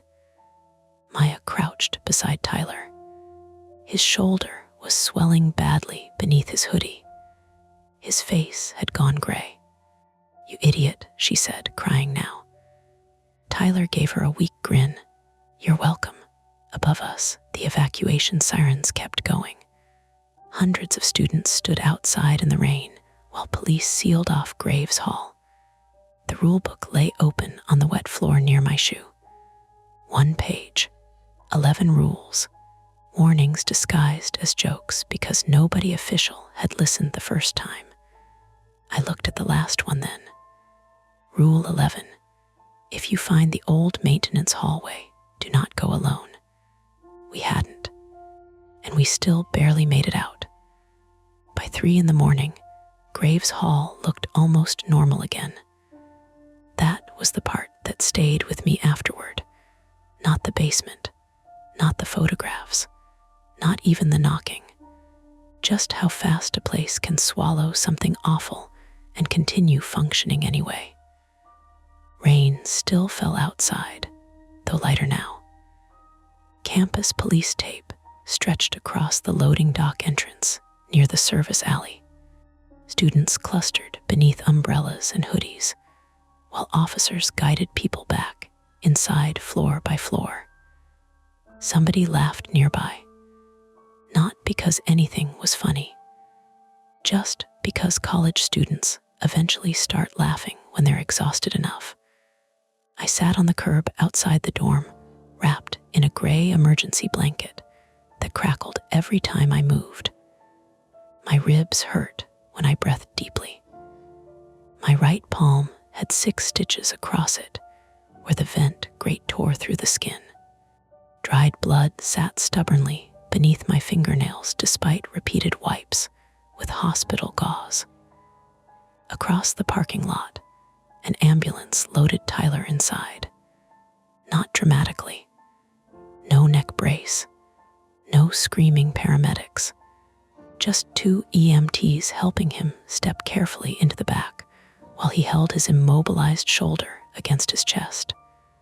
A separated AC joint, they thought. Maybe surgery later. Maybe not. Tyler still tried joking through the pain. "That guy hit like a substitute teacher," he told one EMT weakly. The EMT didn't laugh. Maya sat beside me on the curb, wrapped in another emergency blanket. Wet hair hanging loose around her face now. Dirt streaked across one knee where she'd hit the basement floor. Neither of us spoke for a while. Campus at 4 a.m. has a strange sound to it. HVAC systems humming. Far-off trucks on highways. Sprinklers clicking somewhere across dark athletic fields. Drunken conversations drifting from buildings where people haven't heard the news yet. Almost ordinary. A detective approached us eventually. Plain clothes, mid-50s, tired eyes, Detective Holloway from County Police.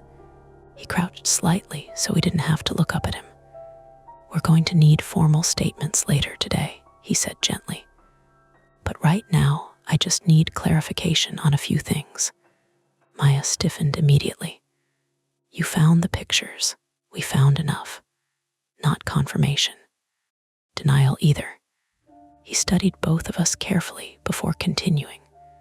The facility's employee is refusing counsel interviews until his attorney arrives. Of course he is, Maya muttered. The maintenance contractor's talking. That got our attention. Holloway nodded slowly. He says this has been going on a long time. My stomach tightened again despite the cold. How long? The detective hesitated. Long enough. That answer bothered me more than specifics would have, because it meant the number was bad. Lowe rubbed one hand over his jaw. The university's cooperating so far. Maya actually laughed at that. So far, he ignored the tone professionally. There are going to be rumors. Students are going to exaggerate things online. I'd strongly recommend staying off social media for a couple days. People deserve to know, Maya said. And they will, Holloway replied. Eventually. That word felt dangerous too. Eventually was where institutions buried things. The detective stood again. Get some sleep if you can. Then he walked away toward the loading dock where officers still moved in and out, carrying evidence boxes. Maya stared after him. They knew. I looked over. The school. She pulled the emergency blanket tighter around herself. Maybe not specifics, but enough to keep burying complaints. I wanted to argue, not because I believed she was wrong, because I desperately wanted her to be. Instead, I watched two facilities workers wheel a cart of boxed records out of the basement entrance beneath police supervision. Tyler had been right about one thing from the start. There were no ghosts in Graves Hall, just people. And people scale horror far better than ghosts ever do. I didn't sleep that day, or really the next one either. The university relocated everyone from Graves Hall to temporary housing, while police searched the building. Students wandered campus carrying duffel bags and laundry baskets, irritated more than frightened at first because nobody officially explained anything. Then the rumors spread anyway. Hidden cameras, maintenance tunnels, peeping staff, kidnapping attempts, secret rooms, most of it wrong, some of it close enough. By noon, local news vans parked outside campus. By evening, parents were arriving. My mother drove 3 hours from Harrisburg the next morning after I finally answered her calls. She hugged me too hard outside the student union and immediately touched the bruising along my ribs with the careful panic only parents have. You're coming home, she said. I have classes. I don't care. I'm okay. You got trapped underground with criminals. When she said it plainly like that, the situation sounded unreal. I tried explaining pieces of it over coffee in the student center, but the story broke apart every time I told it aloud. The maintenance corridors sounded fake. The rulebook sounded fake. The knocking sounded especially fake. Mom listened anyway. Then she asked the question nobody else had yet. Why didn't you leave when you realized something was wrong? I opened my mouth, closed it again, because the truthful answer sounded stupid. I needed to understand it. That compulsion suddenly looked uglier in daylight. My father used to disappear for hours whenever something broke in the house. He'd tear appliances apart completely instead of calling repairmen, because not understanding something bothered him personally. Mom used to scream at him about it. One winter, he nearly electrocuted himself fixing our furnace. I remember watching from the staircase while sparks snapped blue against the basement floor, and Mom yelled his name. I had inherited that same inability to stop once. A question hooked itself into my brain. Except now Tyler's shoulder hung in a sling because of it. Maya had panic attacks whenever hallway doors slammed suddenly. And somewhere beneath Graves Hall, police were still cataloging photographs. "I thought we could stop it," I said finally. Mom looked at me for a long time. Then she squeezed my wrist carefully above the stitches. "You're 19, she said softly. "You're not supposed to know where the line is yet." Tyler came back to campus a week later. Sling, bruised ribs, painkillers that made him sleepy and irritable. He refused sympathy from basically everyone. "You should see the other guy," he kept telling people, though quietly, like he regretted it immediately afterward. The university moved us into a newer dorm across campus with private bathrooms. Nobody argued. The first night there, Tyler stood outside the shower for nearly 30 seconds before going in. Not frozen exactly, thinking. Then he shook his head hard like he was angry at himself and disappeared inside. The water started running. 10 seconds later, he yanked the curtain open again. "You hear that?" My chest tightened instantly. "Hear what?" "That." I listened. Pipes hummed softly behind the walls. Water ran somewhere in another room. A toilet flushed down the hall. Then Tyler exhaled shakily. "Nothing, forget it." But he showered with the curtain half open after that. Maya changed the most. Before, she moved through campus like somebody constantly late for something. Fast walker, fast talker. Always multitasking. Afterward, she became quieter in strange ways. Not timid, sharper. She filed formal complaints with the university within days, organized meetings with other students, talked to reporters despite administrative pressure not to. The school suspended 2 facilities supervisors pending investigation. Then another. More reports surfaced. Former students contacted police. An article in the Pittsburgh paper mentioned possible institutional negligence regarding repeated unauthorized access incidents within residence hall infrastructure. Clinical language. Clean language. Nothing about what it actually felt like to stand naked in a shower while somebody watched through a hole in the wall. One afternoon, about 3 weeks later, Maya and I sat outside the science building, eating vending machine sandwiches neither of us wanted. Leaves skittered across campus sidewalks in dry red clumps. Midterms were approaching. Students hurried past carrying laptops and coffees and entire ordinary futures. "I found the raw," Maya said quietly. I looked up immediately. "What?" "She transferred schools 2 years ago." "The one from the reports," Maya nodded. She wouldn't talk much, but she said the rule book existed before her. A cold pressure settled slowly into my stomach. How far back?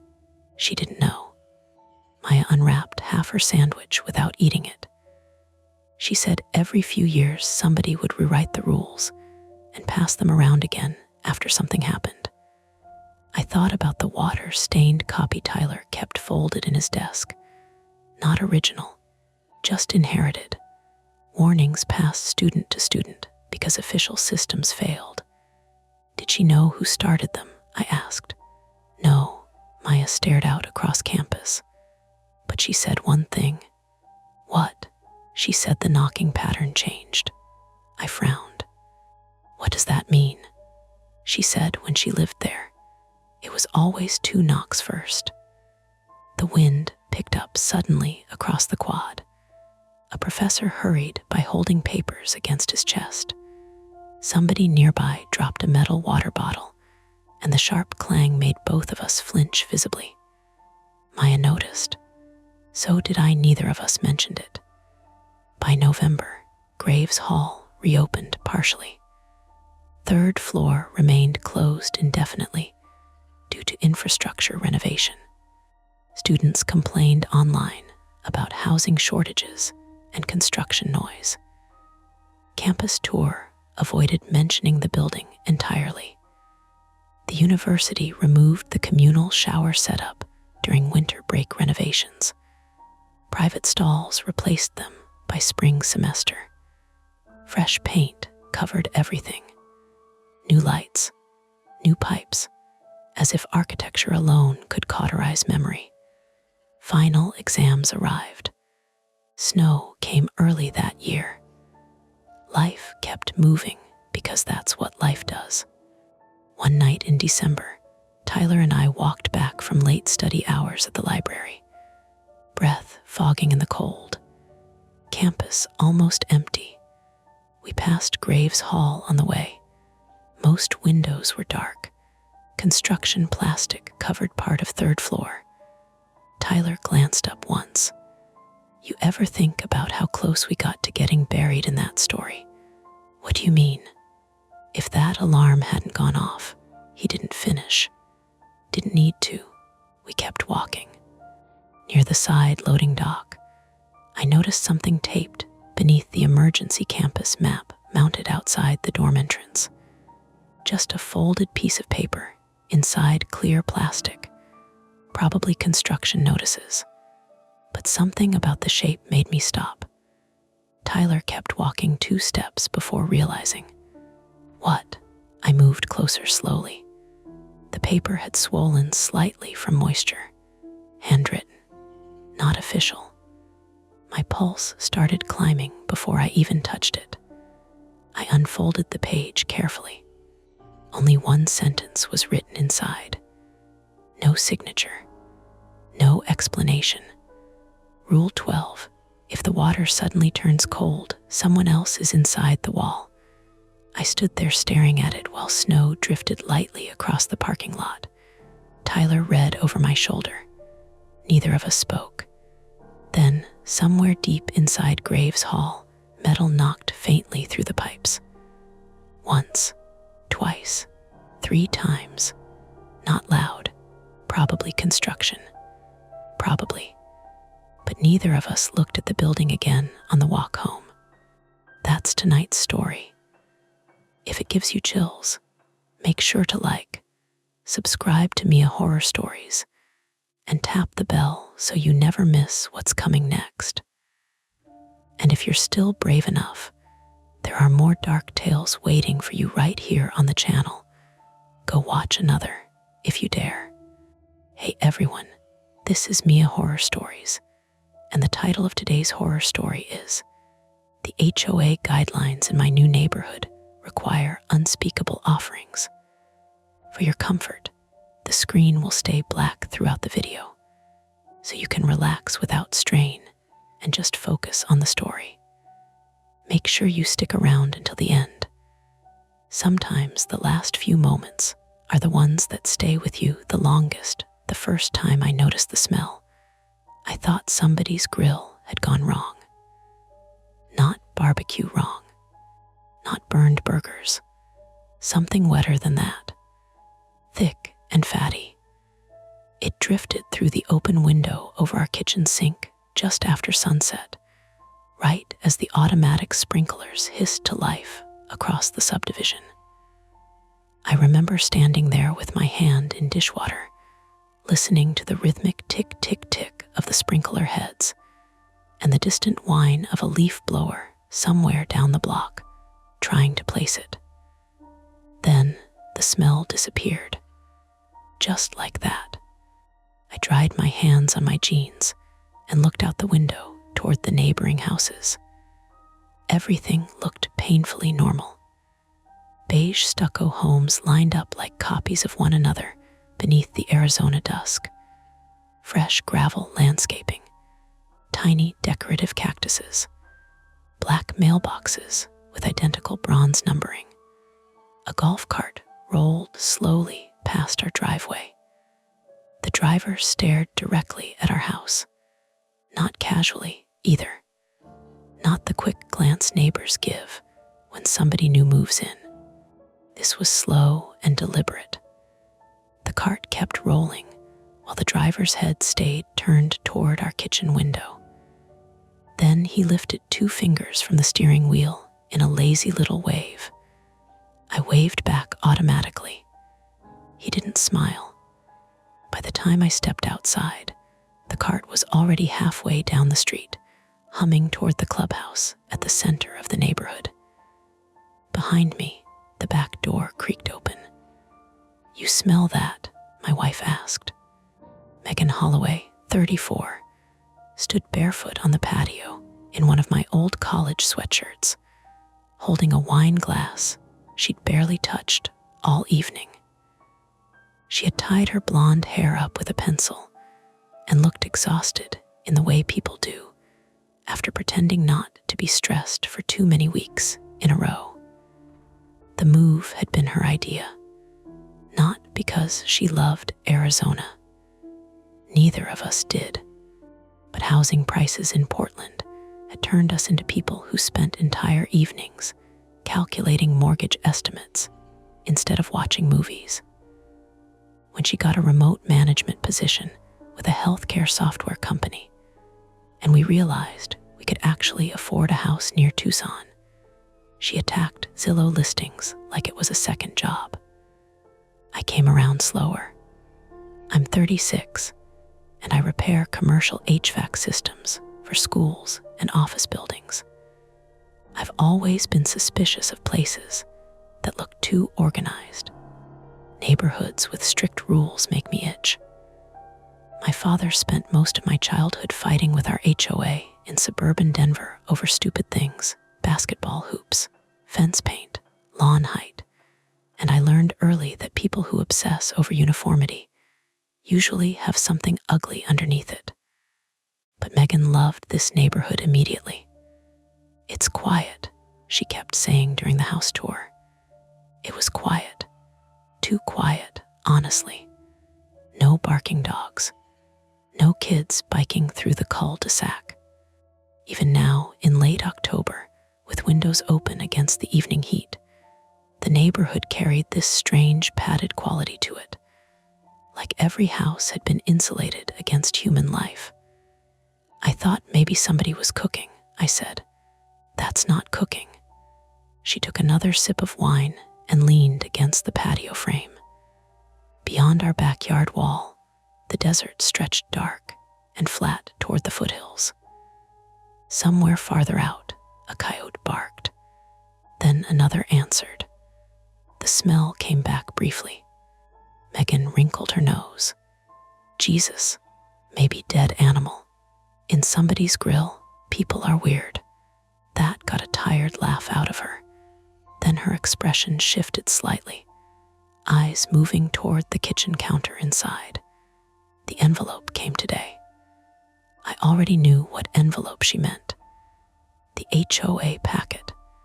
It had arrived hand-delivered around noon by a woman named Denise Carver, 58, president of the Rancho Santa Elena Community Association. Denise had the stiff blonde haircut and unnaturally white teeth of somebody who spent a lot of time controlling meetings. She wore pressed khakis despite the heat and spoke in the careful, overly friendly tone people use when they're deciding whether they dislike you yet. She stayed on our porch nearly 15 minutes, long enough to explain trash collection schedules, landscaping restrictions, parking regulations, approved exterior paint palettes, and a baffling number of mailbox requirements. "You'll want to review the community standards carefully," she'd said before leaving, "especially Section 9. Then she smiled, not warmly, more like somebody reminding you of a deadline. Now the packet sat unopened beside the fruit bowl. "You looked at it?" I asked. "Some of it." And Megan hesitated. That bothered me immediately because she usually steamrolled through practical things. Contracts, taxes, insurance. She liked certainty. "There's just a lot," she said. "Like what?" "Normal HOA stuff mostly." "Mostly?" She glanced back inside again. I followed her through the kitchen and grabbed the thick packet from the counter. nearly 80 pages, expensive paper stock, embossed neighborhood seal on the front, RANCHO, SANTA, ELENA, Community Standards and Covenants. The packet smelled faintly chemical, like fresh toner. Megan sat at the island while I flipped through pages. Landscaping guidelines, noise restrictions, holiday decoration limitations, pet waste disposal rules, pool fencing requirements. Then I found Section 9, Community Participation Expectations. Jesus, I muttered. That sounds culty already. Megan didn't answer. The section itself looked oddly different from the rest of the document. Different formatting, slightly different font spacing, like it had been inserted later. The rules started harmless enough. Attendance at quarterly neighborhood gatherings strongly encouraged. Participation in seasonal beautification efforts appreciated. Residents expected to contribute to preservation of community values.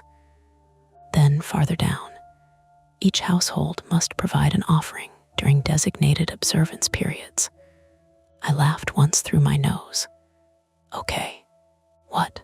Probably food donations or something. Read the next line. I did. Offerings may include organic material, livestock remains, or personally meaningful items as determined appropriate by the association committee. The kitchen stayed quiet except for the refrigerator humming. I reread it twice. That has to be a joke. Megan shook her head slowly. There's more. Additional clauses followed underneath in dense legal wording that somehow made the whole thing worse rather than clearer. Noncompliance during observance periods may result in social review, property reassessment, or corrective action. Residents are advised not to interfere with collection procedures once initiated. What the hell is this? I don't know. It has to be fake. Why would they print fake HOA rules? I kept flipping pages, looking for context. There wasn't any. Just more bizarre references to community preservation customs and traditional obligations. I snorted. This is rich people desert nonsense. But even saying it, I felt something cold settle low in my stomach. Not fear exactly. Recognition. My father used to rant about HOAs becoming little private governments, full of bored retirees who wanted authority over somebody. Most of the time it was petty garbage, lawn citations, parking threats, but sometimes people with power-built systems that let them test boundaries slowly. One weird rule at a time. You should call Denise tomorrow, Megan said quietly. And ask what? Hey, your neighborhood handbook sounds like serial killer fan fiction. You're joking, but it's weird. I know it's weird. Outside, a car door slammed somewhere down the street, then another. We both looked instinctively toward the front windows. A line of headlights moved slowly past the house. Not traffic, a procession. SUVs, golf carts, pickup trucks, all crawling toward the clubhouse. Nobody honked, nobody spoke. The neighborhood felt suddenly awake in a way it hadn't before. Megan stood and crossed toward the blinds. Were they doing some kind of event tonight? No idea. The smell drifted in again. Stronger now. Not burned meat. Rot. I stepped onto the front porch before Megan could stop me. Warm air pressed against my face. Somewhere nearby, music played faintly, low drums maybe, or bass from distant speakers. Hard to tell. Several houses farther down the street had porch lights turned off completely. Others glowed dim amber behind drawn curtains. Then I noticed something sitting near our mailbox.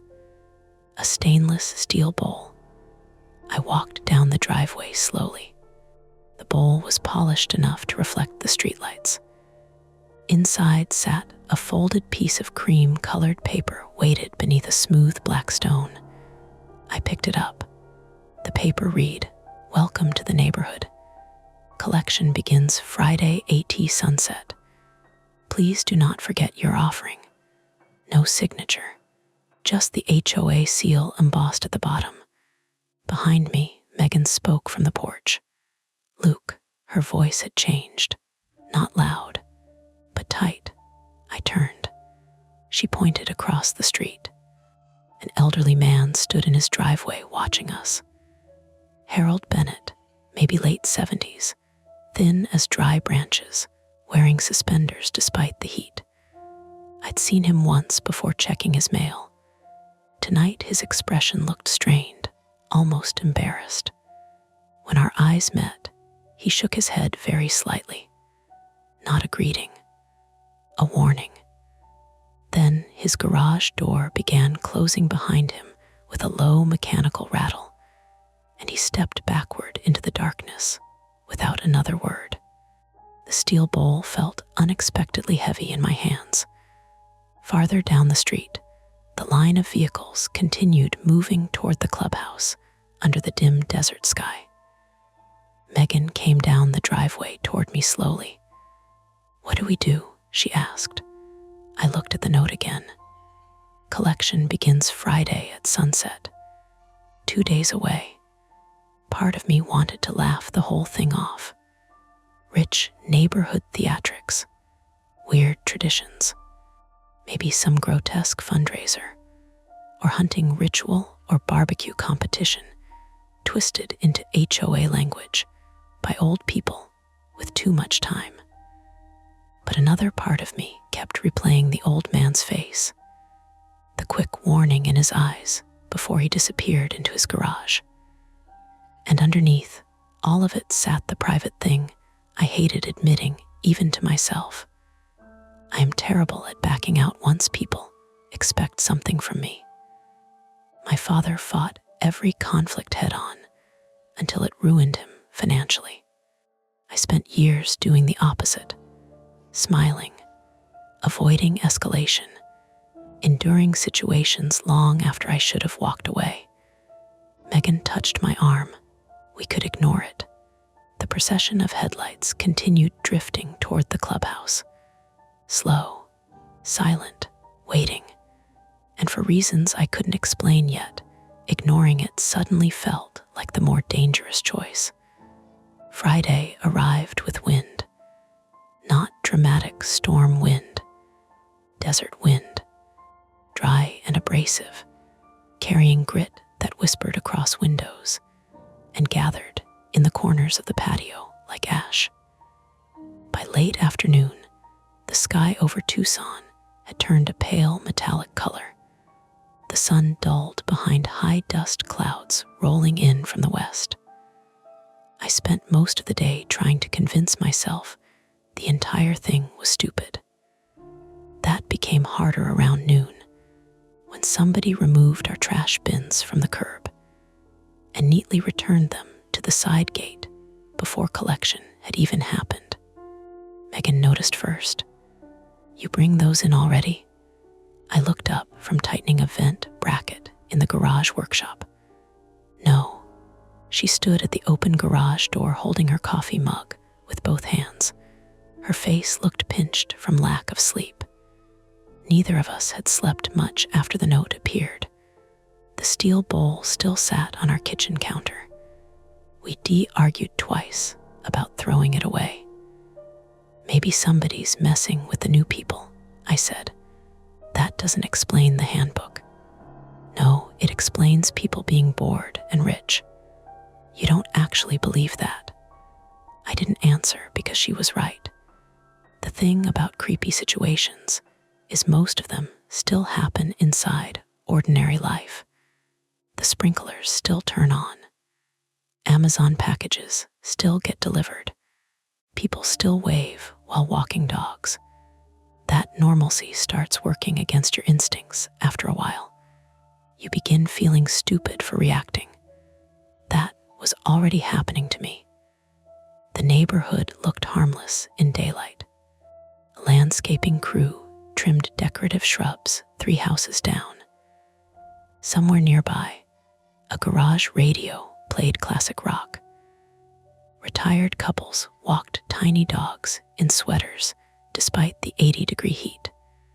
And yet, every now and then, I'd notice somebody watching our house a second too long, or stop talking when we passed, or glance at the stainless steel bowl sitting visible through the kitchen window. By 3 in the afternoon, Megan finally said what both of us had been circling around since morning. "We need to know if this is real." I wiped sweat from the back of my neck. "How? Talk to someone? Like who?" "That old man, Harold. He clearly knows something." I leaned against the garage counter. Outside, the wind gusted harder, rattling dry palm fronds together with a brittle clacking sound. I don't love the idea of knocking on a stranger's door asking about cult sacrifices. You think this is funny because you're nervous. I think it's ridiculous. "Luke," that stopped me. She rarely used that tone unless she was genuinely angry. Megan stepped farther into the garage, lowering her voice despite nobody being around. "You saw the note. You read the handbook. And that smell keeps coming back every night. Something is wrong here." The wind pushed hot air into the garage. Somewhere in the distance, a dog barked once, then abruptly stopped. I looked away from her because she'd landed on the exact thing I didn't want to admit. Something was wrong here. And my instinct, the same one I'd spent years building after my father's disasters, was to keep my head down until it passed. That instinct had ruined things before. When my father spiraled into debt fighting HOA fines and legal disputes, I watched him turn every disagreement into a crusade. By the end, nobody came to our house anymore. My mother stopped speaking during dinner. Every conversation became about principles. I swore I'd never become that person. But somewhere along the way, avoiding conflict became its own problem. I tolerated bad bosses too long, let friendships quietly die instead of confronting issues, stayed silent when landlords crossed lines because escalation felt worse than resentment. Now I could feel myself doing it again, minimizing, explaining away, waiting. Megan set her mug down harder than necessary on the workbench. "If this neighborhood is dangerous, I need to know. Dangerous." Hearing her say it out loud shifted something in me. Not enough to make me brave exactly, but enough to get moving. "Fine," I said. "We'll talk to Harold." Harold Bennett answered the door after nearly a minute. Up close, he looked older than I'd realized. Late 70s at least, deeply lined face, liver spots on his hands, thin white hair combed carefully back. He wore a tucked-in plaid shirt and smelled faintly of menthol cigarettes and machine oil. For a second, he just stared at us through the screen door.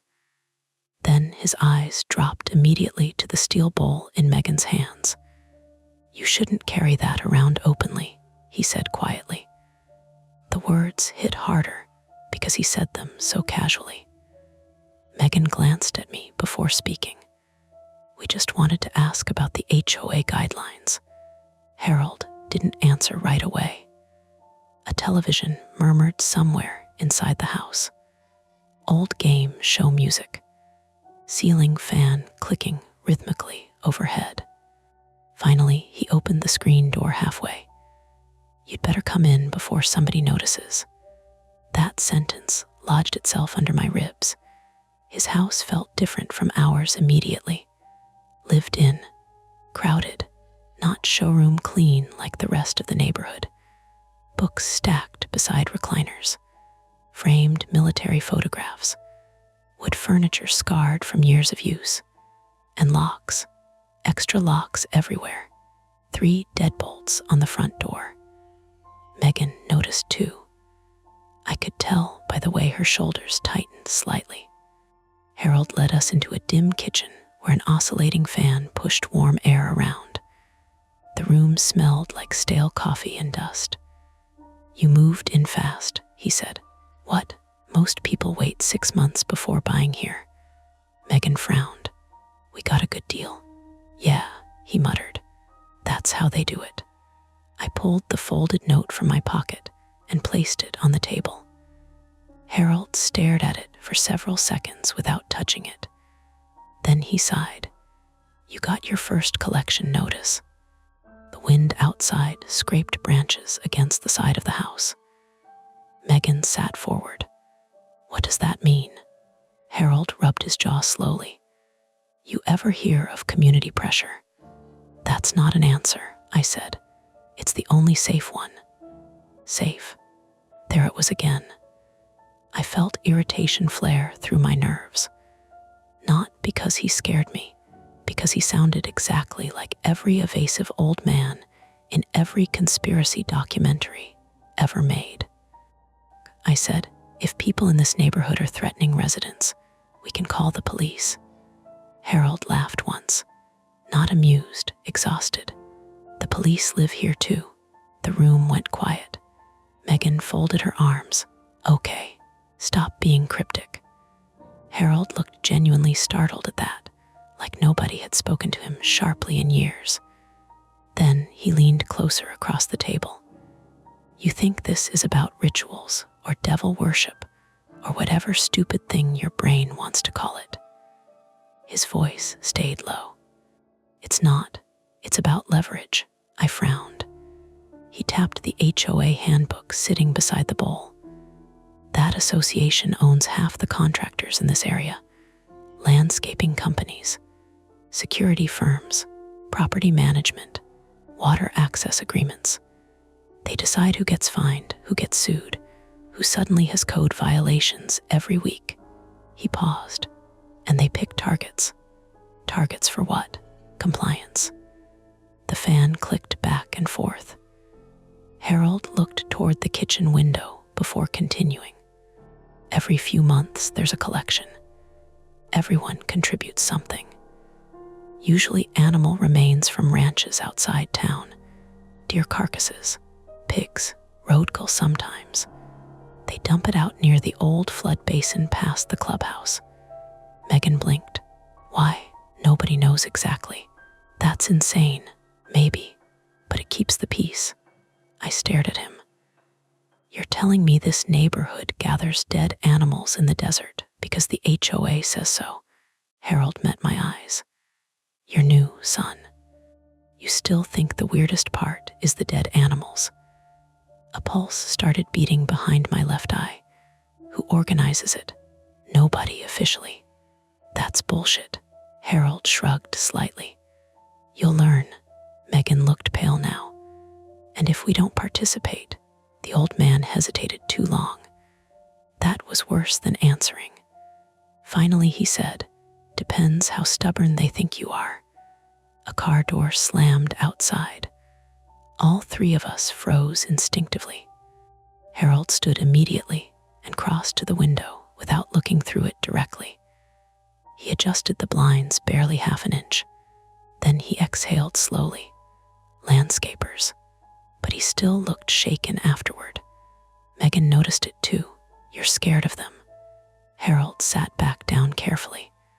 "I'm old enough to know what organized people can do when nobody stops them early." I thought again about the extra locks on his doors. Then something clicked into place. "You tried fighting them." His face hardened. For the first time since entering the house, I saw anger underneath the fear. My wife did. Neither of us spoke. Harold looked down at the table. "She reported financial misconduct 8 years ago. HOA funds disappearing. Fake contractor invoices. Bribes." He swallowed once. "After that, our water line inspections started failing every month. Citations, legal notices, anonymous complaints. Somebody poisoned our dog. Megan covered her mouth slightly. We called the sheriff's department, Harold continued. Nothing happened.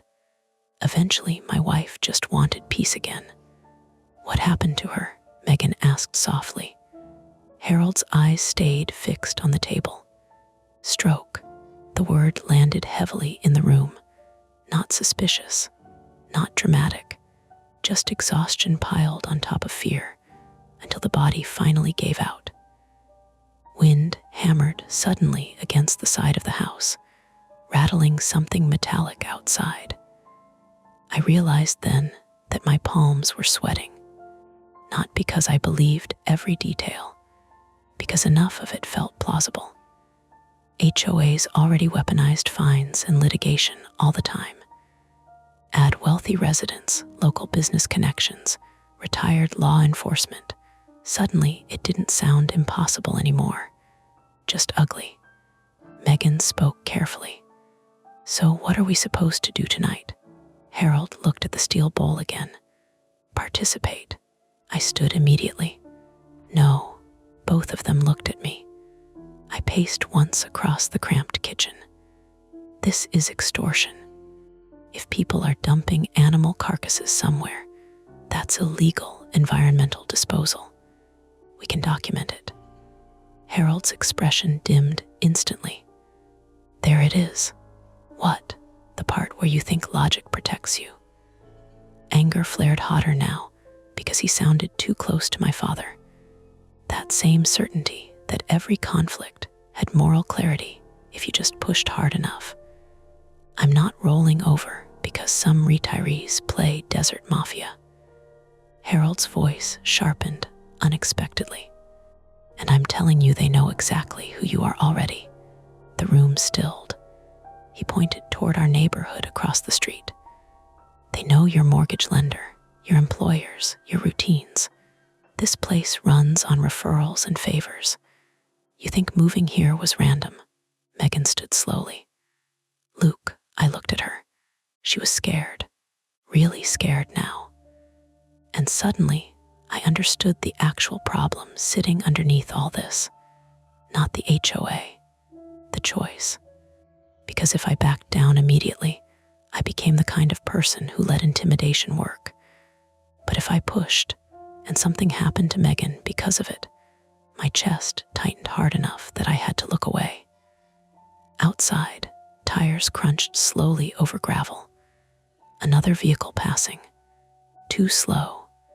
Harold moved toward the window again. This time his face drained of color. What? Megan whispered. He didn't answer immediately. Then he said, very quietly, You need to leave now. I crossed toward the window despite him trying to stop me. A dark SUV sat parked directly across from Harold's house. Engine idling, windows tinted, and beside our mailbox at the curb, somebody had placed a second stainless steel bowl. This one wasn't empty. Dark liquid coated the bottom. Even from inside the house, I could see flies gathering around it. Then the SUV's headlights switched on, and the driver opened the passenger side door. Inside sat Denise Carver, smiling patiently. The passenger door of Denise Carver's SUV stayed open for nearly 10 seconds, long enough to make refusing feel deliberate. The engine idled softly beneath the wind. Dust skittered along the curb in dry little spirals. The dark liquid inside the second steel bowl gleamed almost black beneath the streetlights. Then Denise leaned across the center console slightly and called out through the open door. Mr. and Mrs. Holloway, polite, calm, like she was inviting us to a dinner party. Harold grabbed my forearm hard enough to hurt. Do not antagonize her. I pulled free instinctively. Megan stepped closer to me, fingers cold around my wrist. We should just go home, she whispered. That was probably the smart move. Instead, I walked outside. I wish I could tell you it came from bravery or protectiveness or anger. Honestly, it came from embarrassment. Denise had caught us hiding in an old man's house, whispering about HOA conspiracies, and some stubborn piece of me couldn't stand looking weak in front of her. The wind carried the rotten smell stronger now. Not constant. It came in waves. Denise watched me approach from inside the SUV. Mid-50s. Crisp white blouse despite the dust. Makeup untouched by heat. Her expression remained composed in a way that made me irrationally angry. "You startled Harold," she said. "I think you startled us first." Her eyes flicked briefly toward the steel bowl near the mailbox. "I wanted to make sure you received the updated instructions." "Updated instructions for what?" "For tonight." Megan came down Harold's walkway slowly behind me. Denise's smile widened slightly. "You're expected at the observance by 8. "There's no way this is legal," Megan said quietly. Denise tilted her head. "You're misunderstanding the purpose." "Then explain it." A long pause followed. Not awkward, intentional. Finally, Denise said, "Communities survive through participation. Rancho Santa Elena exists because residents understand that individual comfort occasionally comes second to collective stability. That doesn't explain the bowls full of blood." The first flicker of irritation crossed Denise's face. "It's livestock runoff from the butcher outside Marana," she said.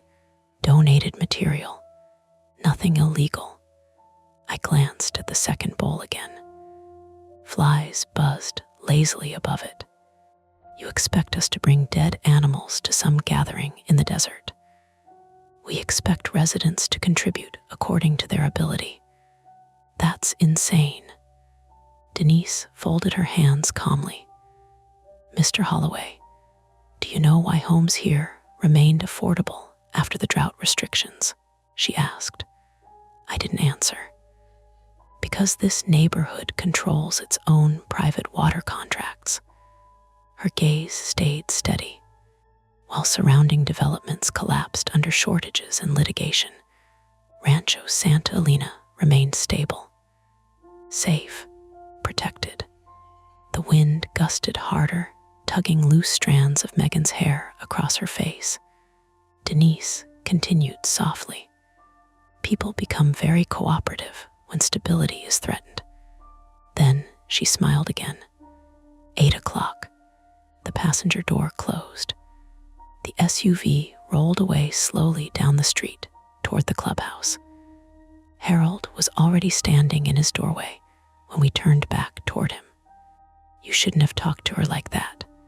I barked out a humorless laugh. "What was I supposed to do? Thank her. You made yourself memorable."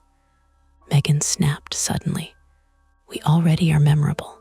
Both of us looked at her. Her voice shook now. "We're the new people asking questions. We're already involved whether we want to be or not." Silence settled heavily between us. Then Harold spoke quietly. "There may still be time to minimize this." "How?" Megan asked. "Participate once. Keep your heads down afterward." "No," I said immediately. Harold closed his eyes briefly like he'd expected that answer. Megan rubbed both hands over her face. "Luke, no, absolutely not." "Then what's your plan?" I opened my mouth. Nothing came out, because the truth was I didn't have one yet. By 6:30, we were driving toward the sheriff's substation off North La Cañada Drive. The sun had dropped low enough to turn the mountains purple along the horizon. Traffic thickened around Oro Valley shopping centers and chain restaurants. Normal Friday evening life unfolding around us with unbearable indifference. Inside the truck, tension sat like heat. Megan stared out the passenger window most of the drive. "You think Harold S. telling the truth?" she finally asked. "I think he's scared. That's not the same thing. No. We passed a gas station where teenagers laughed beside lifted pickup trucks. A woman loaded groceries into an SUV beneath bright parking lot lights. Everything looked so painfully ordinary that I almost convinced myself we were overreacting. Then I remembered the extra locks on Harold's doors and Denise's face when she mentioned water contracts. "You know what bothers me?" Megan said quietly. "What?" She never denied controlling people. The sheriff's substation sat in a beige municipal building behind a dry retention pond. We parked beneath flickering lot lights and went inside. Cold air conditioning hit us immediately. The lobby smelled faintly like coffee and copier toner. A television mounted in the corner played muted local news, while a deputy behind reinforced glass typed slowly at a computer. Deputy Alan Ruiz, early 40s, male, broad shoulders, wedding ring, tired eyes. He listened politely while we explained the HOA guidelines, the bowls, the threats, the dumping site Harold mentioned. At first his expression stayed neutral. Then I mentioned Denise Carver by name. Something shifted, tiny but visible. Ruiz leaned back slightly in his chair. "Look," he said carefully, "HOAs around here can get eccentric." "Eccentric," Megan repeated. "If somebody's illegally dumping animal remains, that's an environmental issue. You can report it through county services. We're saying people are being threatened." Threatened how? I opened my mouth again. And again the problem appeared. Because nothing concrete had actually happened yet. No direct threats, no violence, just implication. Ruiz folded his hands. "Did anyone physically harm you?" "No." "Damage property?" "No." "Explicitly threaten bodily injury?" "Not directly." He gave the faintest sigh. Then came the sentence I'd already feared hearing. "So right now this sounds like a neighborhood dispute." Megan leaned forward. "You don't understand how they're acting." "I understand you're upset." "No, you don't." Ruiz's patience thinned slightly. "Ma'am, unless an actual crime occurs, there's not much I can do about strange HOA policies." I watched him carefully then. The hesitation around Denise's name. The practiced distance. Either Harold was paranoid, or this deputy already knew exactly who Rancho Santa Elina's residents were. We left 40 minutes later with a pamphlet about mediation services and a phone number for county environmental complaints. Failed attempt number 1. By the time we reached the truck, full darkness had settled over the desert, and my phone had 3 missed calls from work. The second problem hit before we even got home. I called my supervisor from the parking lot. Rick Donnelly, 51, male. Thick Boston accent despite living in Arizona 20 years. Usually blunt, but reliable. Tonight he sounded uncomfortable. "Luke," he said, "you got some kind of issue with your neighborhood association." I stopped walking. "What?" "We had a complaint come in." "From who?" "Didn't say. Some resident claimed your company vehicle's leaking refrigerant onto private roads." "That's bullshit," I figured. I could hear papers shuffling on his end. "But corporate wants the truck inspected Monday. Liability stuff." My stomach tightened. Too fast. Way too fast. We only moved there 4 days ago. "Yeah," Rick paused. "Hell of a coincidence." When I hung up, Megan already knew from my face. "Oh my God." I laughed once without humor. "They're starting already." Wind buffeted the truck hard enough to rock it slightly. Somewhere beyond the shopping center lights, lightning flickered silently inside distant storm clouds over the mountains. Megan stared toward the road. "We should leave." The words came out small, not dramatic, just tired." "We can't," I said automatically. "Why not?" "You know why. The mortgage, the moving costs, the jobs, the fact we'd emptied most of our savings buying this house. Fear and money trap people faster than locks do." We drove home in silence. The entrance to Rancho Santa Elena sat about half a mile east of the highway. Decorative stone walls, iron signage, carefully maintained desert landscaping.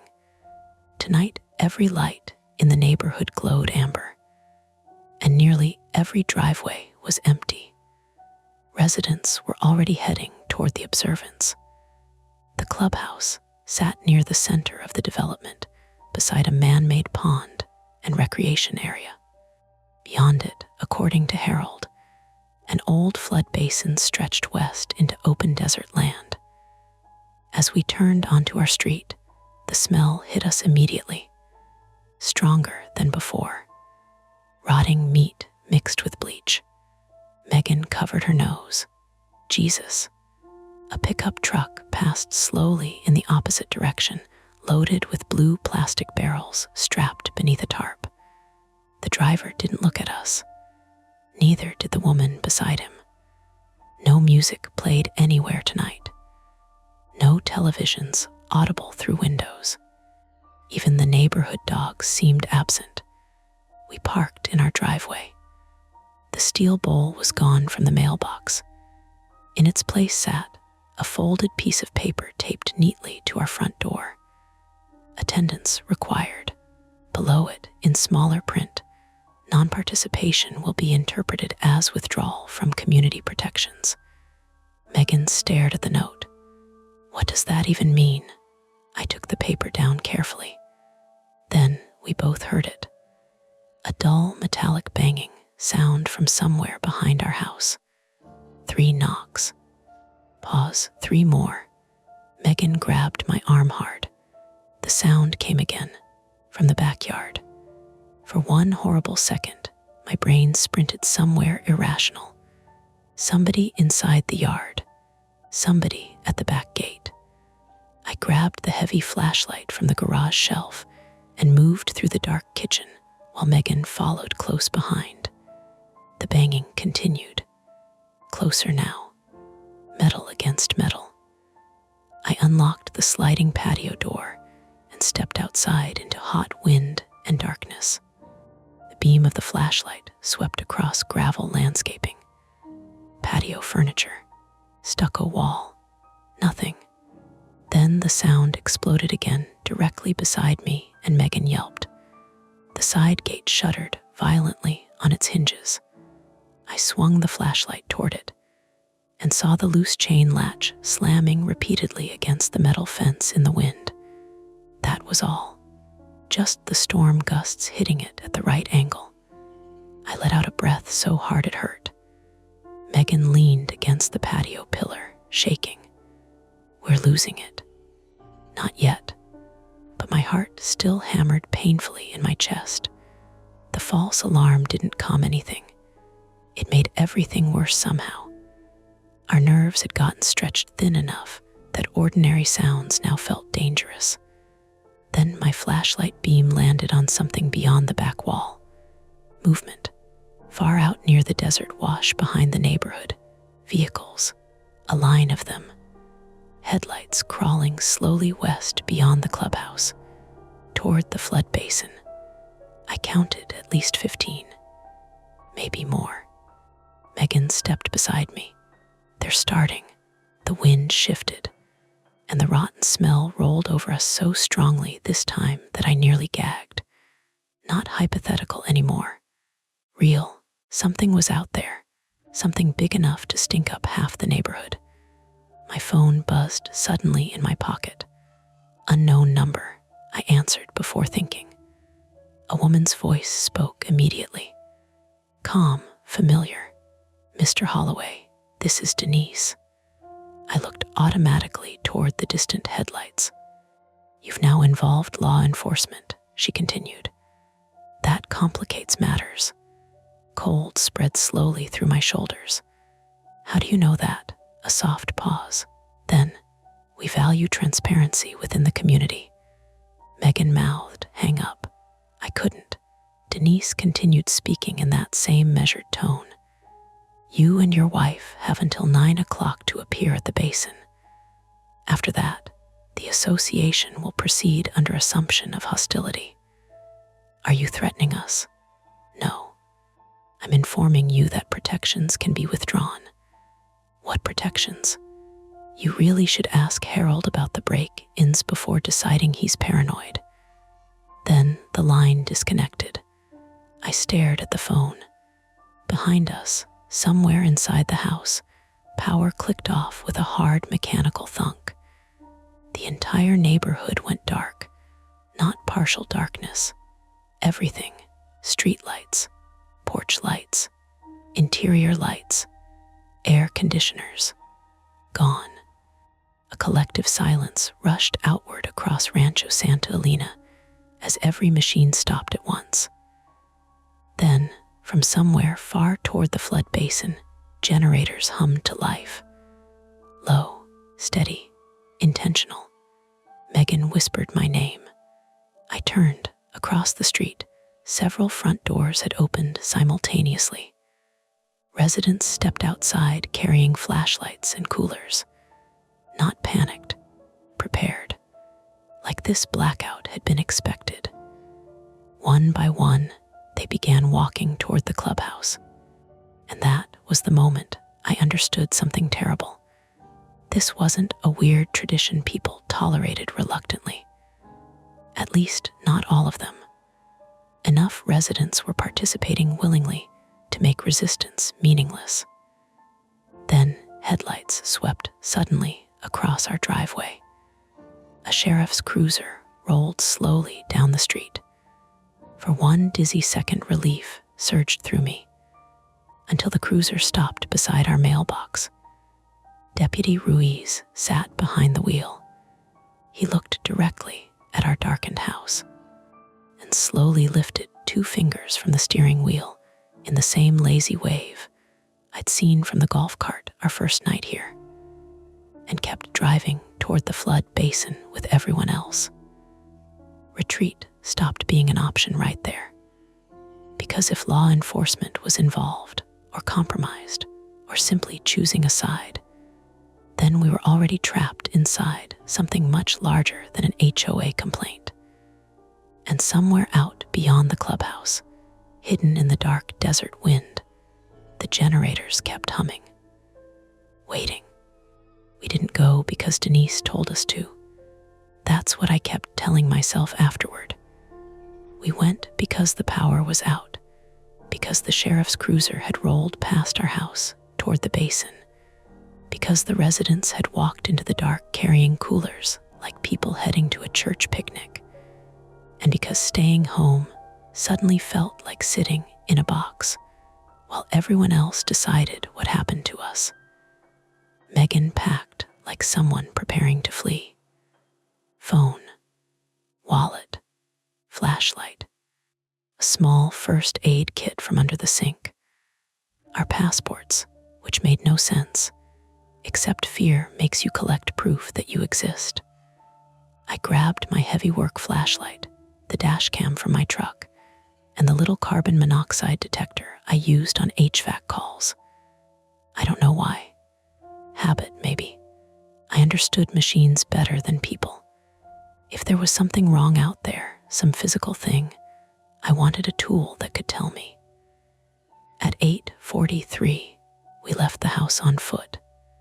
The neighborhood had gone dark, except for moving flashlight beams. Our street curved gently south toward the clubhouse, past rows of identical stucco houses with gravel yards and trimmed palo fir trees. The wind pushed grit against our faces. Somewhere ahead, generator noise throbbed low and steady. Megan walked close enough that her shoulder kept brushing mine.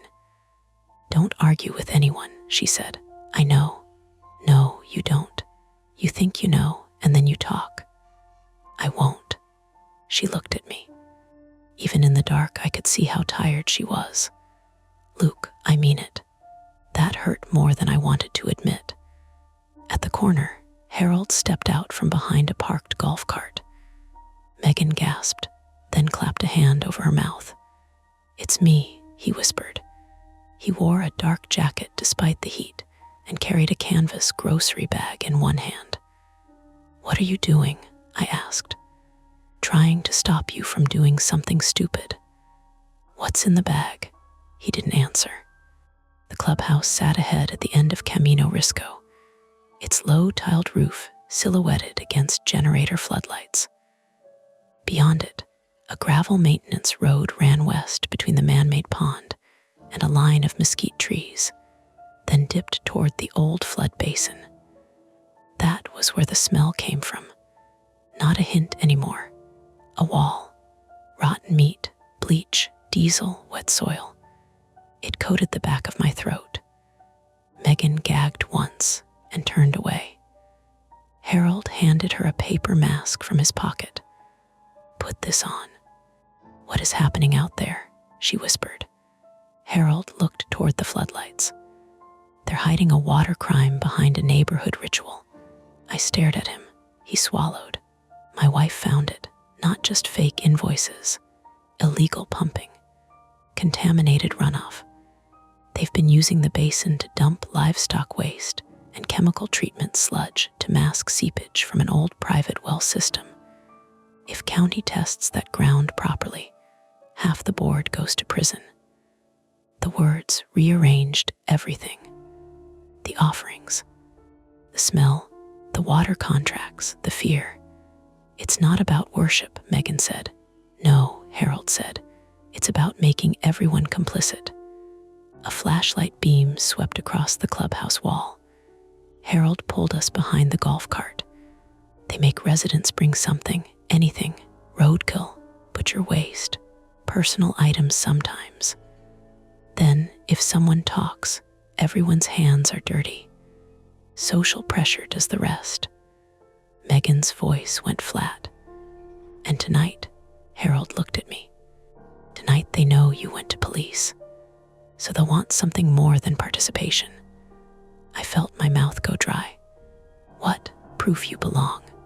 Before he could say more, a voice called from the road. "Harold, Denise."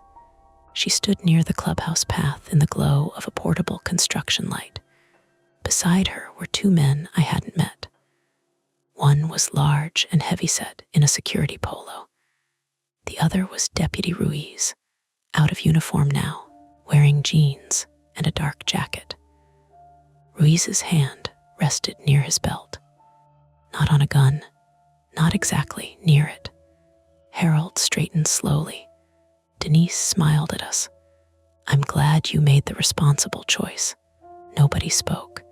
The heavyset man walked over and held out one gloved hand. "Phones." Megan gripped hers tighter. Denise's smile did not move. "This is private association property tonight. No recording." "That's not legal," I said. Megan's fingers dug into my arm. Denise looked at me like a disappointed teacher. "Luke, just my name. Quiet, controlled." The heavyset man stepped closer. Harold suddenly dropped his canvas bag. Glass shattered inside it. Everyone flinched. For 1 second, eyes moved away from us. "Run," Harold said. Then he shoved Megan toward the maintenance road. Everything broke open. We ran, not gracefully, not heroically. Megan slipped on gravel almost immediately and hit one knee hard. I grabbed her under the arm and dragged her up. Behind us, someone shouted. Flashlights swung wildly. The generator hum grew louder as we passed the clubhouse and cut left toward the pond. The basin lay west, down a sloped dirt road bordered by scrub and drainage fencing. Floodlights stood in a rough semicircle below, powered by 2 portable generators mounted on trailers. Pickup trucks and golf carts were parked around the low concrete spillway, and in the center of it all were the barrels. Blue plastic drums, dozens, some open, some sealed. Beside them lay black contractor bags, animal carcasses, stained tarps, and a shallow trench cut into the earth leading toward a graded concrete channel. The smell punched through the mask. Megan bent and vomited into the dirt. I pulled her behind a mesquite tree as flashlight beams swept above us. Below, residents stood in clusters. Some wore gloves, some held bowls, some looked bored. Others looked sick with shame. Denise's voice carried down from the road. Find them before they hurt themselves. Not before they escape, before they hurt themselves. That was how she framed it. I crouched beside Megan, breathing hard. My chest burned, grit stuck to my teeth. Harold stumbled down behind us, one hand pressed to his side. You broke bottles, I whispered. Ammonia, he said, gasping. Old cleaning bottles, distraction. His face looked gray. Megan wiped her mouth. What do we do? Harold pointed toward the generators. Lights go out, people panic. You get to the west fence. There's a wash beyond it. Follow it north to Lambert Lane. That's miles, Megan said. Better than staying.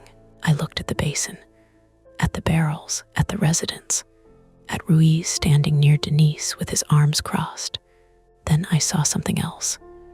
A County Environmental Services logo on one of the sealed drums. Not official. A sticker half torn away. I pulled out my dash cam. It still had battery. Megan saw my face change. No, we need evidence. We need to leave. If we leave with nothing, they own the story. She stared at me with something close to fury. This is exactly what I was afraid of. The words hit clean, because she was right. My father had chased proof until it consumed him. I had spent my life running from that. Now here I was, crouched in the dirt, choosing proof over safety. But Harold touched Megan's sleeve. He's right, he said softly. This time, that cost him something to say. I clipped the dash cam onto my shirt pocket and angled it toward the basin. Then I switched on my work detector. The screen lit up. The carbon monoxide reading was normal, but another sensor alert flashed from a mode I rarely used except near mechanical rooms. VOC high, volatile compounds. The air wasn't just foul. It was chemically unsafe. A shout rose above us. There, a flashlight landed on Megan's white sleeve. We moved, downhill first, because there was nowhere else to go. Loose dirt slid under my boots. Megan limped from her cut knee, breath hitching through clenched teeth. Harold lagged behind. The basin exploded into motion. People shouted our names, not all angrily. Some sounded scared. A woman near the barrels yelled, "Don't go near the trench." That warning saved us. Barely. I saw the dark gap just before Megan stepped into it. I yanked her sideways. Pain ripped through my shoulder. She crashed into me, and we both went down hard on gravel. Thin stream of black liquid moved through the trench below us. Not blood, wastewater.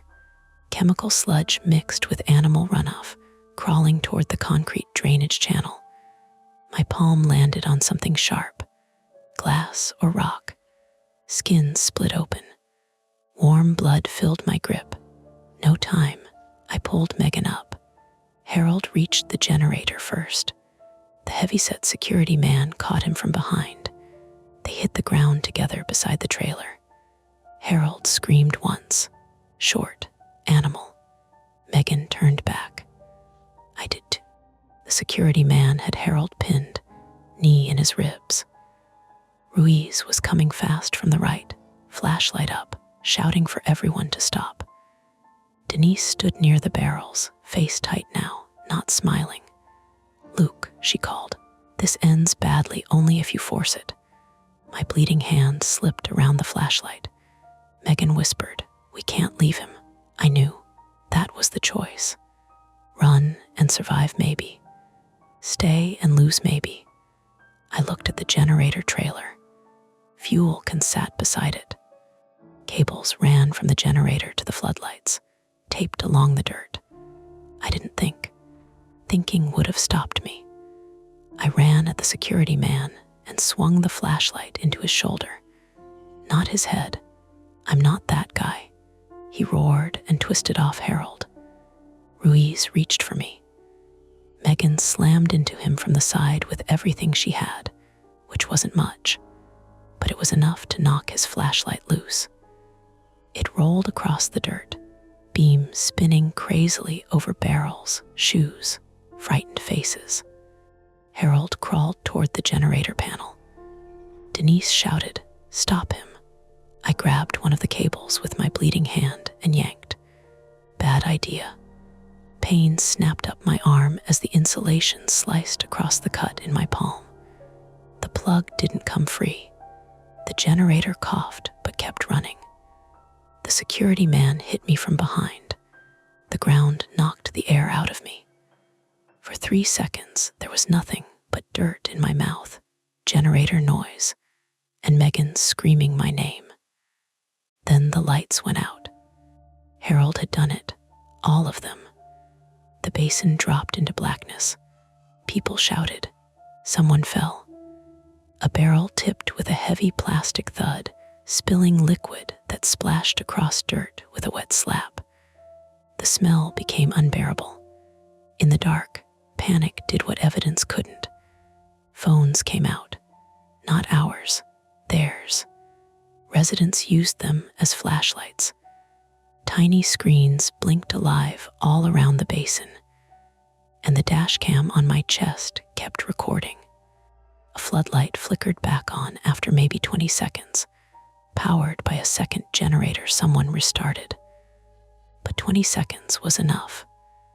Enough to see Denise shove Harold away from the generator. Enough to see Ruiz grab Megan by the wrist. Enough to see the barrels, the trench, the county stickers, the residents, the entire ugly operation. I got up crookedly. My right hand wasn't working right. Blood ran down my wrist. Ruiz had Megan. I moved toward him. He pulled her closer and said, "Don't." His voice shook. That surprised me. Denise barked, "Alan, take them to the clubhouse." Megan's eyes met mine. Not fear now, decision. She drove her heel down hard onto Ruiz's foot. He cursed and loosened his grip. She tore free. The security man lunged again. Harold, still on the ground, kicked one of the fuel cans into his path. The man tripped over it and went down shoulder first against the generator trailer. Metal clanged. The trailer shifted. One floodlight stand toppled sideways and crashed into a stack of empty barrels. Chaos spread fast. People backed away from the trench. Someone yelled, "It's going into the wash." That changed the mood instantly. Not fear of us, fear of exposure. The tipped barrel was leaking into the drainage channel. Dark liquid ran through the grate, toward public land, toward jurisdiction they couldn't control. Denise saw it too. For the first time, she looked genuinely afraid. I grabbed Megan with my good hand. Harold tried to stand and nearly collapsed. Together, we hauled him up between us. We didn't run toward the west fence, too exposed. Instead, Megan pointed to the concrete drainage channel. "It connects under the road," she gasped. She was right. A culvert ran beneath the maintenance road back toward the pond. It was low, filthy, and half choked with desert debris. But it was a way out. We dragged Harold into it while the basin erupted behind us. The culvert scraped my shoulders. Water, or something like water, soaked through my jeans. Megan sobbed once from pain when her injured knee hit concrete, then kept moving. Behind us, Denise shouted orders that no one followed cleanly anymore. Ahead, moonlight showed through the far opening. We crawled out beside the man-made pond behind the clubhouse. Sirens sounded in the distance. Real ones this time, not close yet. Maybe someone had called after the spill. Maybe a resident finally panicked. Maybe the environmental alarm triggered somewhere downstream. I didn't know. We staggered across the clubhouse lawn, 3 injured people under dead neighborhood lights, while behind us Rancho Santa Elena began eating itself in shouts and headlights. At the sidewalk, Harold collapsed. Megan dropped beside him. I looked back once. Denise stood at the edge of the basin floodlights, small and rigid in the distance. Even from that far away, I could tell she was staring at us. The conflict ended there, not with triumph, but with evidence bleeding onto my shirt, chemical stink in my lungs, and the terrible knowledge that we had crossed a line no apology could uncross. The first ambulance took Harold, not because he wanted to go. He fought the paramedics in a weak, embarrassed way, batting at their hands and telling them he had bad ribs, not a bad brain. But every breath made his face pinch gray around the mouth. When they lifted him onto the stretcher, he gripped my wrist with surprising strength. "Don't give them the camera," he said. "I won't. Not to anyone local." Then his fingers loosened, and the paramedics rolled him across the clubhouse lawn toward the flashing red lights. Megan sat on the curb beside me with a blanket around her shoulders, staring at nothing. Her knee had swollen through her jeans, blood drying in a dark crescent down her shin. Paramedic had cleaned it, wrapped it, told her she needed x-rays, then moved on to triage an older woman who had inhaled fumes near the basin. My hand throbbed inside a temporary bandage. Every pulse felt like something being tightened. The whole neighborhood stood under emergency lights now. People who had marched to the basin in silence were suddenly talking too much, explaining, denying, crying, pointing at each other. Some still held their stainless steel bowls like they'd forgotten they were incriminating. Denise Carver sat on a folding chair near a sheriff's SUV, posture perfect, hair barely moved. She did not look arrested. She looked inconvenienced. Deputy Ruiz was gone. Nobody could tell us where. That was the detail that kept my stomach from settling. County hazmat arrived around midnight. Then state environmental investigators. Not because of us, not exactly. The spill had triggered reporting obligations once waste entered the public drainage wash, and enough residents called 911 in panic that the incident couldn't be quietly softened into an HOA misunderstanding. Still, when a local sergeant asked for my dashcam, Harold's warning rang in my ears. I lied. I lost it in the culvert. Megan looked at me once. She didn't correct me. At 3 a.m, in a hospital room that smelled like disinfectant and warmed plastic, I emailed copies of the footage to Rick at work, Megan's sister in Boise, and a lawyer whose number Harold kept folded behind his driver's license. Then I uploaded it to 3 cloud folders with names so boring, even I almost couldn't find them afterward. Only then did I let a doctor stitch my palm. 7 stitches, 2 fractured fingers, chemical irritation in my lungs. Megan had a sprained knee, deep bruising on her hip, and a raw red scrape along her forearm from the culvert. Harold had 3 cracked ribs and a mild concussion. We were lucky. People kept saying that. By sunrise, I hated the word. The next week passed in interviews. County, state, a federal environmental unit, insurance, attorneys. a detective from outside Pima County who asked questions slowly and listened to answers completely. Denise resigned before she was removed. 2 HOA board members disappeared from the neighborhood for family reasons. The security man claimed he was only hired for crowd control. Several residents claimed they thought the offerings were symbolic disposal tied to old ranching traditions. Nobody used the word ritual once lawyers became involved. It became organized waste concealment, coercive compliance, environmental fraud, potential public corruption. Cleaner words, less honest somehow. Deputy Ruiz turned himself in 9 days later through an attorney. He said he'd been pressured. Said Denise had dirt on gambling debts, on favors, on things he'd done to keep his house after his divorce. Maybe some of that was true. Fear had levels. Complicity did too. Megan and I didn't go back to the house for 12 days. When we finally did, it was with 2 county investigators and Rick following in his truck because he refused to let me go alone. Rancho Santa Elena looked almost normal in daylight. That was the worst part.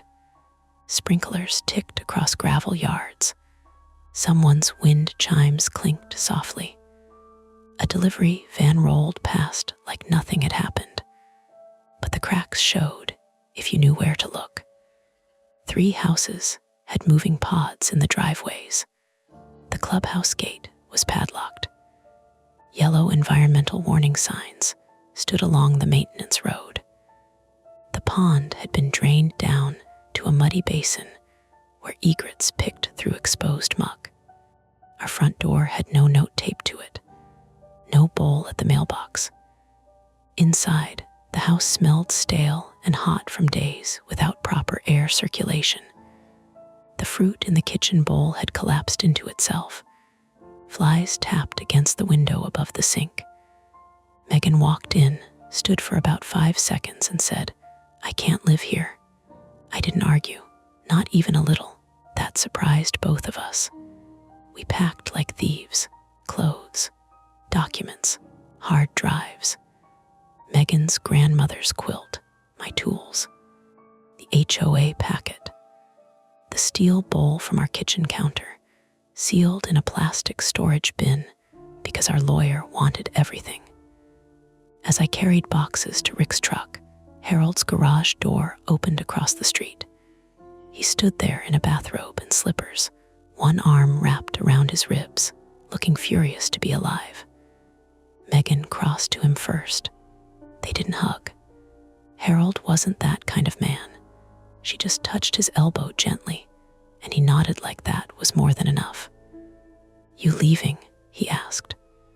"For now," she said. "For good," I added. Harold looked at me, then at the house. "Good. What about you?" I asked. He gave a small, tired shrug. "My wife is buried here." There was nothing to say to that. Before we left, he handed Megan a manila envelope. Inside were photocopies of old invoices, photographs of barrels, and handwritten notes from his wife. Her handwriting was neat and slanted, with little pressure marks where she'd pushed the pen too hard. Megan cried when she saw them. Quietly, angrily, the lawsuit began before Thanksgiving. Not just ours. A dozen residents joined once the first arrests happened. Others claimed victimhood loudly enough that it became impossible to tell fear from self-preservation. The HOA dissolved under court supervision. The private water contracts were seized for investigation. The flood basin was fenced off, tested, excavated in sections. They found years of contamination. They did not find bodies. That mattered to me in ways I couldn't explain. Some primitive part of my brain had expected the worst possible discovery waiting under the sludge. But the horror was smaller and more ordinary. Greed, control, cowardice, people poisoning land, and neighbors one manageable compromise at a time. Megan and I rented a 2-bedroom apartment in Tucson near a loud road and a 24-hour grocery store. At night, engines passed outside our window. Sirens sometimes. College kids laughing. Dogs barking. Human noise. For weeks, Megan slept with the lamp on. I pretended not to notice until she finally said, "You can stop pretending not to notice." So I stopped. We went to counseling separately, then together. We fought about the same things in different language. My need to confront, her need to get safe, my guilt, her anger. The way both of us had been right and wrong at the same time. My hand healed stiff. I still can't fully bend my ring finger when it rains. Harold moved 6 months later to live with his niece in Flagstaff. Before he left, he mailed us one photograph of his wife standing beside the drained flood basin years earlier, wearing gardening gloves and a sun hat, squinting into the camera like she already knew no one would believe her.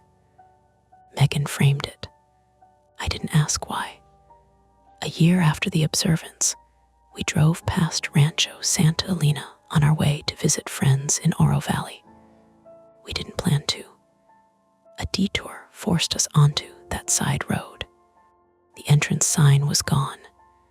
In its place stood a temporary banner advertising redevelopment opportunities. New paint on the walls, new landscaping, same desert wind scraping grit across the pavement. Megan reached over and took my hand. The scar tissue tightened under her thumb. We did not stop. But as we passed the old entrance, I saw something near the curb where the mailboxes used to stand. A stainless steel bowl. It was probably trash. A construction worker's lunch container. A dog dish blown loose. Something harmless that my brain shaped into meaning because trauma likes patterns. That is what I tell myself. Still, neither of us spoke for nearly 10 miles. And when we got home that night, Megan checked the lock twice. I checked it once more after she went to bed. That's tonight's story.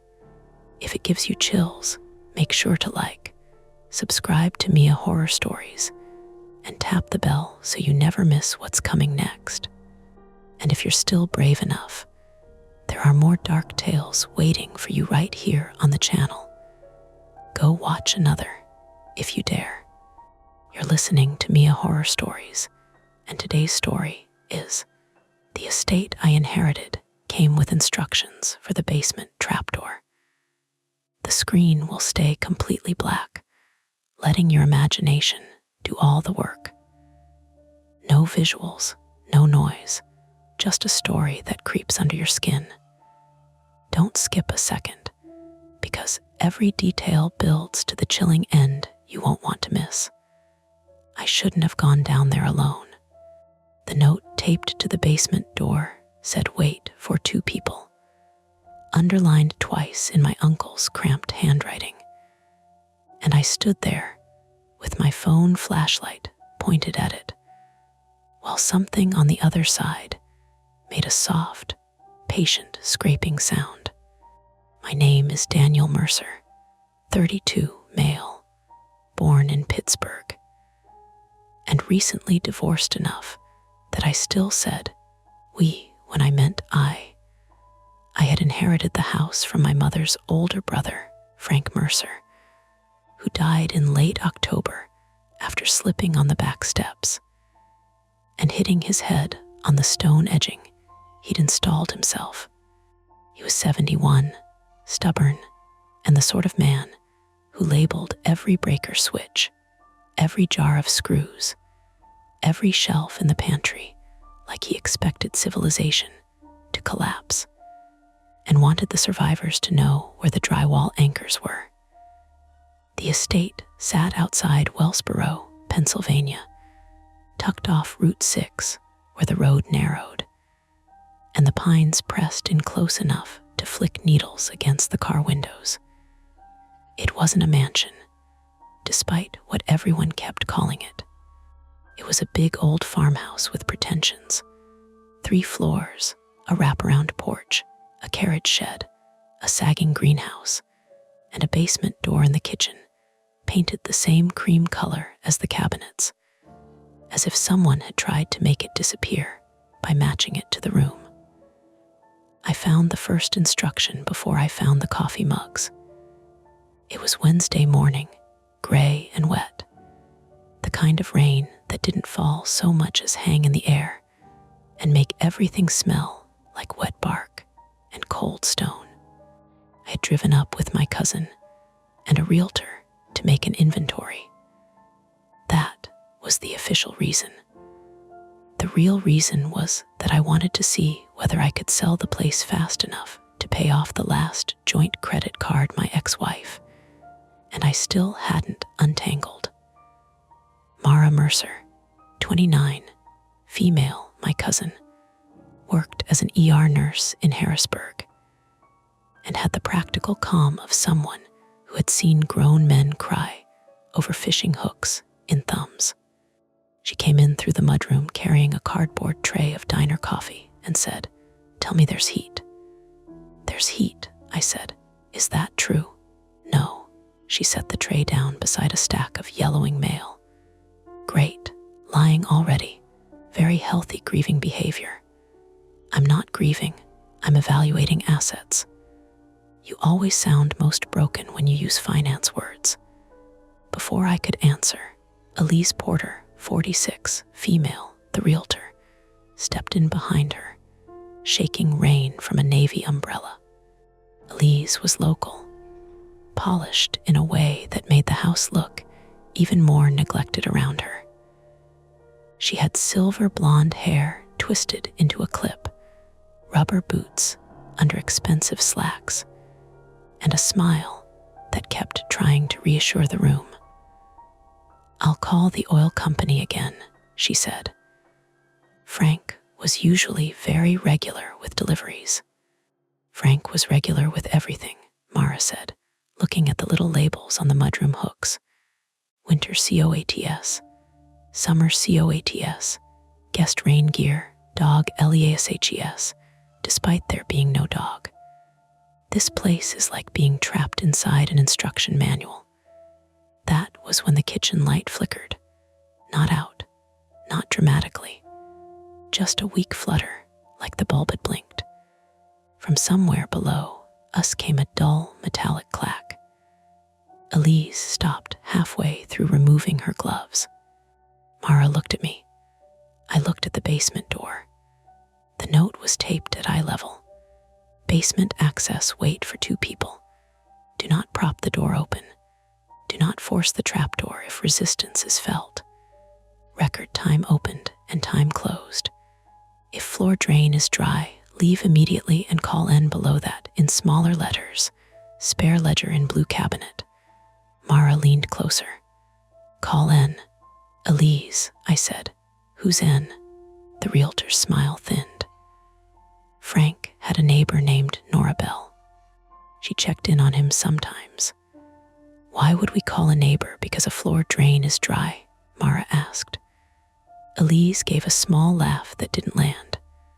Old houses have odd routines. Moisture issues, radon, sump pumps. People develop systems. I wanted that to be enough. I wanted to nod, make a joke about Frank being Frank, and move on to counting antique lamps. That was my flaw, I guess, though I didn't call it that then. I was very good at making strange things ordinary if ordinary would save me paperwork, money, or an uncomfortable conversation. The scraping came again, not loud, like a shovel being dragged an inch across concrete. Mara's hand moved to the strap of her bag. "Daniel, it's probably the furnace. There's no heat. The sump pump then." Elise said, "We don't actually need to go down today." That bothered me more than the sound did. "Why not?" She looked toward the hallway, toward the front of the house, where rain ticked steadily against the tall windows. Basements can be unsafe after long vacancies. Mold, loose steps, animals. Animals that read instructions, Mara snorted, but softly. I pulled the tape loose from one corner of the note. The paper was old, not ancient, but it had been handled enough that the edges were soft. Behind it, the paint on the door was a slightly different shade, a clean rectangle in the kitchen grime. The note had been there a long time. Mara said, "We should call Nora. We just got here. And already, the house is making basement noises under a warning label." Elise checked her phone. "I don't have service inside. Sometimes you get a bar by the porch." I had one bar, then none. The Wi-Fi router in the front room was unplugged, its cords coiled neatly beside it with another label, "Cancelled 9/14." Frank had lived alone for years, but the house didn't feel abandoned. It felt paused, like he had stepped out to get something and expected to come back before the soup boiled over. We found the blue cabinet in the laundry alcove off the kitchen. Inside were light bulbs, mouse traps, a flashlight with leaking batteries, and a black composition book labeled Basement Ledger Current. Mara opened it on the washer lid. The entries were ordinary at first glance. Oct 1, opened 8, 10 a.m. closed 8, 16 a.m. drain wet. No odor. Oct 4, opened 6, 35 p.m. closed 6, 41 p.m. drain wet. Hinge checked. Oct 7, opened 7:00 a.m. closed 7:04 a.m. drain wet. Heard pipe knock. Then the wording changed. Oct 13, open 9:22 p.m. closed 9:31 p.m. drain wet. Do not answer from below. Oct 16, opened 5:55 a.m. closed 6:03 a.m. drain wet. Trapdoor shifted half-inch. Add weight. Oct 19, opened with Nora. 2:15 p.m. closed 2:28 p.m. drain wet. Nora says call county if repeats. Mara stopped reading aloud. Rain tapped the glass over the sink. Somewhere in the wall, a pipe gave a tiny click as if cooling. Elise said, Frank was declining near the end. I knew what she meant, and I didn't like how quickly I wanted to accept it. Memory issues, paranoia, a lonely old man making rituals because the world had shrunk to this kitchen, this door, this ledger. But Frank's handwriting was steady. The columns were straight. The dates made sense. I turned the page. The final entry had been written 3 days before he died. Oct 24, opened 11:48 p.m., closed 12:02 a.m. Drain dry. Did not call and thought I heard Rose. Mistake. Rose was my mother. She had been dead 6 years. Mara read the name over my shoulder and went still. Daniel, she said, quieter now. Why would he write that? I closed the book because I didn't want to see it anymore. Because Elise is right. He was old. He was alone. Mara looked at the basement door. He was careful. That landed. Because Frank had been careful. Annoyingly careful. He rotated canned goods. He wore eye protection to trim hedges. He once mailed me a tire pressure gauge because I had mentioned driving on underinflated tires during Thanksgiving dinner. Man like that didn't ignore his own instruction to call the neighbor unless something had knocked him off balance inside his own head, or unless something had convinced him not to. A truck passed on the road outside, tires hissing through wet pavement.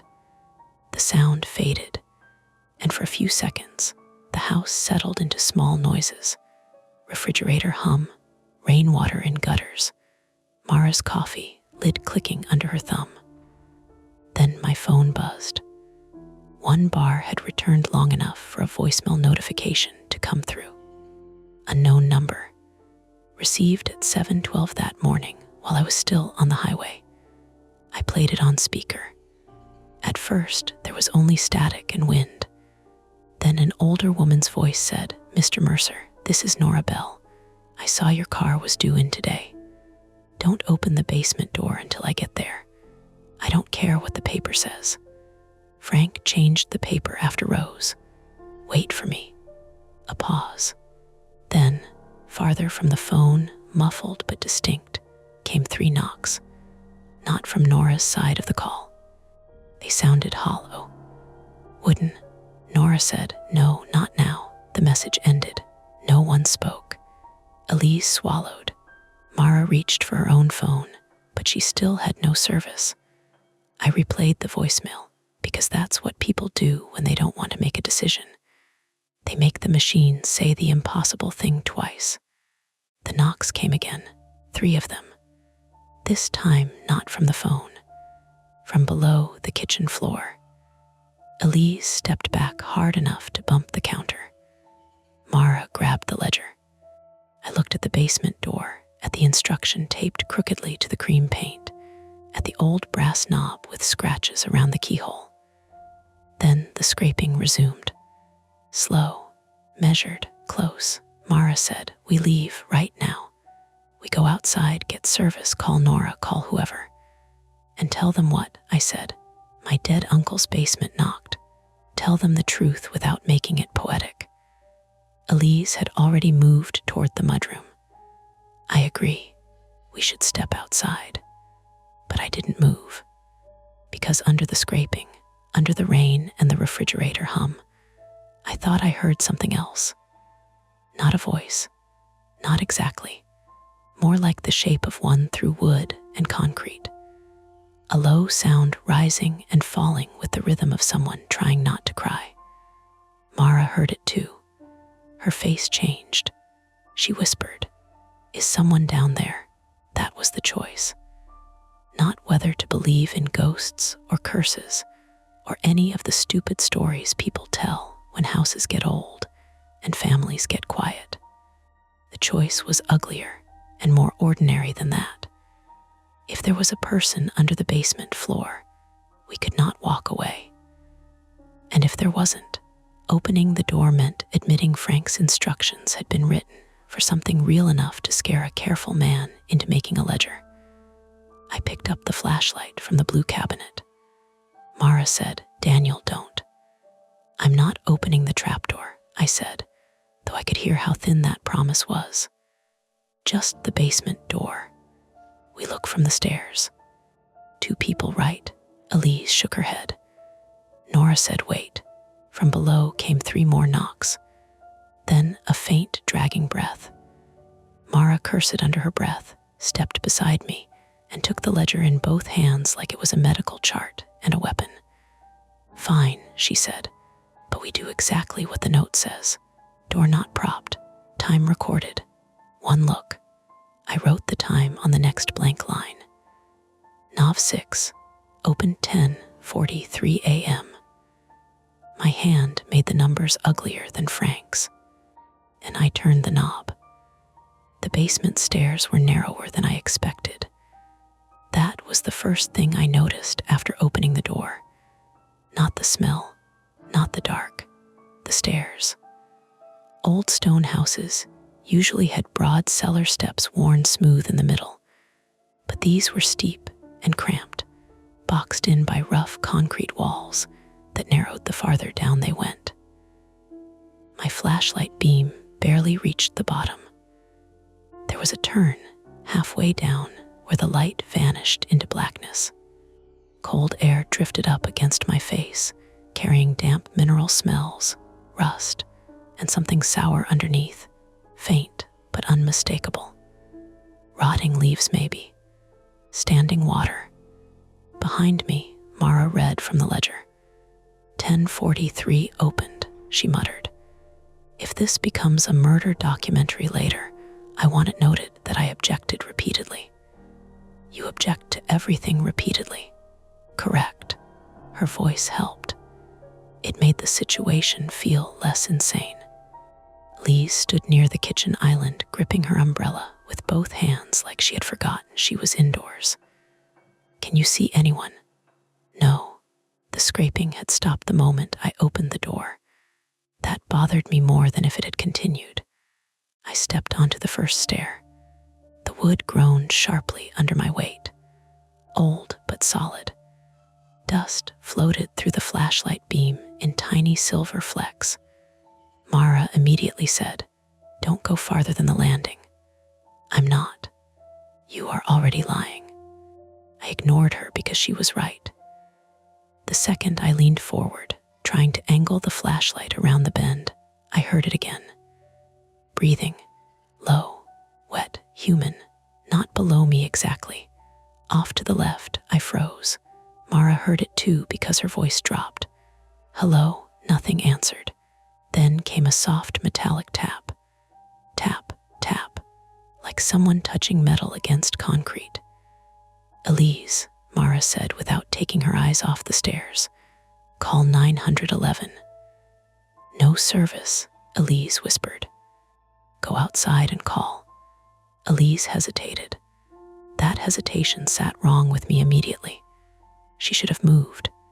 Any normal person would have rushed outside the second breathing noises started coming from a stranger-filled basement. Instead, she stood there staring at the dark opening like she recognized it. "Elise," I said, "I'm going." Too fast, defensive already. She backed toward the mudroom. The front door slammed a second later under the wind. Rain hissed outside. Mara exhaled slowly. "Okay, great. We're handling this horribly." I took another step downward. The flashlight beam found the landing, concrete floor, old shelving, stacked paint cans, and a red toolbox collapsed open on its side. Beyond that was the rest of the basement, mostly hidden behind the turn in the stairs. "Hello," I called. "If someone's down there, we're calling for help." Silence. Then, faintly, "Don't." The voice was male, hoarse. Mara stared at me. "You heard that?" "Yeah." "Okay, great. Even better." The breathing turned into a cough. Violent, choking. I stopped thinking after that. I went down the remaining stairs too fast, Mara cursing and following immediately behind me because she knew better than to let me go alone now. The basement opened up suddenly at the bottom into a wide concrete room lined with old pipes and support beams blackened with age. The flashlight shook in my hand. There was no one there. No movement. No figure. Just shelves of canned food, old tools, cloudy mason jars, and a furnace unit the size of a truck engine crouched in one corner. Water dripped steadily somewhere. Plink, plink. The sound echoed through the room with weird clarity. Mara came down beside me, breathing hard. "Where is he?" "I don't know." But the room wasn't empty. In the center of the basement floor sat a square metal hatch about 4 feet across. Thick steel, industrial looking. A recessed handle lay flat against it. Fresh scrape marks scarred the concrete around the edges. The trapdoor. A chain had been bolted across it from one side to the other, secured with a heavy padlock. And beside the hatch sat a folding chair, empty. The chair faced the trapdoor directly. Mara whispered, "Jesus." The room smelled stronger down there. Wet concrete, mildew, and something chemical underneath. Bleach maybe. My flashlight drifted toward the floor drain near the furnace. Dry, completely dry. Every hair on my arms lifted at once. Mara saw it too. Daniel. I backed away from the drain instinctively, though I couldn't have explained why. Then the coughing started again. Not from the room, from underneath us. 3 feet below the steel hatch, a man gasping for air. Mara reacted first. Holy shit. She dropped to one knee beside the trapdoor. "Hello, can you hear me?" A pause. Then a ragged voice answered through the metal. "Water." supernatural, not ghosts. A real person. My stomach turned over hard. I grabbed the chain. The padlock was thick and rusted, but newer than everything else down there. "Help me with this." Mara didn't move. "What? Wait." Her nurse voice had appeared, calm, clipped, controlled. "Think. There's someone trapped down there. Or someone hiding down there." He asked for water. "That doesn't make him safe." The voice below coughed again, weaker this time. I looked around for tools, bolt cutters, anything. Instead, my light landed on another note taped to a support beam. "If someone speaks from below before NARRIVES, do not open the hatch. Call County Sheriff first." Underneath, written later in darker ink, "They will lie." Mara read it over my shoulder. We both went quiet. The coughing continued below us. Slow, uneven. "Daniel," Mara said carefully, "we don't know what this is. We know there's a person trapped under a steel door. We know there's a voice. That's enough. It should not be enough for you." That hit harder than she intended, because she was talking about Claire too, my ex-wife, about every stupid, impulsive thing I'd done during the collapse of our marriage. The loans, the failed business idea, the promises I made before thinking them through. I had spent 2 years trying to prove I wasn't selfish, and somehow all I'd managed to prove was that I confused panic with responsibility. The coughing stopped. The silence afterward felt enormous. Mara pressed her palm against the cold steel hatch. "Hello." Nothing. And faintly, a scraping sound moved beneath us. Not random, purposeful, like someone dragging themselves across concrete. I found myself staring at the scrape marks around the hatch again. Fresh marks, recent. This thing had been opened lately. "Frank kept someone down there," I said before I could stop myself. Mara shot me a look. "Don't jump there." What else am I looking at? A shelter, storage, somebody hiding after Frank died. Then why chain it shut? She didn't answer.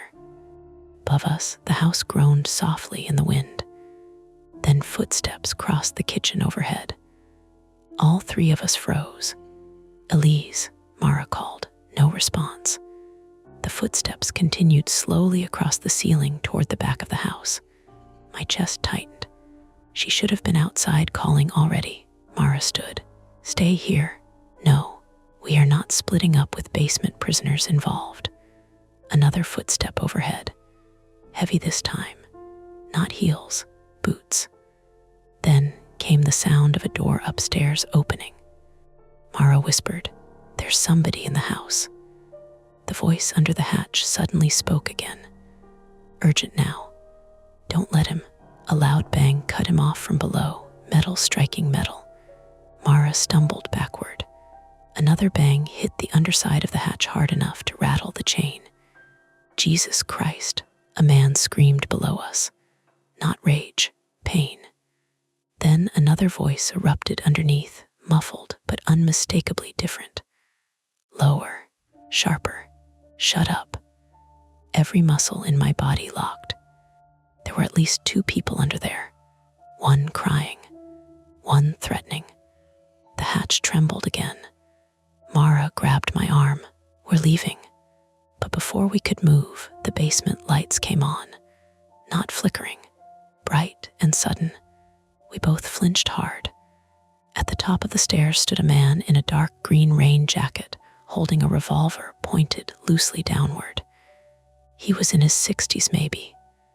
Lean, weathered face, gray beard wet from rain. Norabelle stood behind him, gripping the railing with one hand, breathing hard from hurrying. "Don't move," the man said calmly. Mara raised both hands instantly. "Okay." I felt stupid for still holding the flashlight like it mattered. Nora looked furious more than frightened. "I told you to wait. You knew people were trapped down here," I snapped. "People." The older man's eyes narrowed. "How many voices did you hear?" before I could answer, the hatch boomed again from underneath.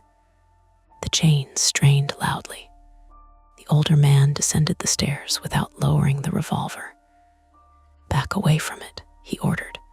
"Who are you?" Mara demanded. "Deputy Harold Vane, retired." His voice carried the automatic authority of somebody used to being obeyed. "Now move." Nora came down after him, pale and soaked from the rain. She was in her 70s, heavy-set, with trembling hands and sharp eyes that kept darting toward the hatch. The screaming below had stopped again. Deputy Vane crouched near the chain, but didn't touch it. "Either of them say your names?" he asked. "Either of who?" I said. Vane ignored me. "Did they?" "No," Nora exhaled shakily. "Good." Mara folded her arms. "Can somebody explain what the hell is happening?" Vane looked at the dry floor drain. His expression changed immediately. "When did you open the basement?" "About 15 minutes ago." "God damn it," Nora whispered. "Harold." Vane stood abruptly and holstered the revolver. "We need to seal the outer door and get everybody upstairs now." The hatch shook again, this time accompanied by a sound I recognized instantly from old apartment buildings and cheap motel rooms. A key ring rattling against metal. Someone below was unlocking something. Mara heard it too, her face drained. Vane moved fast then, grabbing the folding chair and wedging it through the chain links over the hatch handle like a barricade. "Upstairs," he barked. "What's down there?" I demanded. He looked directly at me for the first time.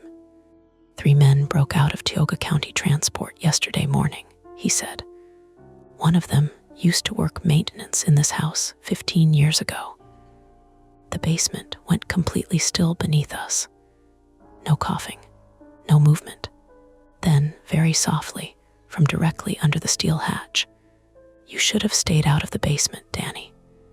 Nobody except family called me Danny. And Frank Mercer was dead.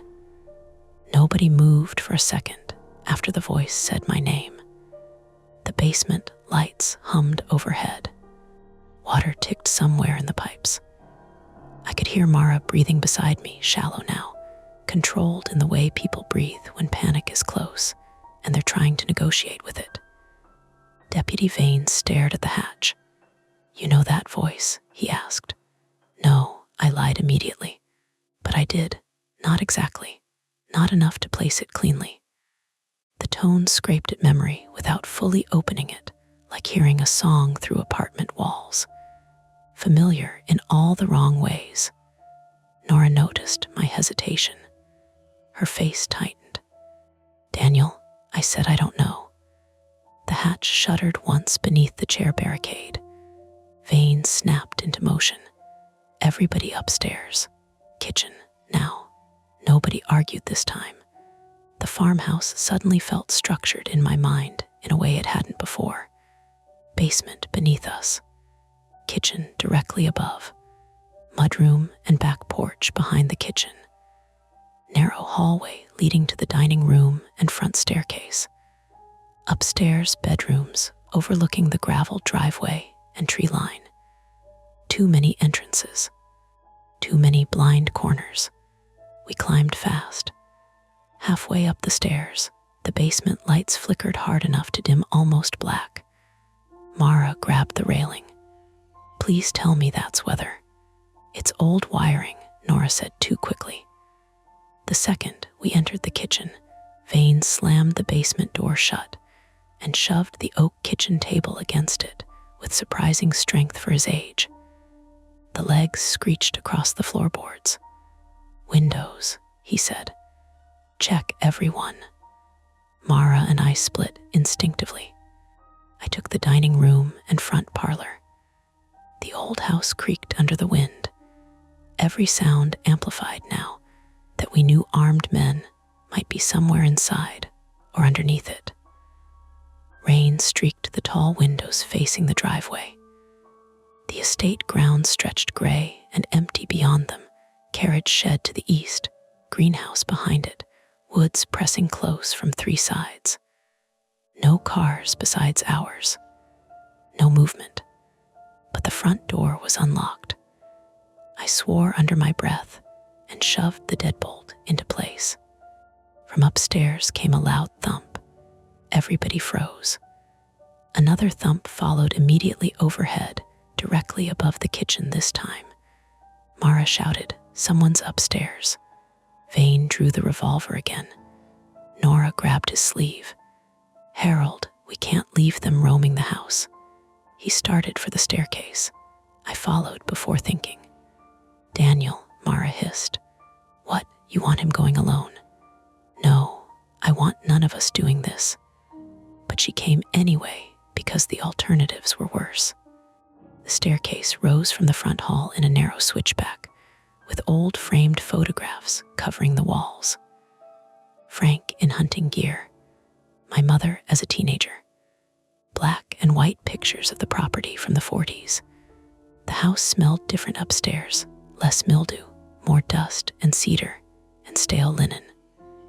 The second floor landing opened into a long central hallway. 4 bedrooms, 1 bathroom, an office at the far end overlooking the backyard. Another thump came from inside the office. Vane lifted a hand for silence. We listened, dragging. Then a sudden violent crash against glass. Mara flinched hard. Vane kicked the office door open with the revolver raised. A shape exploded upward from behind the desk. I shouted. Vane nearly fired. Then feathers blasted across the room. A wild turkey slammed into the window again in blind panic, wings hammering the glass. For one insane second, none of us moved, and Mara bent forward laughing once, sharp and breathless and bordering on hysteria. Oh my God. The bird flapped wildly around the office, knocking papers everywhere. One window pane had already shattered inward, probably during the storm earlier. The turkey had trapped itself inside. Vane lowered the gun slowly. Jesus Christ. Even Nora laughed weakly at that, though her hands still trembled. The relief lasted maybe 10 seconds. Then we heard the basement door downstairs slam open. Not the polite sound of a latch turning, a violent crack of wood splitting. Vane swore and ran.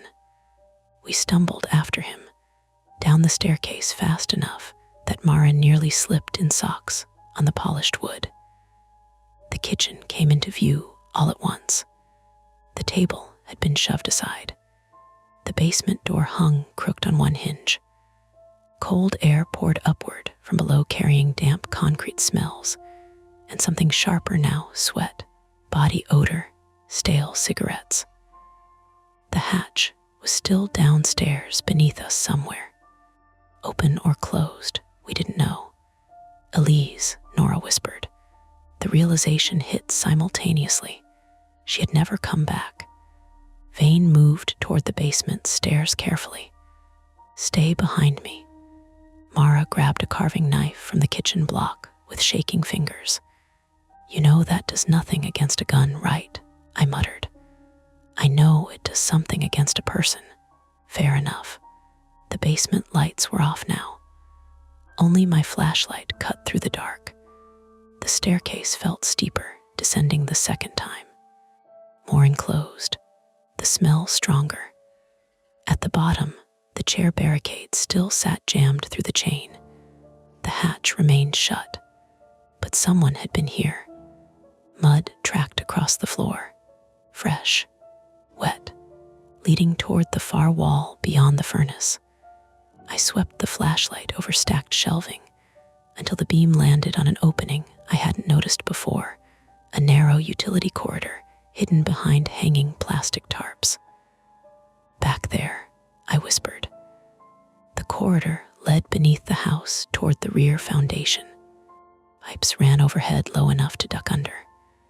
The concrete narrowed tighter and tighter until the flashlight finally revealed an old steel bulkhead door at the far end.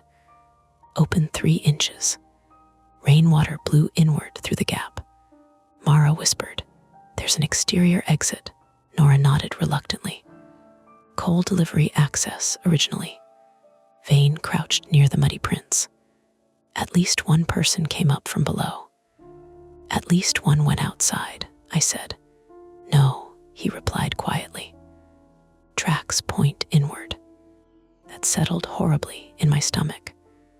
Someone had entered the basement from outside after we were already inside the house. The utility corridor suddenly felt claustrophobic. Pipes pinged overhead with temperature changes. Water dripped somewhere unseen. My flashlight beam trembled every time my hand shook. Then came a noise from behind us. A low scraping sound back in the main basement room. We spun. The hatch chain rattled once, twice, then stopped. Nobody spoke. Vane moved first, backing us slowly out of the corridor toward the main basement. The flashlight beam swept over shelves, tools, old paint cans. The folding chair was no longer wedged through the chain.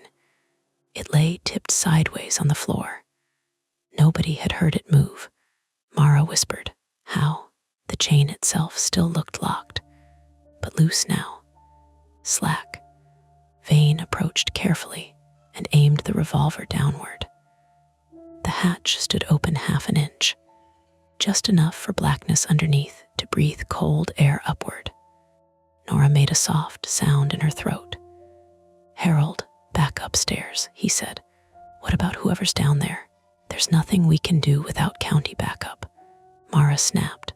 "Then where is county backup?" Vane's jaw tightened. "Road washout near Mansfield. State police already stretched on the escape search. Closest units 40 minutes minimum." 40, a sudden clang interrupted her.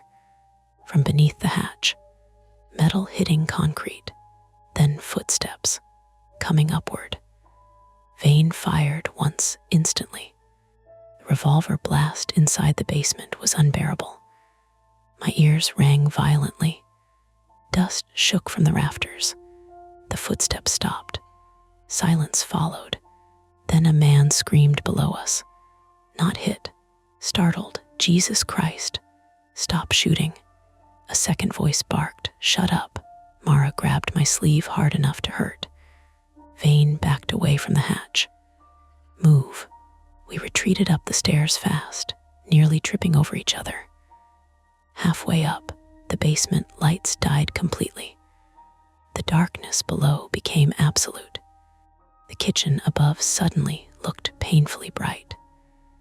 Vane slammed the damaged basement door as best he could and shoved the refrigerator partially in front of it this time. The old floorboards groaned under the weight. Then we heard an engine outside. All of us rushed toward the front windows.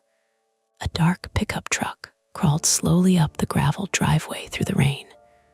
For one hopeful second, I thought police. Then Mara said, "That's Elise's car." The pickup stopped crooked near ours. Driver's door opened. Elise stepped out alone, soaked to the skin and breathing hard. She stumbled toward the porch. Vane unlocked the door just enough to drag her inside before relocking it. "What happened?" Nora demanded. Elise looked close to shock.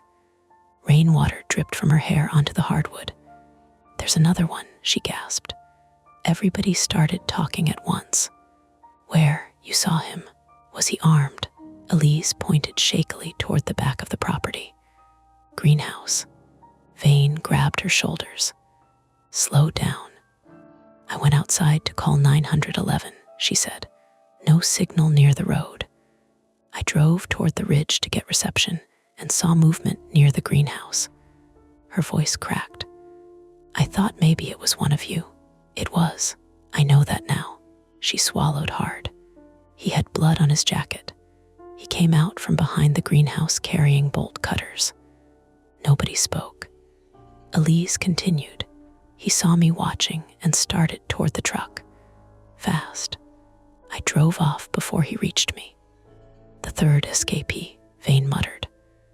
Then the lights went out. The entire house dropped into darkness so suddenly that someone cried out, maybe Nora, maybe me. Rain hammered the roof. Somewhere downstairs came the heavy thud of the basement door shifting against the refrigerator. Then another. The power outage changed everything immediately. No security lights outside. No visibility through the windows except gray storm light. No hum of appliances to cover sound. Only the house breathing around us. Mara clicked on her phone flashlight. Backup plan. Vane looked toward the mudroom. Generator. Nora shook her head instantly. Frank stopped using it. Why? He said the fuel line leaked. Then we fix it. Harold, another impact hit the basement door below the kitchen. Wood cracked loudly.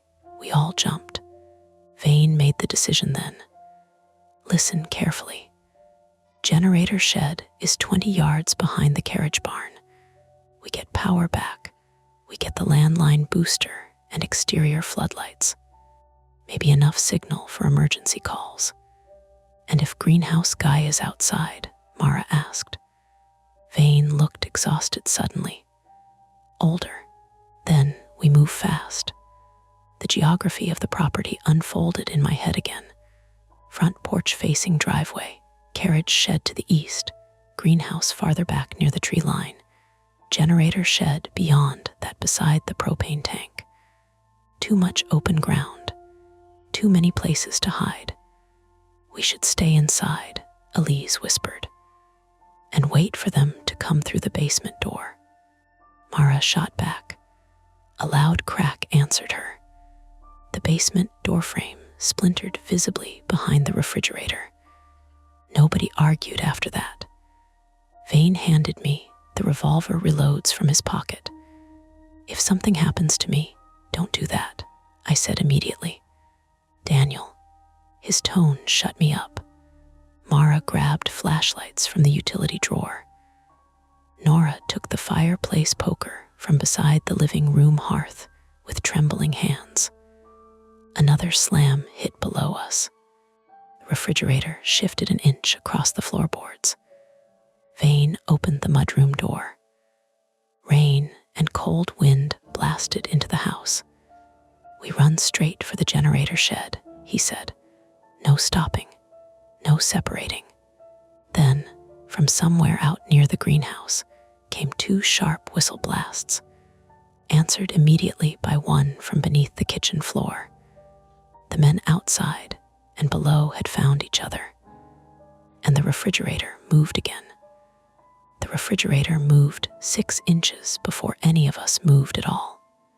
It scraped across the kitchen floor with a deep wooden groan, pushed from the other side by whatever body had wedged itself against the broken basement door below it.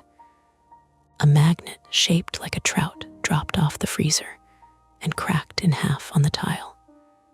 Vane raised the revolver toward the basement door. Not yet, Nora said. He didn't look at her. They come through, I shoot. And then the other one outside hears exactly where you are. That made him pause. The whistle came again from near the greenhouse. 2 sharp notes. Then the answer from below. 1, close. 2 close. Mara grabbed my sleeve. Daniel, generator now. We ran. Out the mudroom, down the slick back steps, into rain so cold it punched the breath out of my mouth. The yard behind the house sloped toward the carriage shed on the left, and the greenhouse farther back on the right, its glass panes gray and broken in places. Beyond both stood the smaller generator shed beside the propane tank, maybe 20 yards farther than it had looked from inside. Mud sucked at our shoes. Vane went first, revolver low. Elise stumbled behind him, still shaking from whatever she'd seen at the greenhouse. Nora moved slower, one hand clamped to her side, poker dragging through wet grass. Mara stayed beside me with the knife in one hand and a flashlight in the other, the beam jumping everywhere. Halfway across the yard, someone stepped out from behind the greenhouse.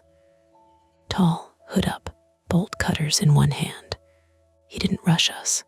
He just watched. Vane fired once. The shot cracked flat in the rain. The man dropped behind the greenhouse wall, glass clattering as he hit it or shoved through it. Mara yanked me forward. Don't stop. We reached the carriage shed first. Its sliding door hung open, showing old tractor parts, stacked lumber, and Frank's riding mower under a tarp. Vane pointed toward the generator shed beyond. Keep going. Then Elise screamed. A man came out of the carriage shed behind the mower, face gaunt, beard patchy, clothes soaked black. He grabbed Elise by the back of her coat and pulled her off her feet. Everything became very small and loud. Elise's boots kicked mud. Mara shouted. Vane turned too fast on wet grass and slipped to one knee. The man dragged Elise backward into the shed. He had something in his hand. Not a gun. A sharpened screwdriver, maybe. I hit him with the flashlight. Not heroically. Not cleanly. I swung because he was close, and Elise was making this awful choked sound.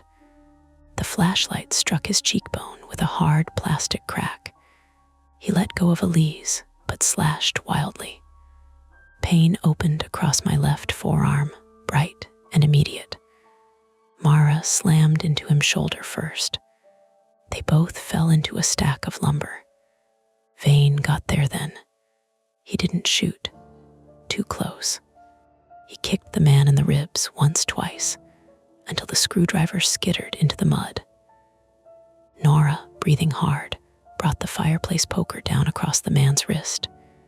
He screamed, a real scream. Human, hurt. Elise crawled away sobbing. Hands where I can see them, Vane barked.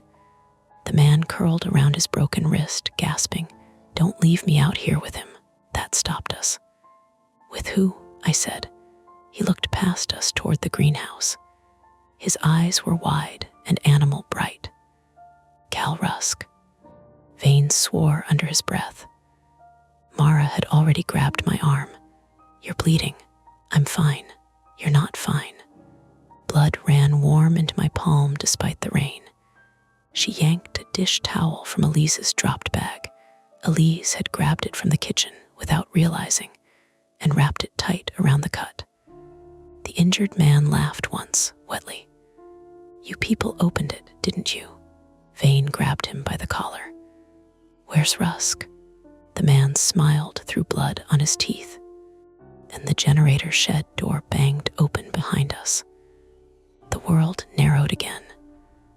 Cal Rusk stood in the doorway holding Vane's spare fuel can in one hand and Elise's phone in the other. He was broad, middle-aged, with a shaved head and a rain jacket darkened by mud and blood.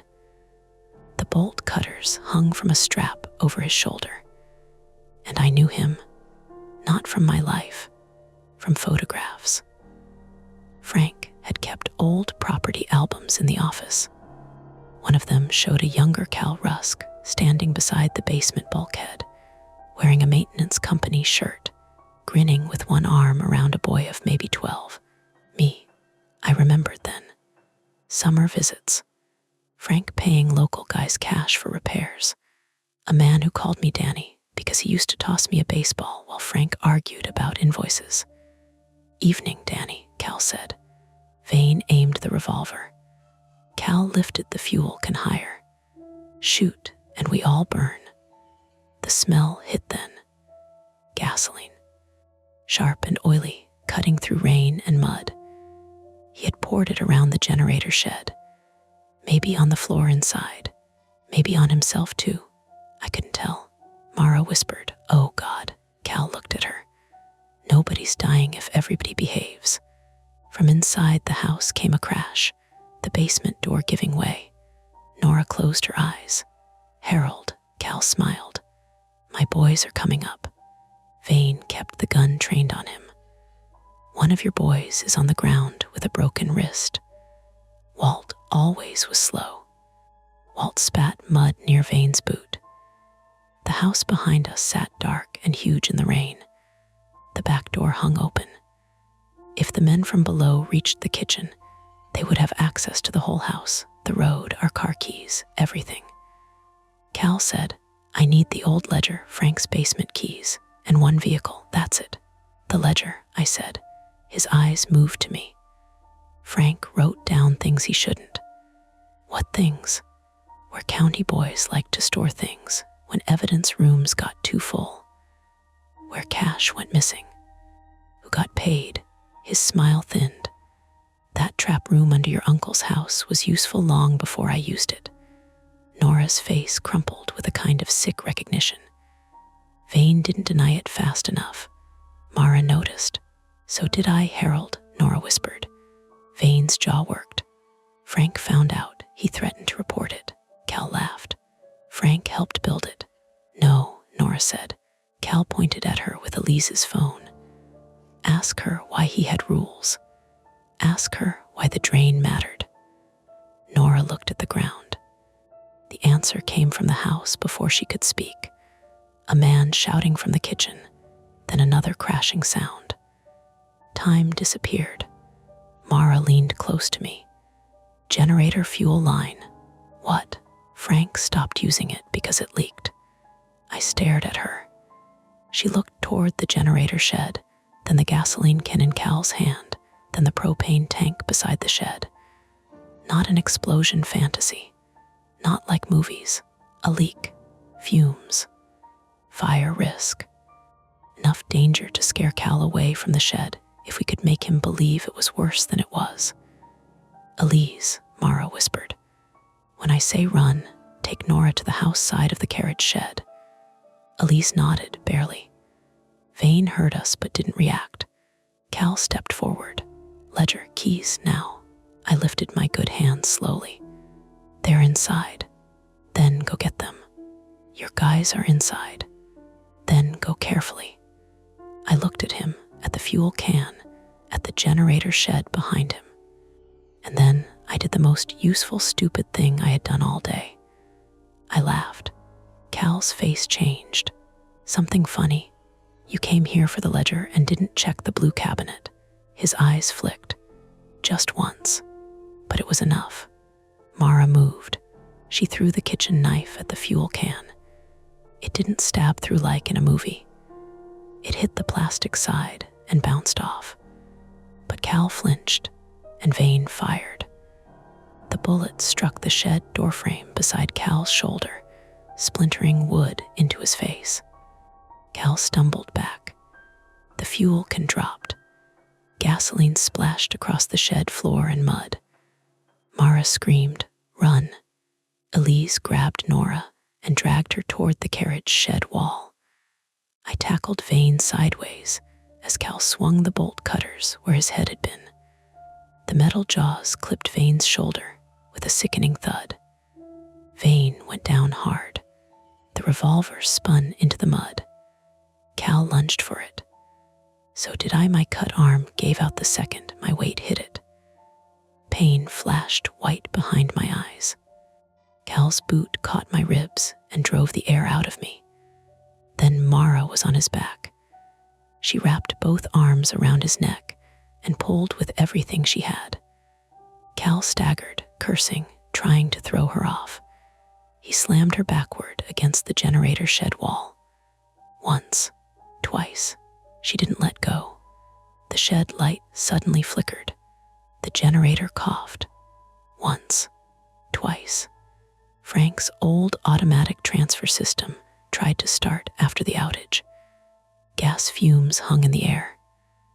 Cal realized it at the same time I did. His face shifted from rage to calculation to fear. He stopped fighting Mara and tried to move away from the shed. Vane, still on the ground, grabbed Cal's ankle with his good arm. "Daniel," Mara shouted. The revolver lay in mud 3 feet from me. I couldn't reach it, but Nora could. She came out of nowhere, soaked and shaking, and kicked it toward Vane. Cal kicked Vane in the face. Vane's grip loosened. Cal tore free, throwing Mara off. She hit the ground hard and didn't get up right away. The generator coughed again, then caught. A rough mechanical roar filled the yard. The floodlights mounted on the carriage shed snapped on, blazing white through rain. Everything became visible. Cal, Walt curled by the lumber. Elise sobbing behind a tractor tire. Nora with the fireplace poker. Mara on hands and knees, gasping. Me in the mud. And behind us, at the open mudroom door, 2 men emerging from the house. One held Frank's basement ledger. The other held the blue cabinet keys. The man with the ledger saw Cal standing in gasoline-slick mud beside the running generator and shouted, "Cal, too late." Cal turned toward them. Mara, still on the ground, reached out and yanked the shed's hanging extension cord from a puddle where it sparked weakly at a frayed splice. Not at Cal, away from the gasoline. She killed the spark by ripping it loose from the outlet, burning her palm, but stopping the thing we were all terrified of from happening. Cal used that second to run. He charged toward the greenhouse. Vane, blood running from his nose, raised the revolver with both hands. Stop, Cal didn't. Vane fired. Cal pitched forward into the mud before reaching the broken glass. The sound he made was small. The 2 men at the mudroom froze. Floodlights washed over them. The ledger sagged in one man's hand. Mara stood unsteadily, face twisted with pain, and shouted, "Drop it." Maybe it was her voice. Maybe the lights. Maybe Cal down in the mud. They dropped everything. By the time police finally reached the property, nearly 30 minutes later, Vane had cuffed Walt with zip ties from the generator shed. The other 2 escapees were face down in the kitchen, and Cal Rusk was alive, but bleeding badly from a gunshot wound high in the thigh. No one talked much. Mara sat on the carriage shed floor with her burned hand wrapped in a wet towel. Elise had stopped crying, but kept making tiny hiccuping breaths. Nora stood in the rain staring at the basement bulkhead like it had been waiting all these years to open its mouth. I held Frank's ledger against my chest, with my bleeding arm going numb. Inside the house, the basement door hung broken. Below it, the trapdoor was open. And from somewhere under the floor, water had started running into the drain again. The ambulance lights made the old farmhouse look theatrical, which felt wrong. Red washed over the wet porch boards, the cream kitchen cabinets, the broken basement door. Then blue came after it and turned everything colder. Rain still fell, but softer now, dripping from the porch gutters in steady lines. The floodlights on the carriage shed stayed on, harsh and white, showing the muddy yard exactly as it was. Gouged footprints, one overturned fuel can, blood diluted into pink threads, and Mara sitting on an oxygen case with her burned hand wrapped in gauze. Nobody said much at first. Police separated us because that is what they do when a scene is messy and everyone has touched something. I sat in the back of an ambulance with a blanket over my shoulders while a paramedic cleaned the cut on my forearm. The antiseptic burned worse than the cut itself. "Deep, but not tendon," she said. "You'll need stitches." I nodded like she had told me the weather. Across the yard, Cal Rusk was loaded onto a stretcher with 2 deputies watching him like he might still find a way to turn gauze into a weapon. He was conscious, pale, furious. When they lifted him, His eyes found mine through the rain. He smiled, not big, not victorious, just enough to tell me he knew something I didn't. I looked away first. Mara saw. Of course she saw. "Don't," she said from her oxygen case. "Don't what?" "Start building a whole conspiracy around one look. You don't think there's one? I think there's already enough without you helping it grow teeth." Her voice was rough, exhausted, and more tender than she probably intended. Her right palm was blistered where she'd yanked the sparking cord free. 2 fingers on her left hand were taped together from hitting the shed wall. She looked smaller in the floodlights. Not weak, just used up. Elise sat on the porch steps wrapped in a sheriff's jacket, answering questions in short, precise sentences. Her face had emptied out.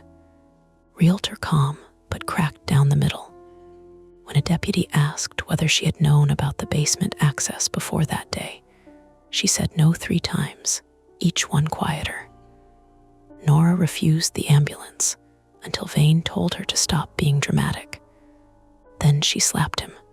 Not hard, not enough to injure, enough to make every deputy nearby pretend not to see it.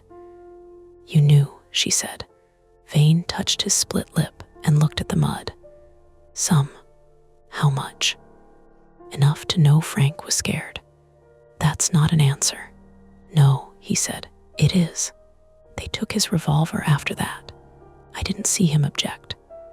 By midnight, the farmhouse was full of people with gloves and cameras. The state police arrived first, then county investigators, then men in jackets who talked in clipped voices near the basement stairs. Nobody let us back down there. They taped the kitchen, the mudroom, the cellar door, the bulkhead outside, and eventually half the yard. The trapdoor stayed open. From where I sat near the dining room wall with my stitched arm bandaged tight, I could see only a rectangle of darkness beyond the broken basement door and the slow movement of flashlights below. At 1:17 a.m., a trooper came upstairs carrying Frank's ledger in a clear evidence bag. I stood too fast and nearly fell. "Sir," the trooper said, "you need to sit. That's my Uncle S. It's evidence now. What's in it?" He gave me the look officials give civilians when they have decided the truth is not useful in real time. "You'll be contacted." Mara put a hand on my shoulder. "Daniel," I sat. That became the shape of the next few days. Sit, wait, answer, repeat yourself. Get corrected by your own memory. Sign medical papers. Give statements. Go home to a hotel because nobody was allowed to stay at the estate. Wake up hearing 3 knocks from the room next door, only to realize it was the ice machine. Cal survived surgery. Walt had a fractured wrist. The other 2 men were charged with escape, assault, unlawful restraint, and a list of things that grew longer every time the local news updated. Their names blurred together after a while. The articles called the underground space a concealed storage chamber, which made it sound like Frank had been keeping Christmas decorations down there. It was not that. 2 weeks later, a state investigator named Renner met Mara and me in a conference room at the Tioga County Courthouse. Nora came too. Elise did not. Vane was not invited. Renner was a square-built woman with tired eyes and a neat stack of folders. She did not waste time. The chamber under the basement appears to have been built in stages, she said. Original cold storage, later reinforced. At some point, likely in the late 80s or early 90s, it was modified with a lockable hatch, ventilation, drainage, and shelving. For what? Mara asked. Renner looked at Nora. Nora stared at the tabletop. Renner said, temporary storage of seized items before formal logging. At least initially. Evidence, I said. Cash, weapons, contraband, paperwork. Some of it never made it into official inventory. And Frank knew. Renner folded her hands. Uncle did maintenance work on the property. Some county personnel used the location with his cooperation years ago. Later, according to the ledger, he tried to document what had been stored there and who accessed it. Nora spoke then. Frank was a coward before he got careful. No one contradicted her. She kept her eyes on the table. He thought if he wrote everything down, that made it better. He always thought a record could stand in for courage. I wanted to defend him. He was dead. He had left warnings. He had tried, eventually. But I also thought of the chair facing the hatch, the rules, the line, they will lie. How did Cal know about it? Mara asked. He worked on the property, Renner said. He also had connections to 2 former deputies currently under investigation. Vane, Renner did not answer directly. Mr. Vane has retained counsel.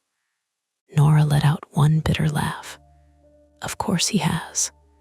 Frank's death remained officially accidental. That was the part I hated most. No evidence of homicide. No witness. No signs of forced entry that night. He had gone outside after midnight, fallen near the back steps, and struck his head on stone edging slick with frost. His final ledger entry remained just ink on paper. Drain dry. Did not call and thought I heard Rose. Mistake. Renner said they could not build a case on that. I understood. Understanding didn't help. When we were finally allowed back to the estate in December, snow had replaced the mud. A clean inch covered the driveway and carriage shed roof, softening everything. The greenhouse looked almost pretty from a distance, broken panes glittering in the weak morning sun. Inside, the house smelled of bleach, cold dust, and plywood. The basement door had been replaced temporarily with a sheet of screwed-in board.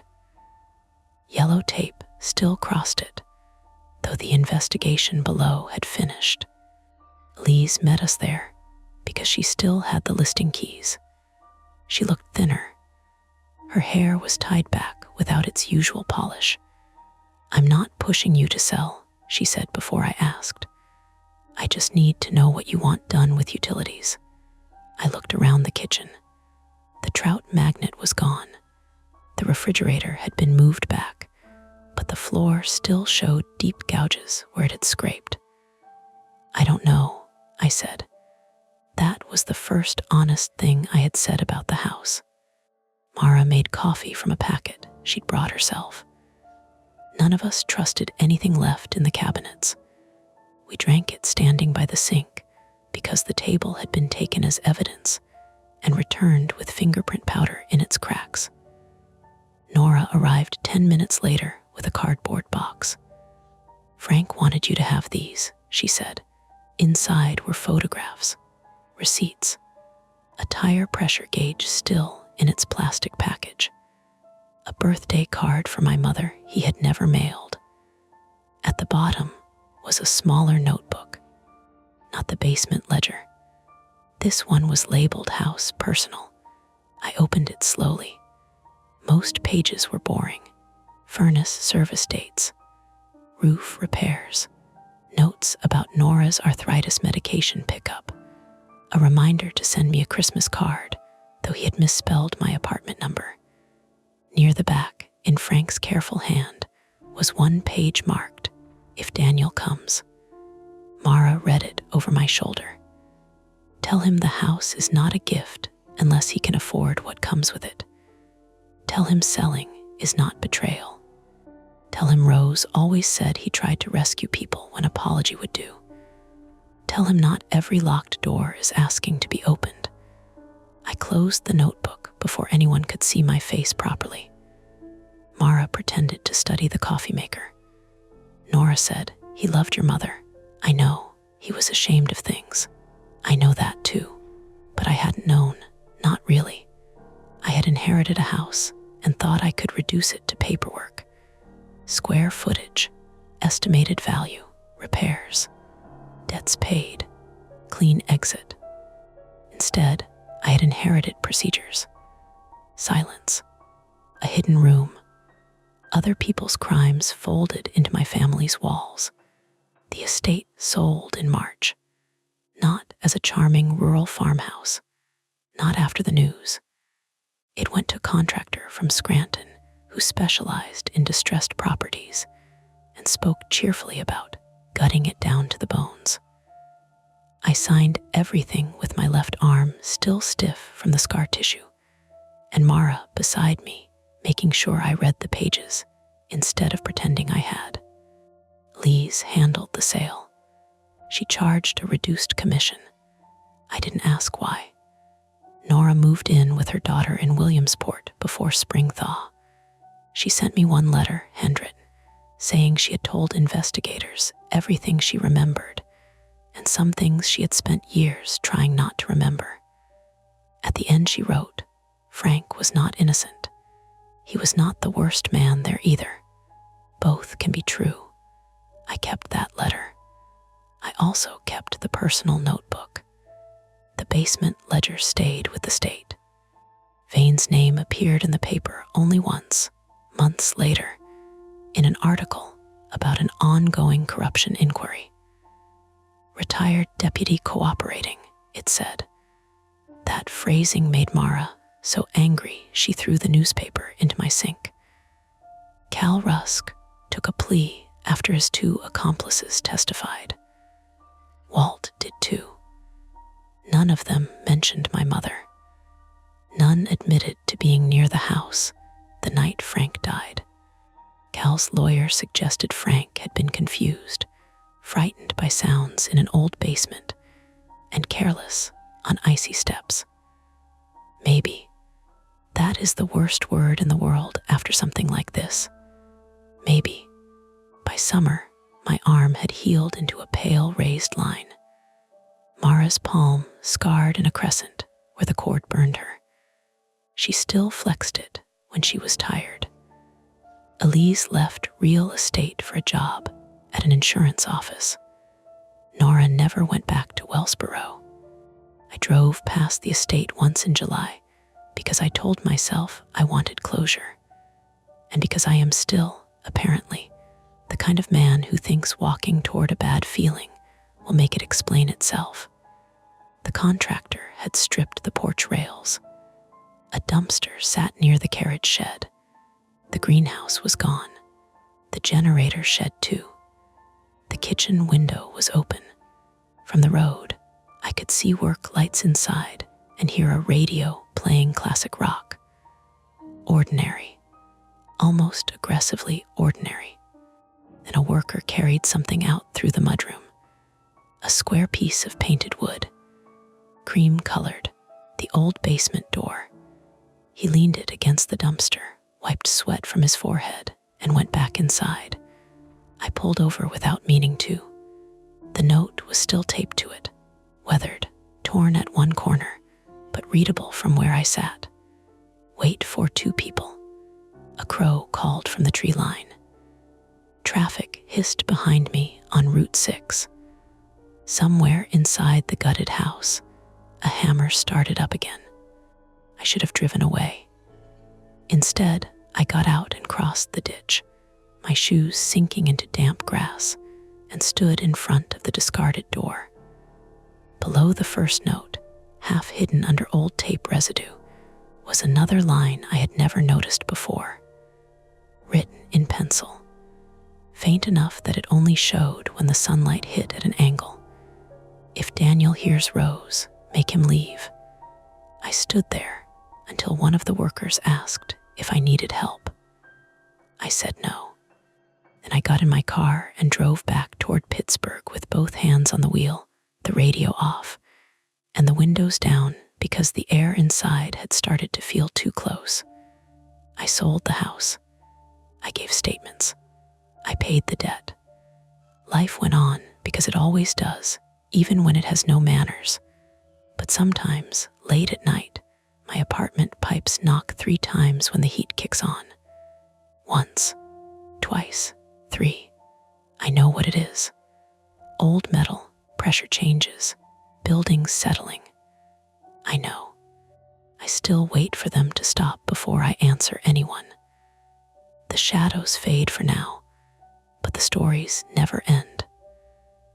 Don't forget to hit like, subscribe to Mia Horror Stories, and join our community of horror lovers. If you're hungry for more, check out the next video. Just remember, the scariest part is often the one you don't see coming. You're listening to Mia Horror Stories, and today's story is I'm an archivist. The rules for handling the 1920s tapes must not be broken. The screen will stay completely black, letting your imagination do all the work. No visuals, no noise, just a story that creeps under your skin. Don't skip a second, because every detail builds to the chilling end you won't want to miss.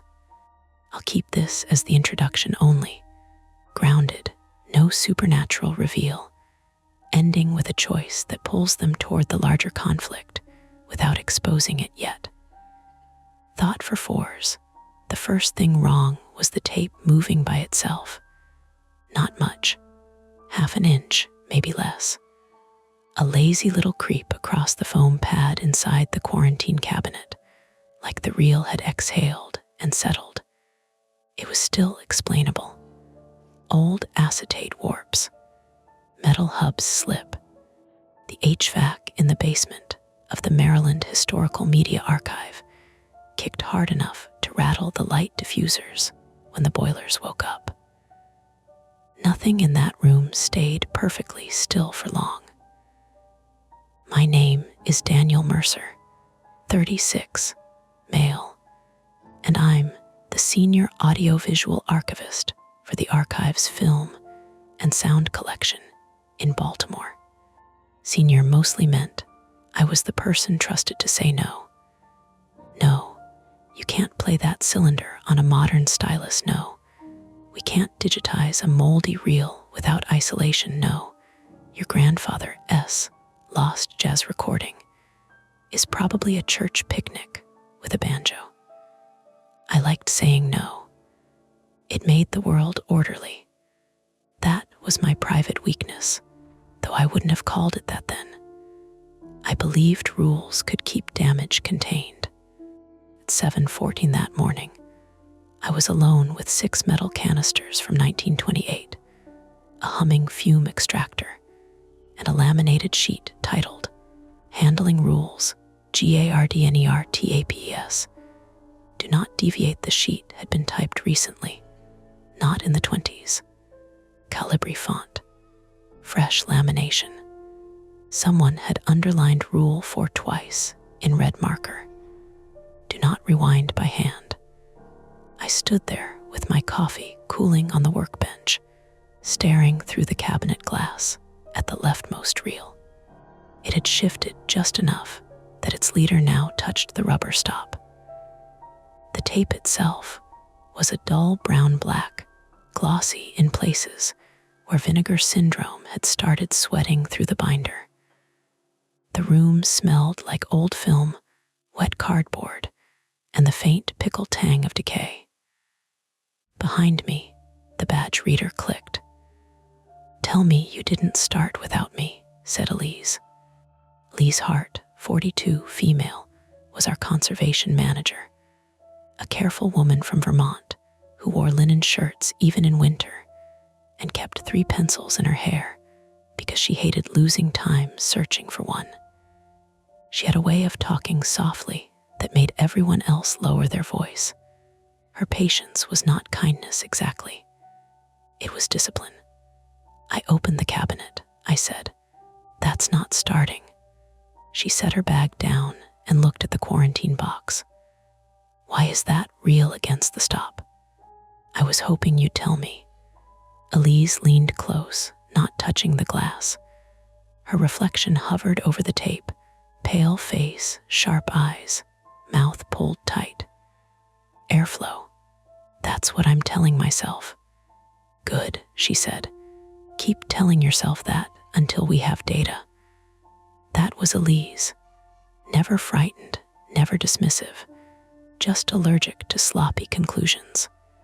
The Gardner tapes had arrived the previous afternoon from a private estate outside Lancaster, Pennsylvania, packed in a cedar trunk with moth flakes, newspaper from 1959, and a handwritten donor note that said only, for institutional custody, not for exhibition. Nobody sent 6 1920s magnetic-looking reels to an archive without wanting attention.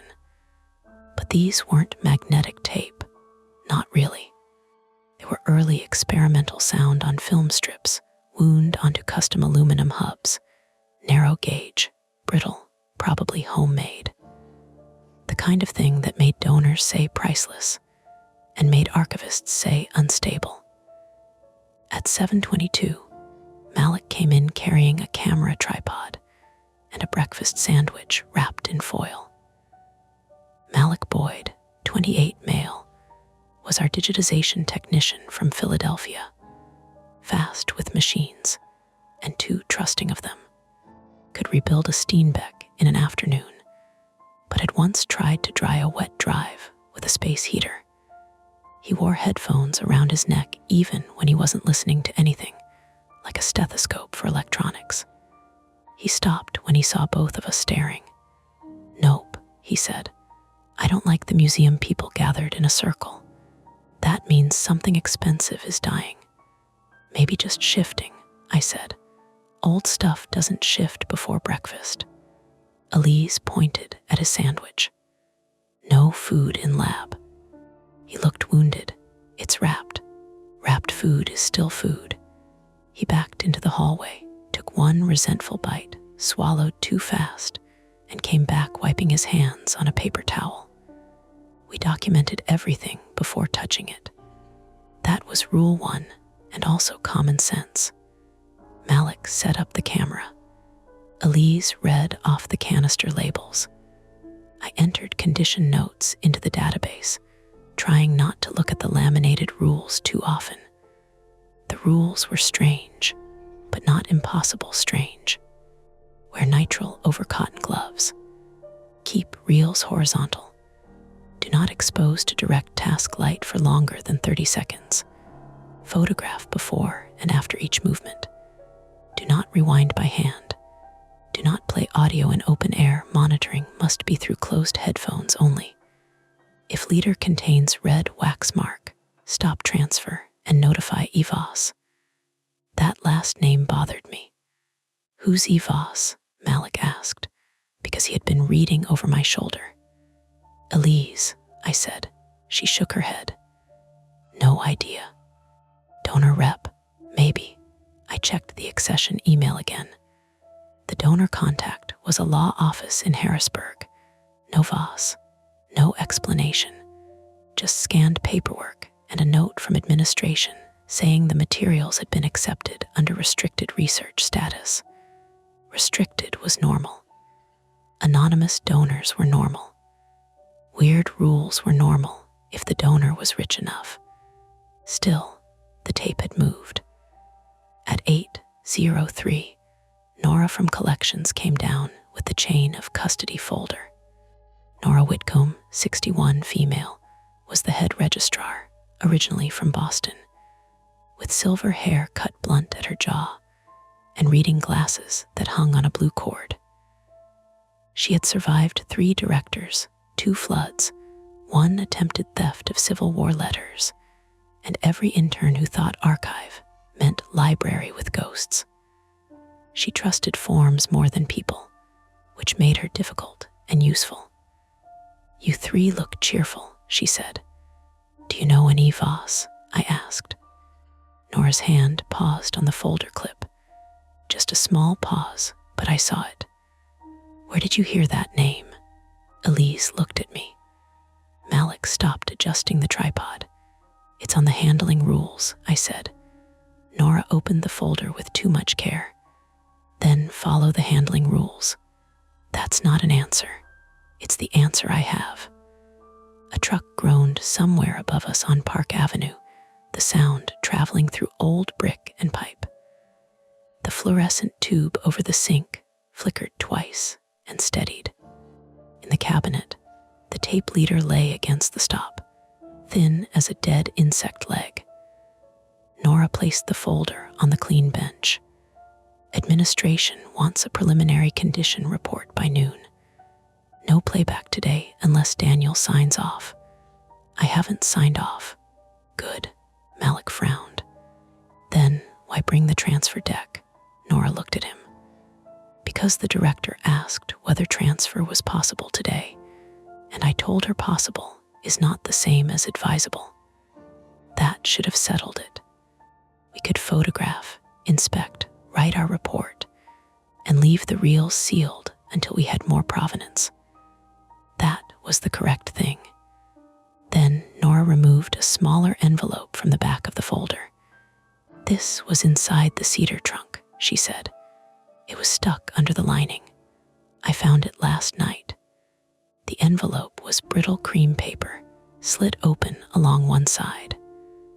On the front, in fountain pen, someone had written, "For the first archivist who thinks rules are superstition." Malik gave a quiet laugh, then saw nobody else was laughing.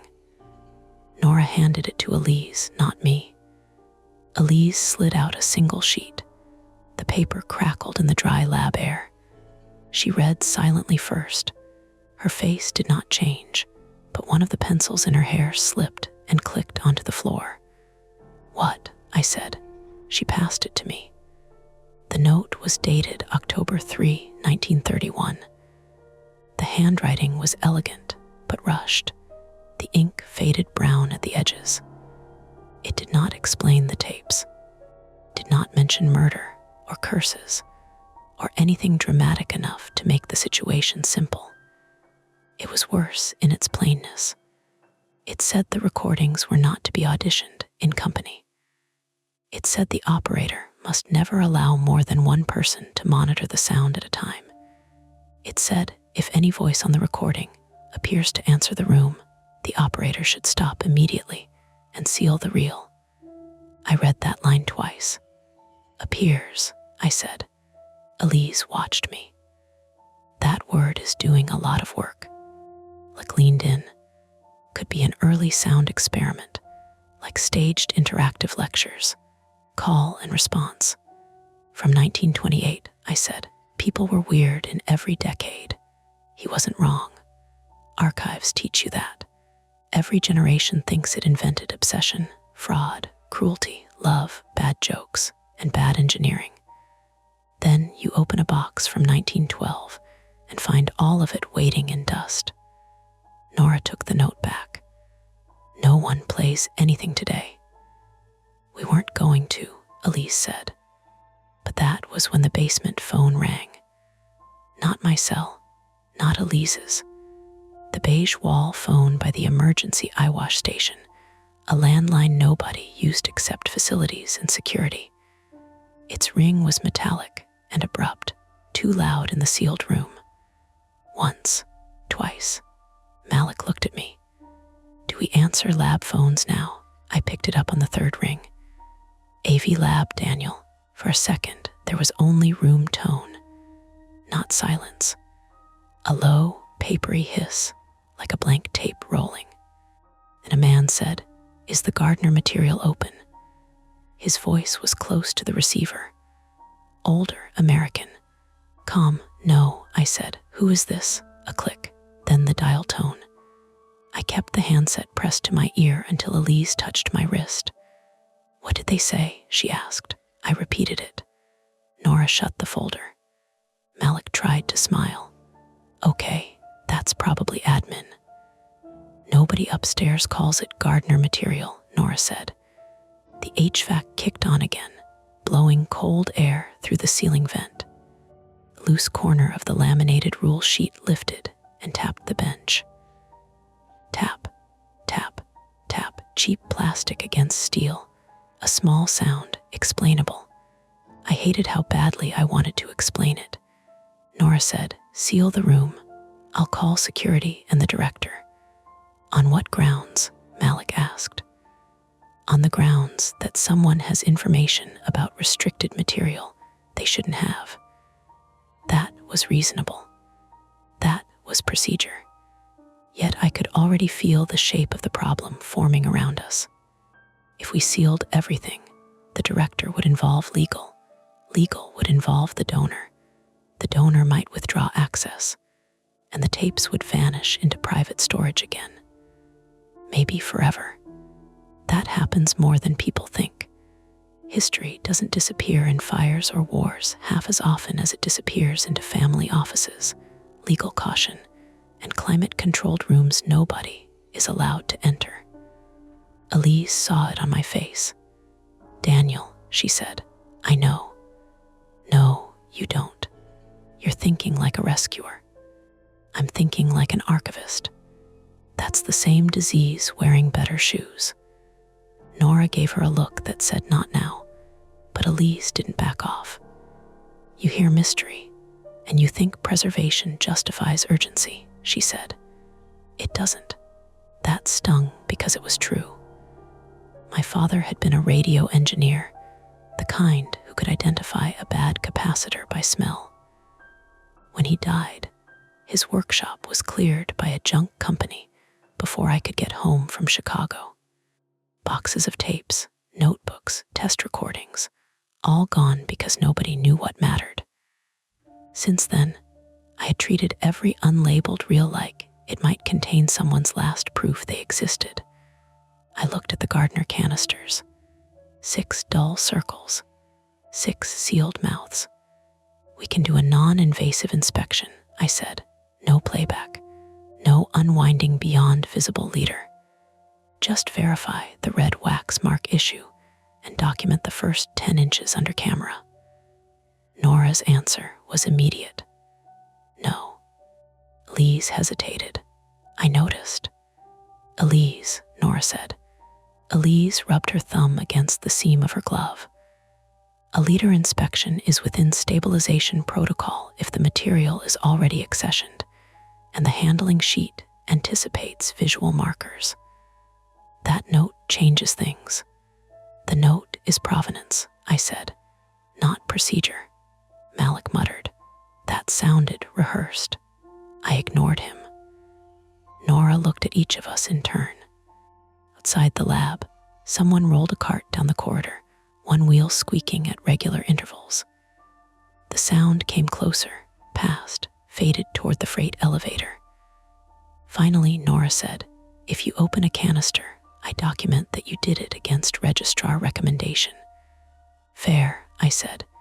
"And if there is a red wax mark, you stop." "Yes, no transfer, no transfer, no headphones, no headphones."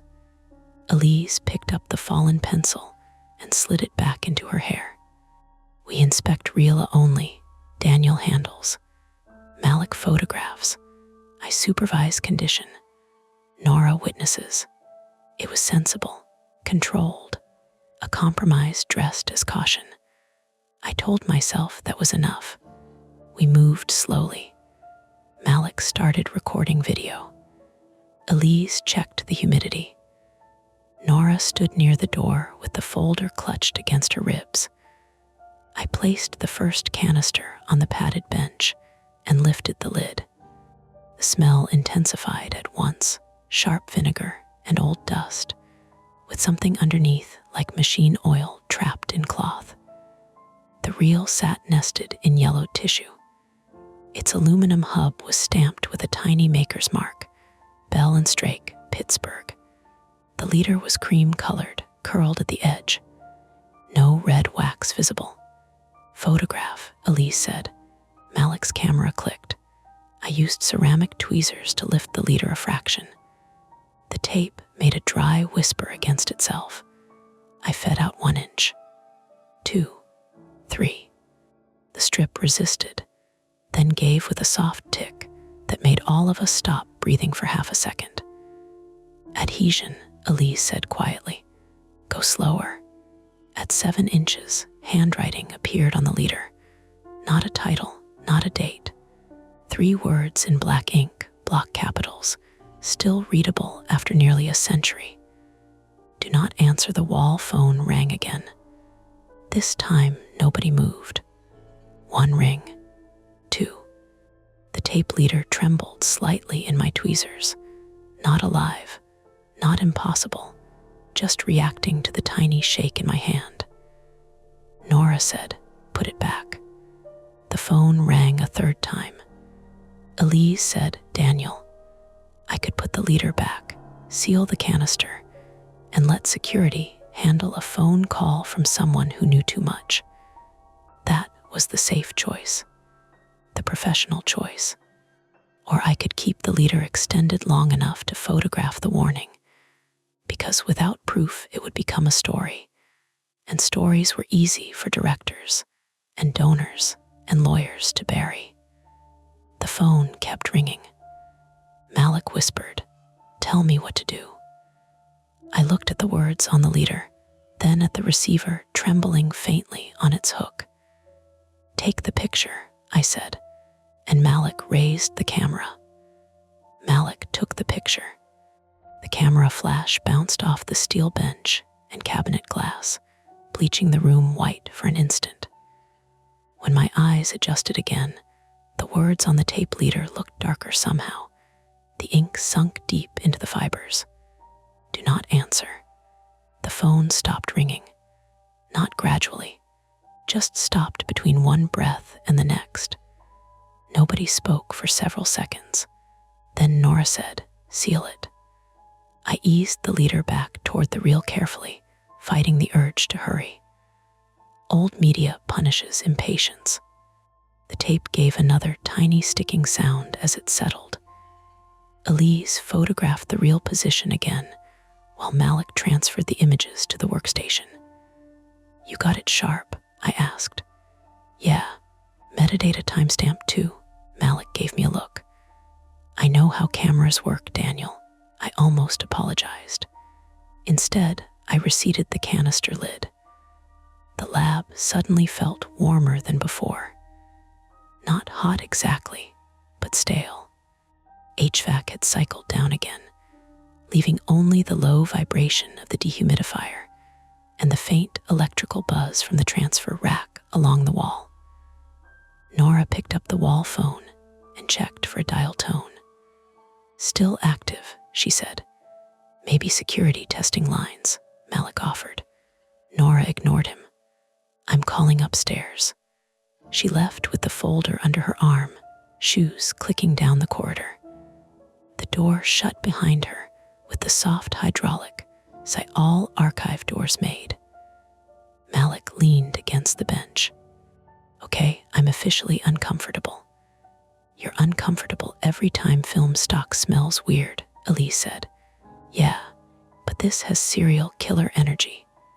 "Elaborate. The rules, the calls, the dramatic handwriting." Somebody wanted these things to feel dangerous. I peeled off my outer nitrile gloves and tossed them into the disposal bin. Or somebody learned procedures the hard way. That's not better. No, it was.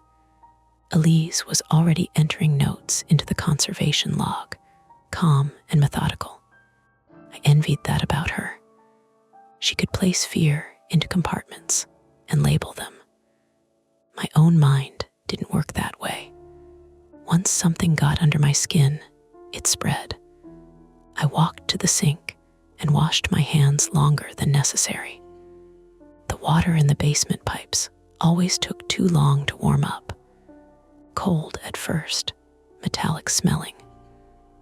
My father used to complain about old building plumbing the same way he complained about poorly grounded amplifiers, as if infrastructure failures were personal insults.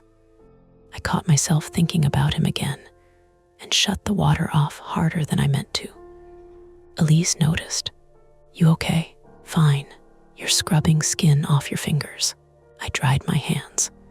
I said fine. That earned me a long look.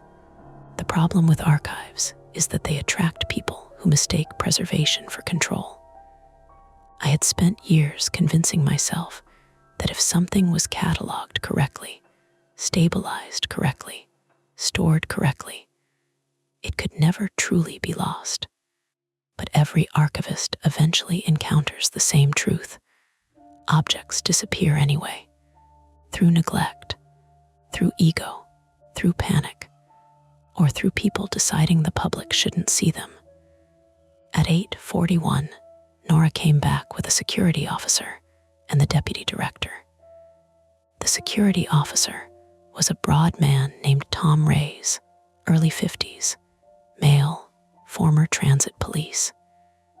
He moved carefully around archival materials like he expected them to explode into paperwork. The deputy director, Vivian Keene, was younger than most administrators, maybe 34, female, sharp-featured, and permanently sleep-deprived.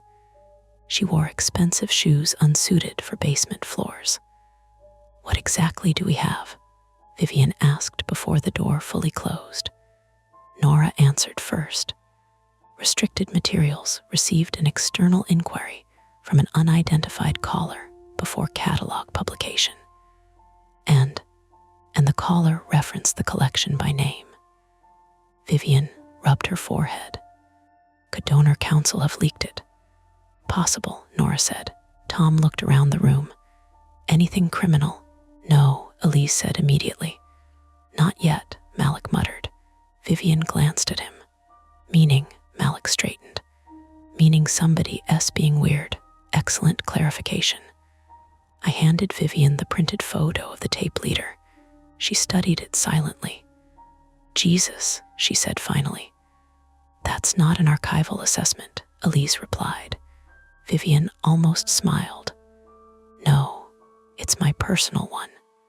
Tom stepped closer. What am I looking at? An instruction written directly onto the media leader, I said, meaning whoever created or handled these tapes wanted operators following specific behavior. Tom shrugged, like safety instructions. Maybe, but you don't think so.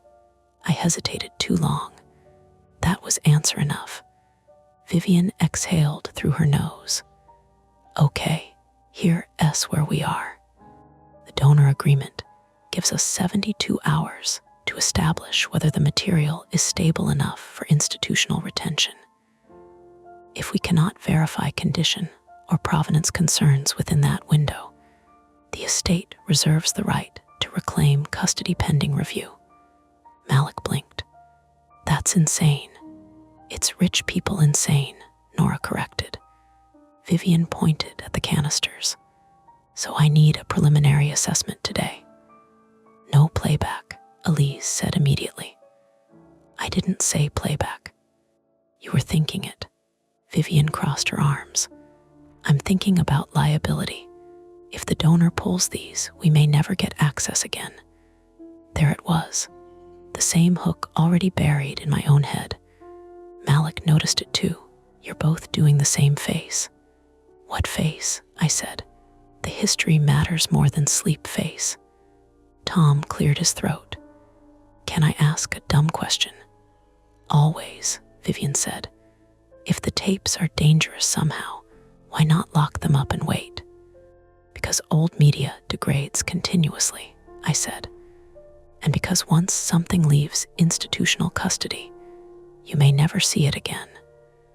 Tom nodded slowly, like he understood maybe half of that. Vivian looked at me. Can you safely inspect more than the leader? Yes, Elise immediately said, not without a proper acclimatization interval. We've already acclimatized 2 hours. These were stored in uncontrolled residential conditions for decades. And every hour we wait increases the odds the estate lawyers pull them. Elise's jaw tightened. The room filled with the small sounds people make when deciding whether to argue harder, shifting feet, breath through the nose, a pen tapping once against a clipboard. Finally, Elise said, visual inspection only. No playback. No transport to the transfer room yet. Vivian nodded. Done. Nora looked disgusted, but didn't object further. We resumed work under supervision that somehow made everything feel less safe instead of more. Tom stayed near the door. Vivian hovered over the database terminal, pretending not to hover. Malik set up additional lights, while Elise prepared a humidity tent for temporary stabilization. I opened the second canister at 9:17. This reel was in worse shape. White powder spotted the outer windings. The leader had split near the edge and been repaired decades ago with amber tape brittle enough to crack if bent. No sudden tension, Elise warned quietly. I know, say it back. No sudden tension. She did this when she thought I was distracted, annoying but effective. The second leader contained no handwriting, just a typed label, Experiment 4, Conversational Response. Malik read it aloud before I could stop him. The room seemed to absorb the words.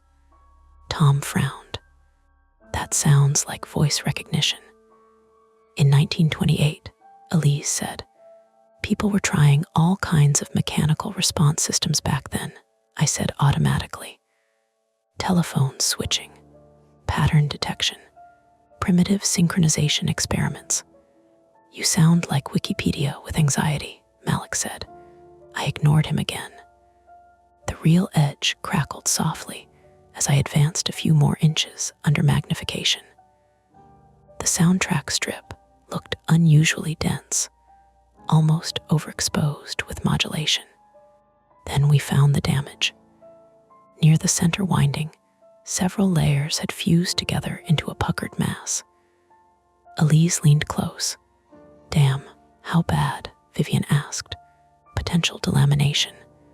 If separation tears the emulsion, we lose content. Can it be repaired? Yes, Elise said, slowly. How slowly? Elise slow, Malik said, which meant hours, maybe days. Vivian pressed her lips together. We don't have days. You have exactly the days chemistry allows, Elise snapped. Was the first real crack between them. Tom wandered toward the wall phone while they argued quietly. He picked up the receiver, listened, then frowned. What? He covered the mouthpiece. There's somebody on the line. Everyone stopped. You answered it, Nora said sharply. I picked it up. Same thing, Malik muttered. Tom uncovered the receiver again. Hello. We could hear a faint voice now from where we stood, tinny. Male.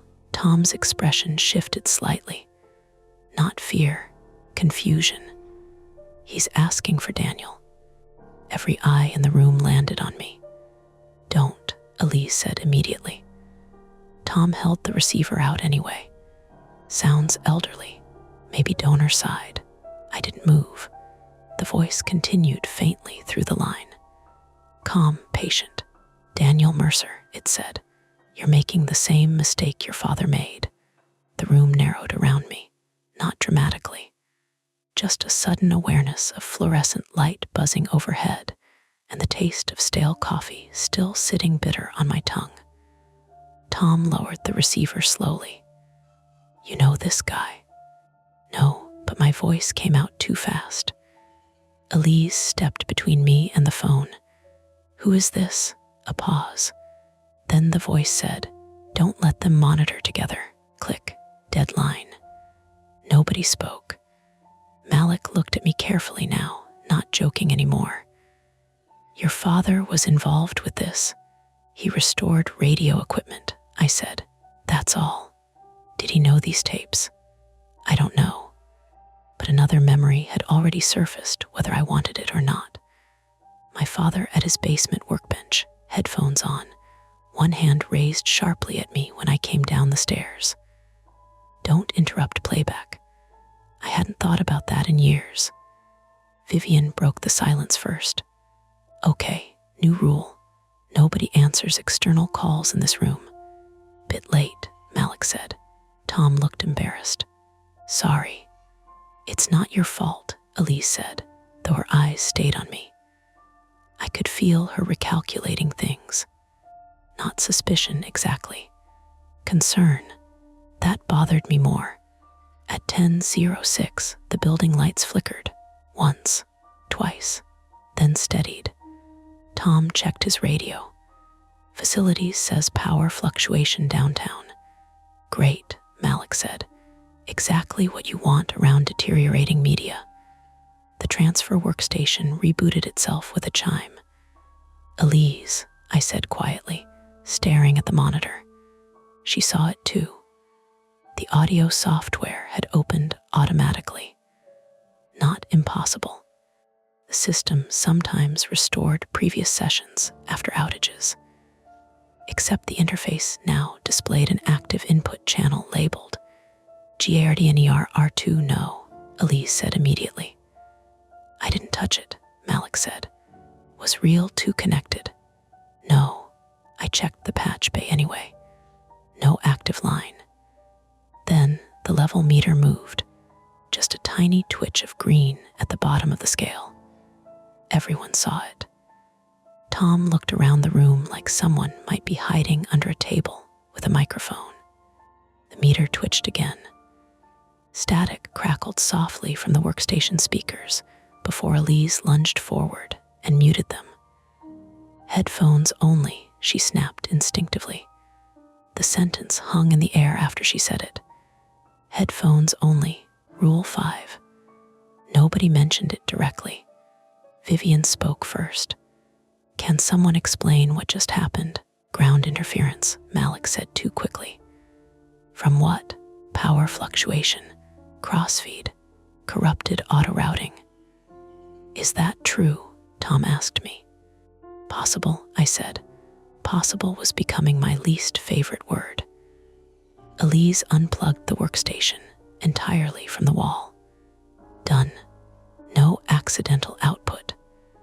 But she kept staring at the frozen level meter even after the screen went dark. At 10:32, Nora received a call from the donor attorneys. The estate representative was driving down from Pennsylvania personally. ETA, 3 hours. And they wanted confirmation that no unauthorized playback had occurred. Vivian pinched the bridge of her nose hard enough to leave white marks. Why send someone in person? Nora answered quietly. Because they think we're going to break protocol. Malik laughed once under his breath.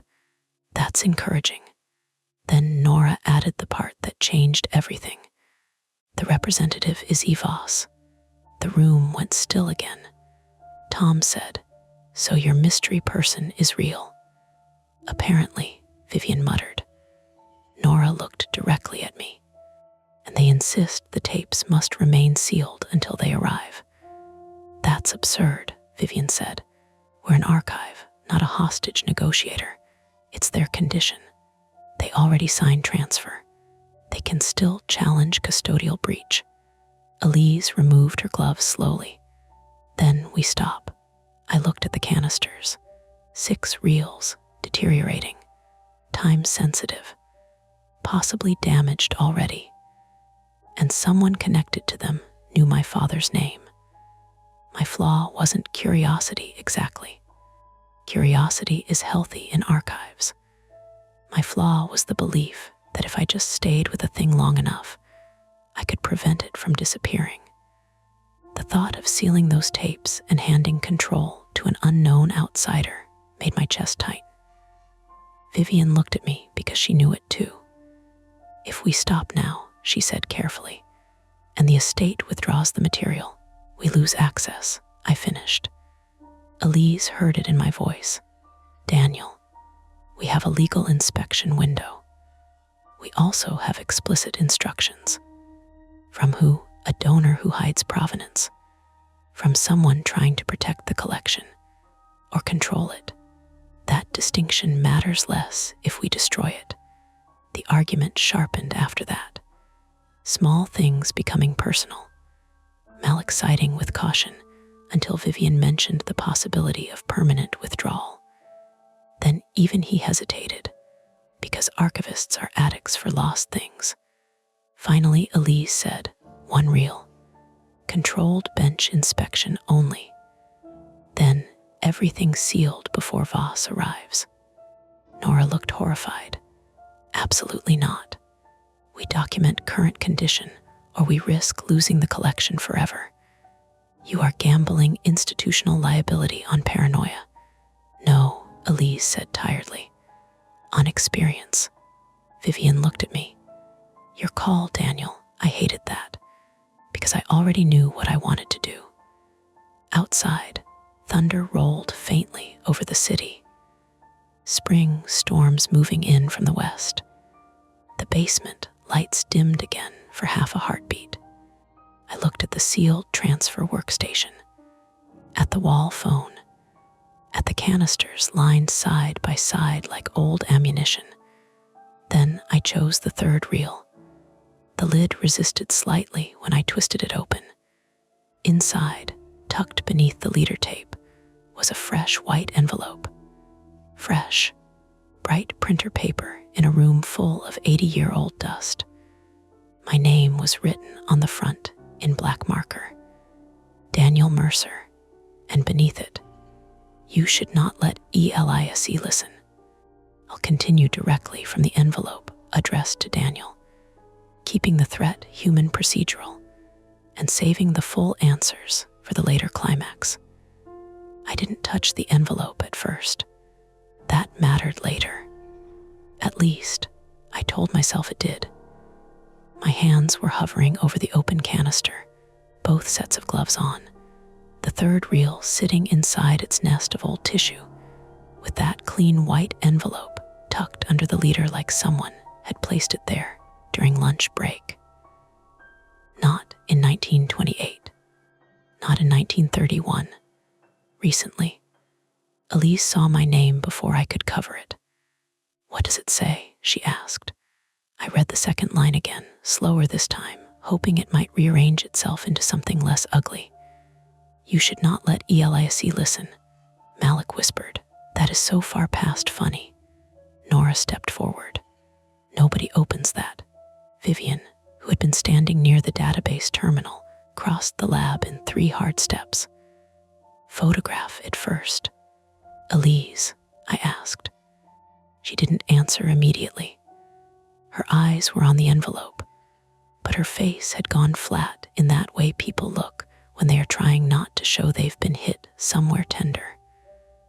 I'm not listening to anything, she said. So either someone is guessing, or someone knows our staffing. That narrows it to everyone upstairs, the donor office, and whoever placed that envelope, Malik said. Helpful, Nora snapped. We documented it. Malik photographed the canister from 4 angles, then the envelope in place, then my gloved hand lifting it with ceramic tweezers. The paper gave a crisp little scrape against the real flange. Too new, too ordinary. Laser printer paper, office supply envelope, black marker. That plainness made it worse. Inside was one folded sheet. Vivian said, read it aloud. Elise said, no. They stared at each other. If it contains operational information, Vivian began. If it targets staff by name, we don't turn it into a group performance. Tom stood by the door, one hand near his radio. Could be a threat. We should treat it like evidence. That gave us our first attempt at solving the mess. Stop the inspection, preserve the scene, involve security properly. Sensible. Clean. Nora liked it immediately. Tom called upstairs and requested building security footage from the loading bay, the freight elevator, the basement corridor, and the AV lab entrance. The archive's basement was simple if you knew it. North End was receiving and quarantine. South End was the digitization suite. East corridor led to the public elevator and staff stairs. West corridor ran to mechanical rooms and the alley loading dock. The AV lab sat near the center, behind 2 badge doors and 1 old fire door that never latched unless shoved. We sealed the canister again, I placed the envelope in a polyester evidence sleeve because that was what archivists did when panic asked for a container. Tom wrote the time on a yellow sticky note, then realized that looked ridiculous and took it off.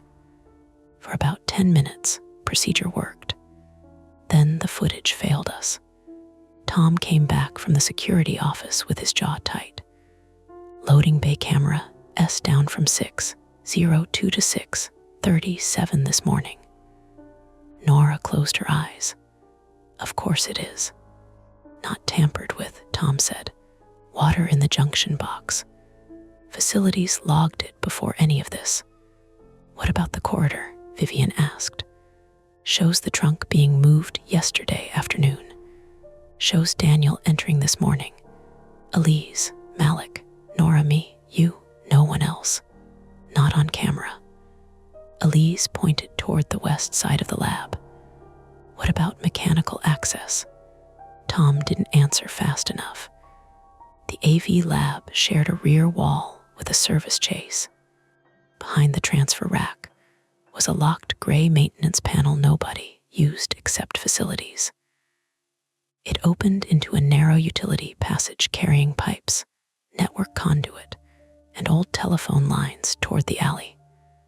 I looked at the wall phone. Malik followed my gaze. No, Tom said. I'll check it. Not alone, Elise said. I was a transit cop for 18 years. And I preserve materials that kill themselves when humidity changes 2%. We all have resumes. And Tom, Elise, and I went.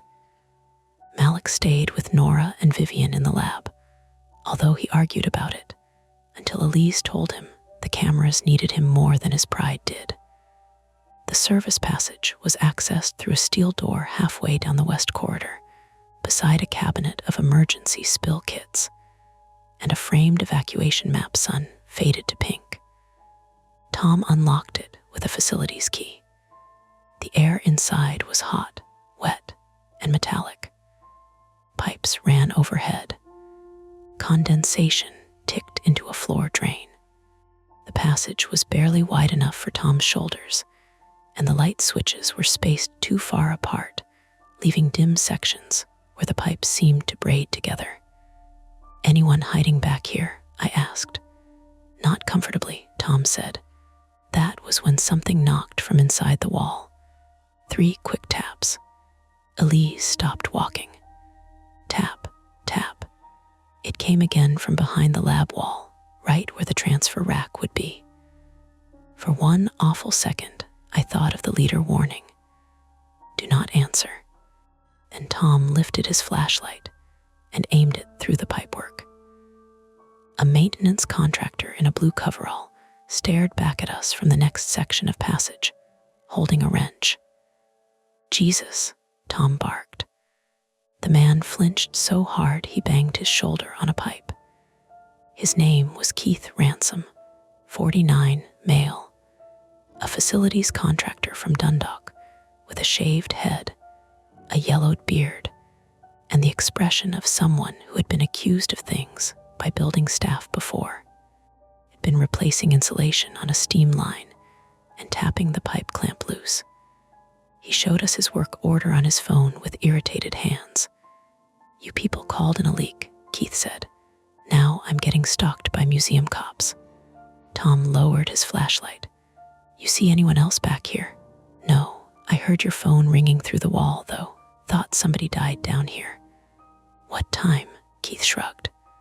After 8, before 9. I don't know. I bill in 4-hour blocks. The misdirection should have relaxed us. It didn't, because Keith also mentioned one more thing.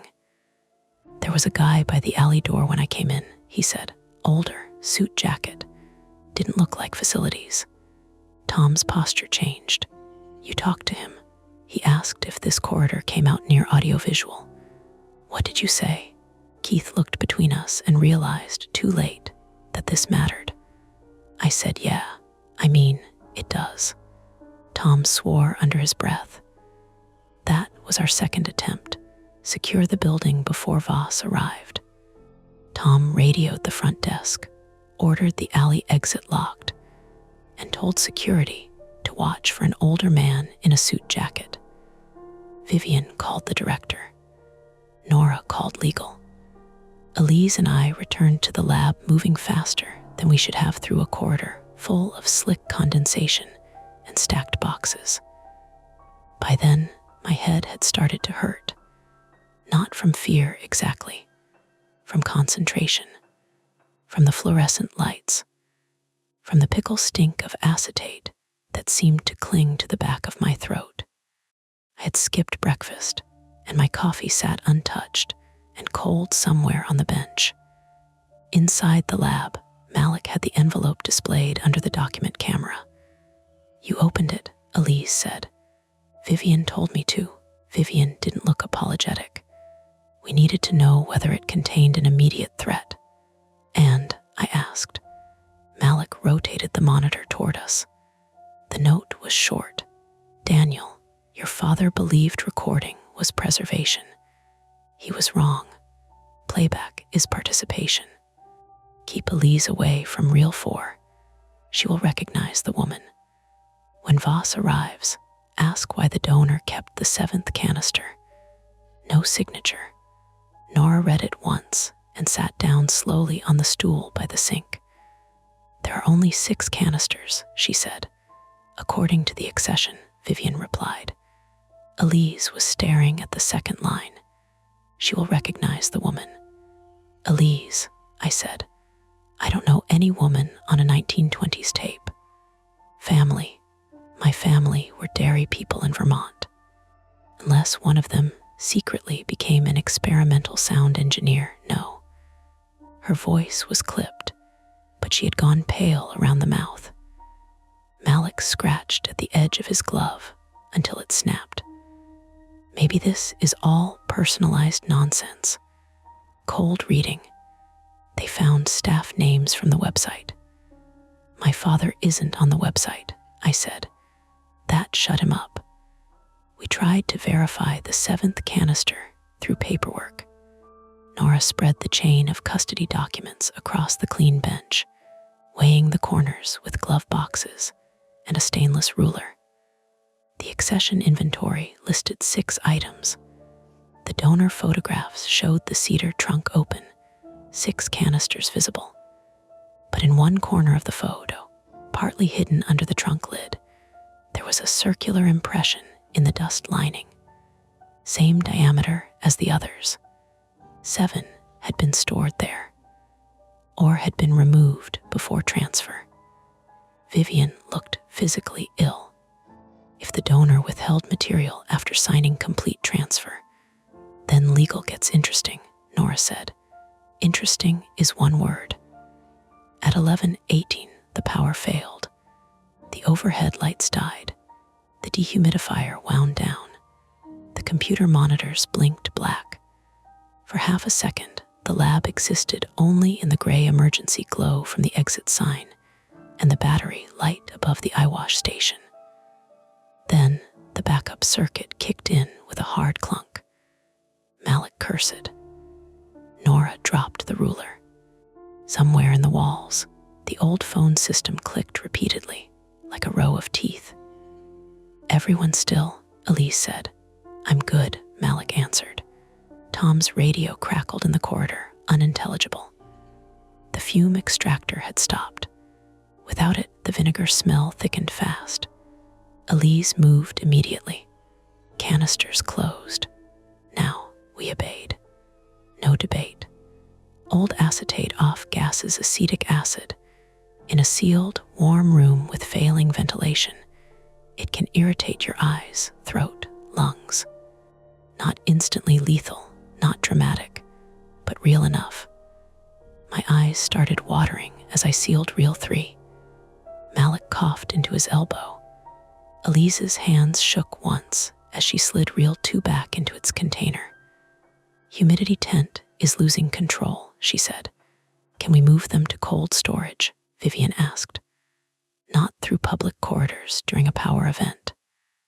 "The cold vault has backup," Nora said. "It's on the north end," I said. receiving corridor through quarantine, past the freight elevator. All knew the route. Out of the lab, left into the west corridor, right at receiving, through the badge gate, into cold vault be 80 yards at most. Easy on a normal day. Not easy with restricted unstable reels, no full lighting, an unknown person possibly in the building, and a donor representative inbound. Tom reappeared at the door. Front desk says alley exit alarm triggered during the outage. Opened, Vivian asked. Maybe. System reset, they're checking. Voss, Nora asked. Still not here. Lise pressed her fingers to her eyes. We need those reels out of this room before temperature climbs. How long? I asked. 30 minutes before I start worrying. Less if the ventilation stays down. That became the trap. Stay in the lab and risk material damage from environmental failure, or move the collection through a compromised basement with incomplete security. Vivian made the decision. Move them. Nora objected. Elise objected to the speed. Malik objected to being assigned the equipment cart because its front left wheel wobbled badly. I objected to nothing, which Elise noticed. You're too quiet, she said while we loaded the canisters into padded transport trays. I'm focused. No, you're chasing the 7th canister in your head. I didn't deny it. Her voice lowered. Daniel, whoever wrote that note is steering you. Maybe, not maybe. I know, you don't. That landed hard because I was tired, and because she was right, and because a part of me resented her for seeing it. We moved out at 11:32. The basement map was simple in theory and confusing in emergency light.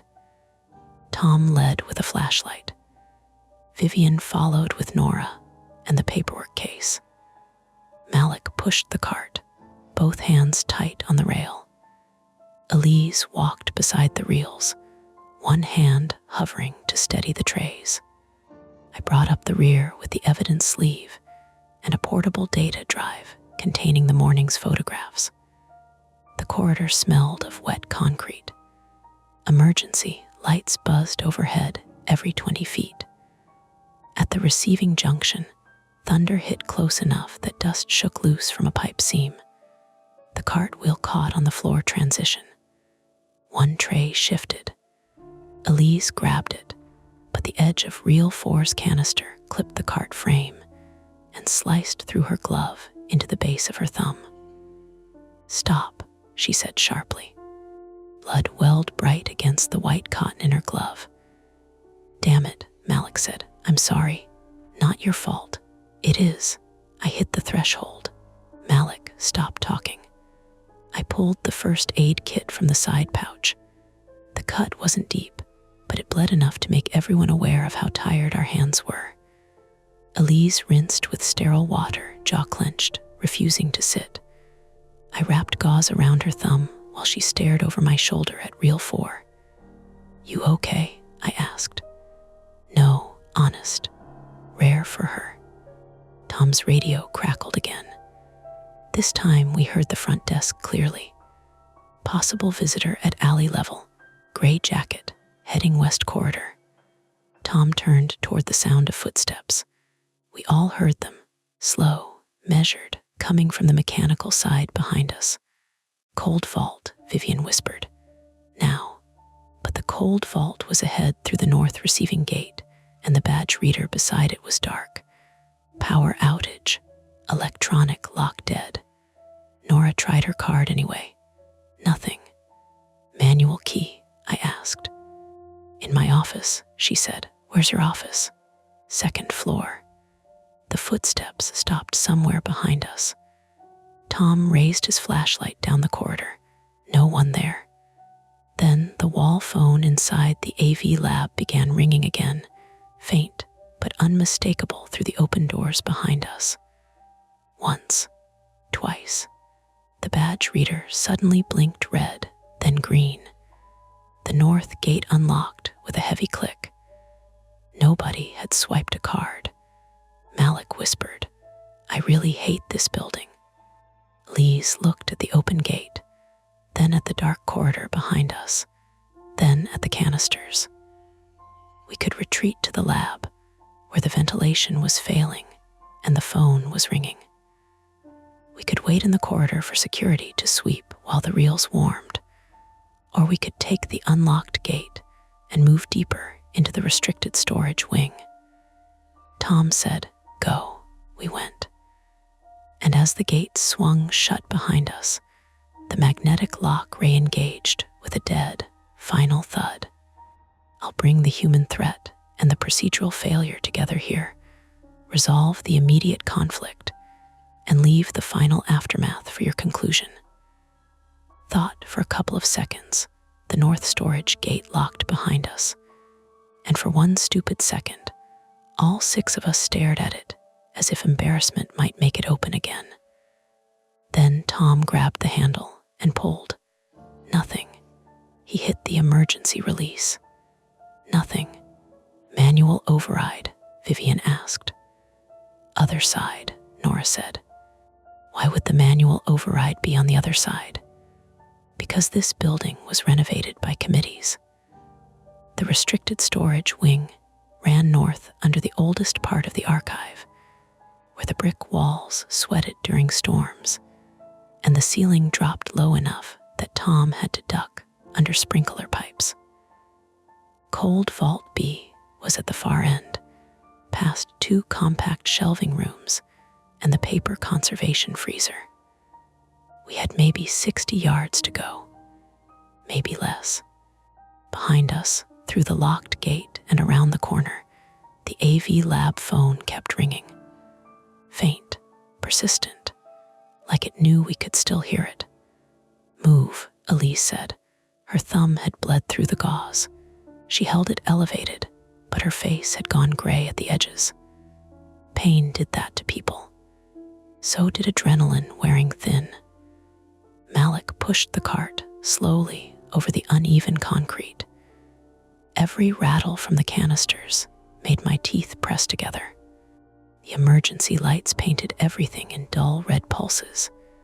Shelves, pipes, the plastic-covered quarantine bins, Nora's white knuckles around the paperwork case. At the first shelving room, Tom stopped. Someone's ahead. We heard it then. Not footsteps. A metallic scrape. A key in a lock. Cold Vault B's outer door sat at the end of the hall, pale blue under the battery light. A man stood there with his back to us, one shoulder hunched, turning a key he should not have had. Gray jacket, white hair, thin neck. Vivian said, "E. Voss." The man turned. Edwin Voss, maybe 75 male, was tall in the delicate way older men become when their joints start taking more space than muscle. His suit was wet at the shoulders from the storm. He wore no visitor badge. In one hand, he held a ring of keys. In the other, a 7th canister. My first thought was not fear. It was anger, because there it was. The missing thing. The withheld proof. The gap made metal. "You're not authorized to be back here," Nora said, and her voice came out strong enough to surprise all of us. Voss looked at the cart. "You moved them." "The lab ventilation failed," Elise said. "You opened them. We inspected them. You opened them." His eyes settled on me. "You look like him," he said. I hated that it landed. Tom stepped forward. "Sir, put the canister down and come away from the vault." Voss smiled without warmth. Security in archives is always theatrical until money arrives. Tom moved fast for a man his size. Voss moved faster than he looked. He swung the 7th canister against the wall-mounted fire alarm pull station. The plastic cover cracked. The alarm shrieked. Everything became noise. Red strobes flashed along the corridor. A mechanical voice began repeating overhead, "Attention, attention. Please proceed to the nearest exit." Then the sprinklers armed with a deep clank in the ceiling. Dry system, Nora shouted over the alarm. Delay before discharge. How long? Malik yelled. Depends when it was last serviced. Voss backed toward the vault door. You have less than a minute before water reaches this hall. Elise's face changed. Water would ruin the exposed paperwork, damage labels, flood boxes, soak the cart padding. The canisters were sealed, but old seams fail. Cold storage was 10 feet behind Voss and a locked door. Tom lunged. Voss threw the key ring down the hallway. It skittered under the compact shelving. Malik, I shouted. He dropped to his knees, reaching under the shelving with one hand while still trying not to block the cartwheels. Vivian grabbed the transport tray handles. Nora clutched the accession folder under her jacket like that could save it. Voss turned to me. Your father played reel 7 twice, he said. First time, he thought he'd discovered a preserved interview system. Second time, he understood what people will do when they think a recording is speaking directly to them. What did you do? I said. He shook his head. Not me, Gardner. The alarm screamed between us. Elise shouted, Daniel, not now. But Voss had said my father. He had said it like a door opening. Was my father part of this? He was hired to clean copies in 1998. He made one mistake. Voss lifted the 7th canister slightly. He listened alone, then wrote back to dead woman for 6 months. That's impossible. No, Voss said. It's sad. There's a difference. The first sprinkler head coughed. Not water yet. Air, dust. A hard hiss from the pipe above us. Elise shoved me with her good hand. Keys. I ran to Malik. He was flat on his stomach, cheek against filthy concrete, one arm buried to the shoulder under the shelving. I see them, he gasped. Can't reach. Tom was advancing on Voss again, slower now, hands open. Sir, Tom said, the alarm brings the fire department. Police too. This ends badly if you keep holding that. Voss looked exhausted suddenly. It ended badly before you were born. Then he took the 7th canister and opened it. No gloves, no pad, no care. Elise made a sound I had never heard from her, small and furious. Inside was not a full reel. It was a short roll of film sound strip wound around a cracked hub, with red wax marking the leader. Rule: if leader contains red wax mark, stop transfer and notify EVOS. Except EVOS was standing there, peeling it loose with bare fingers. You wanted to control it, I said. I wanted to bury it. Then why bring it? Because you people never stop, he snapped. You preserve rot and call it duty. You digitize harm and call it access. Gardner used suggestion, timing, and private information stolen from interview subjects. Nothing supernatural, nothing mystical, just voices cut and spliced to sound responsive. People heard what they needed to hear: confessions, dead relatives, instructions. The sprinkler pipe hissed louder. Malik yelled, got them. He pulled the keys free and sliced his forearm on the shelving edge doing it. Blood ran down to his wrist. He tossed the ring to Elise. She caught it badly against her injured thumb and almost dropped it, then shoved it into my hand. Vault, she said. I ran to the blue door. Wrong key, wrong key, wrong key. Behind me, Tom grabbed for Voss. Voss twisted, slipped on the damp concrete, and fell hard against the wall. The 7th reel jumped from his hands. Its loose strips spilled across the floor in a black ribbon. No, Elise shouted. Vivian and Nora pushed the cart toward me. The 4th key turned. The vault door opened with a suctioned groan. Cold air rolled out, dry and clean and shocking. Cart in, I yelled. Malik staggered up, one arm bleeding, and helped Vivian shove the cart over the threshold. The front wheel jammed, again. Lift, Elise said. We lifted. All of us except Tom, who was wrestling Voss away from the fallen strip. The cart lurched into the vault. Then water hit. Not a clean movie burst. A filthy, coughing spray from old sprinkler heads, brown at first with pipe rust, then hard and cold. It hammered the corridor, the floor, Voss, Tom, the spilled seventh strip. Nora cried out as water struck the paperwork case. Vivian slammed the vault door halfway shut to shield the cart. Elise was still outside.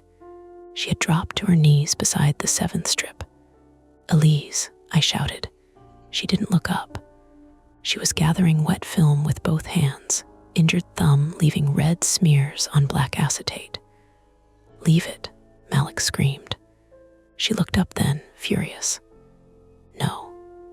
Voss was on the floor, coughing, Tom's knee between his shoulder blades. Don't save that one, Voss shouted through water. That one is the worst. That made Elise stop. Not because she believed him, because he wanted it gone. She grabbed the strip anyway. A sprinkler stream hit the open canister and spun it across the floor. It struck my ankle hard enough to make me stumble. I caught the doorframe and felt something pull in my shoulder. Pain flashed white. Elise now. She crawled toward the vault, slipping once, catching herself with her cut hand. I reached for her.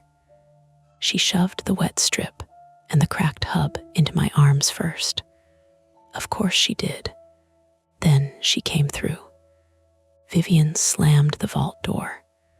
For a moment, we were sealed in cold darkness, with the alarm muffled outside, and 6 people breathing like they had run miles. Then the battery lights inside the vault blinked on. Cold Vault B was narrow and long, with metal racks on both sides and a central aisle, just wide enough for the cart. Our breath showed faintly. The sprinkler water on our clothes steamed into the dry air. Elise sat on the floor against a rack, face tight, hand dripping through soaked gauze. Malik clamped his forearm with a paper towel. Nora opened the paperwork case and found water had seeped through one corner. She made a sound like a person trying not to sob. Vivian slid down the wall opposite her. Everyone alive. Nobody answered immediately. Outside, through the heavy vault door, Tom's voice was faint but controlled, barking into his radio. Voss shouted once, then stopped. A second voice joined Tom's. Security, maybe, or facilities. The immediate fight was over. The damage was not. I looked down at the 7th strip in my arms. Wet, creased. Red wax smeared across the leader like a thumbprint. Elise saw it too. Put it on blotter, she whispered. You need medical. Blotter first. Elise looked at me, and there was so much exhaustion in her face that I finally stopped arguing. We improvised a salvage station on an empty stainless shelf. Nora sacrificed dry folder stock from the emergency kit. Malik held a flashlight with his uninjured hand. Vivian logged item numbers aloud because documentation was the only thing keeping her upright. Elise directed us in a thin, steady voice. Do not separate fused layers. Don't flatten the crease. Daniel, support the leader. No tension. Her thumb had started bleeding again.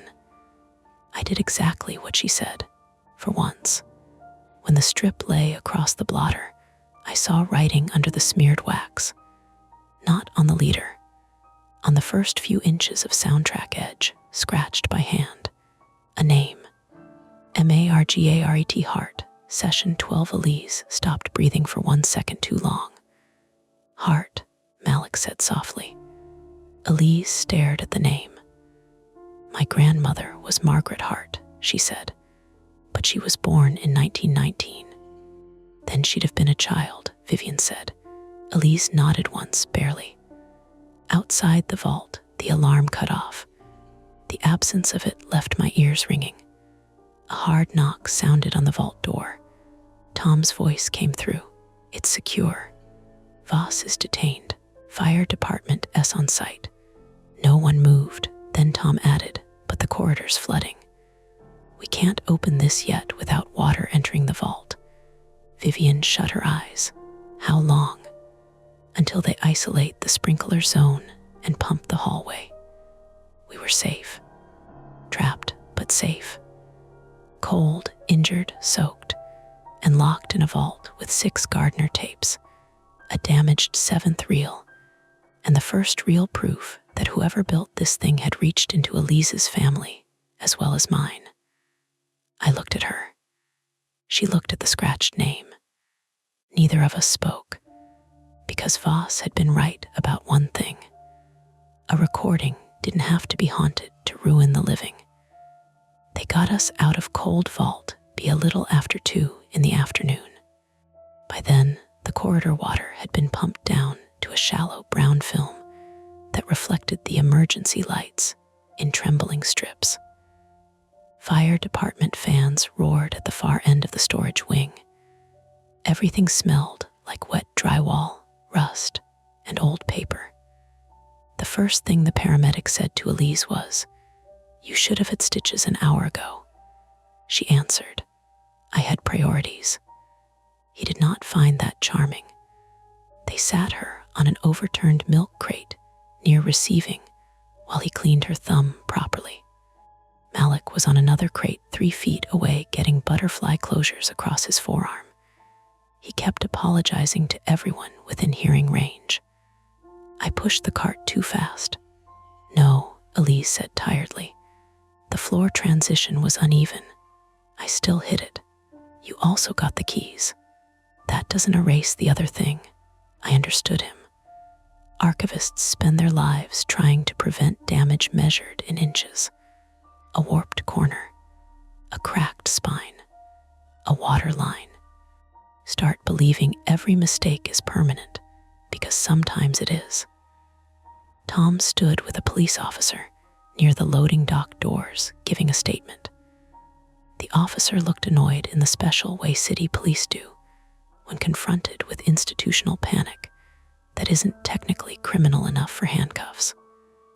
Voss sat in a folding chair nearby, wrapped in a gray emergency blanket, looking smaller now that he had stopped moving.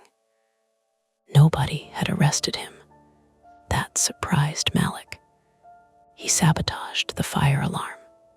He triggered a pull station, Tom said. Legally, that's different. He broke into restricted storage. He was donor representative on file. He withheld archival material. "That's not a police issue," Nora said from behind us, sounding bitter enough to dissolve metal. Nora herself looked terrible. Her hair had escaped its clip. Water stains marbled the edge of the accession folder despite all her efforts. She had spent the last hour with legal counsel and the director inside a conference room upstairs, while restoration vendors assessed the basement.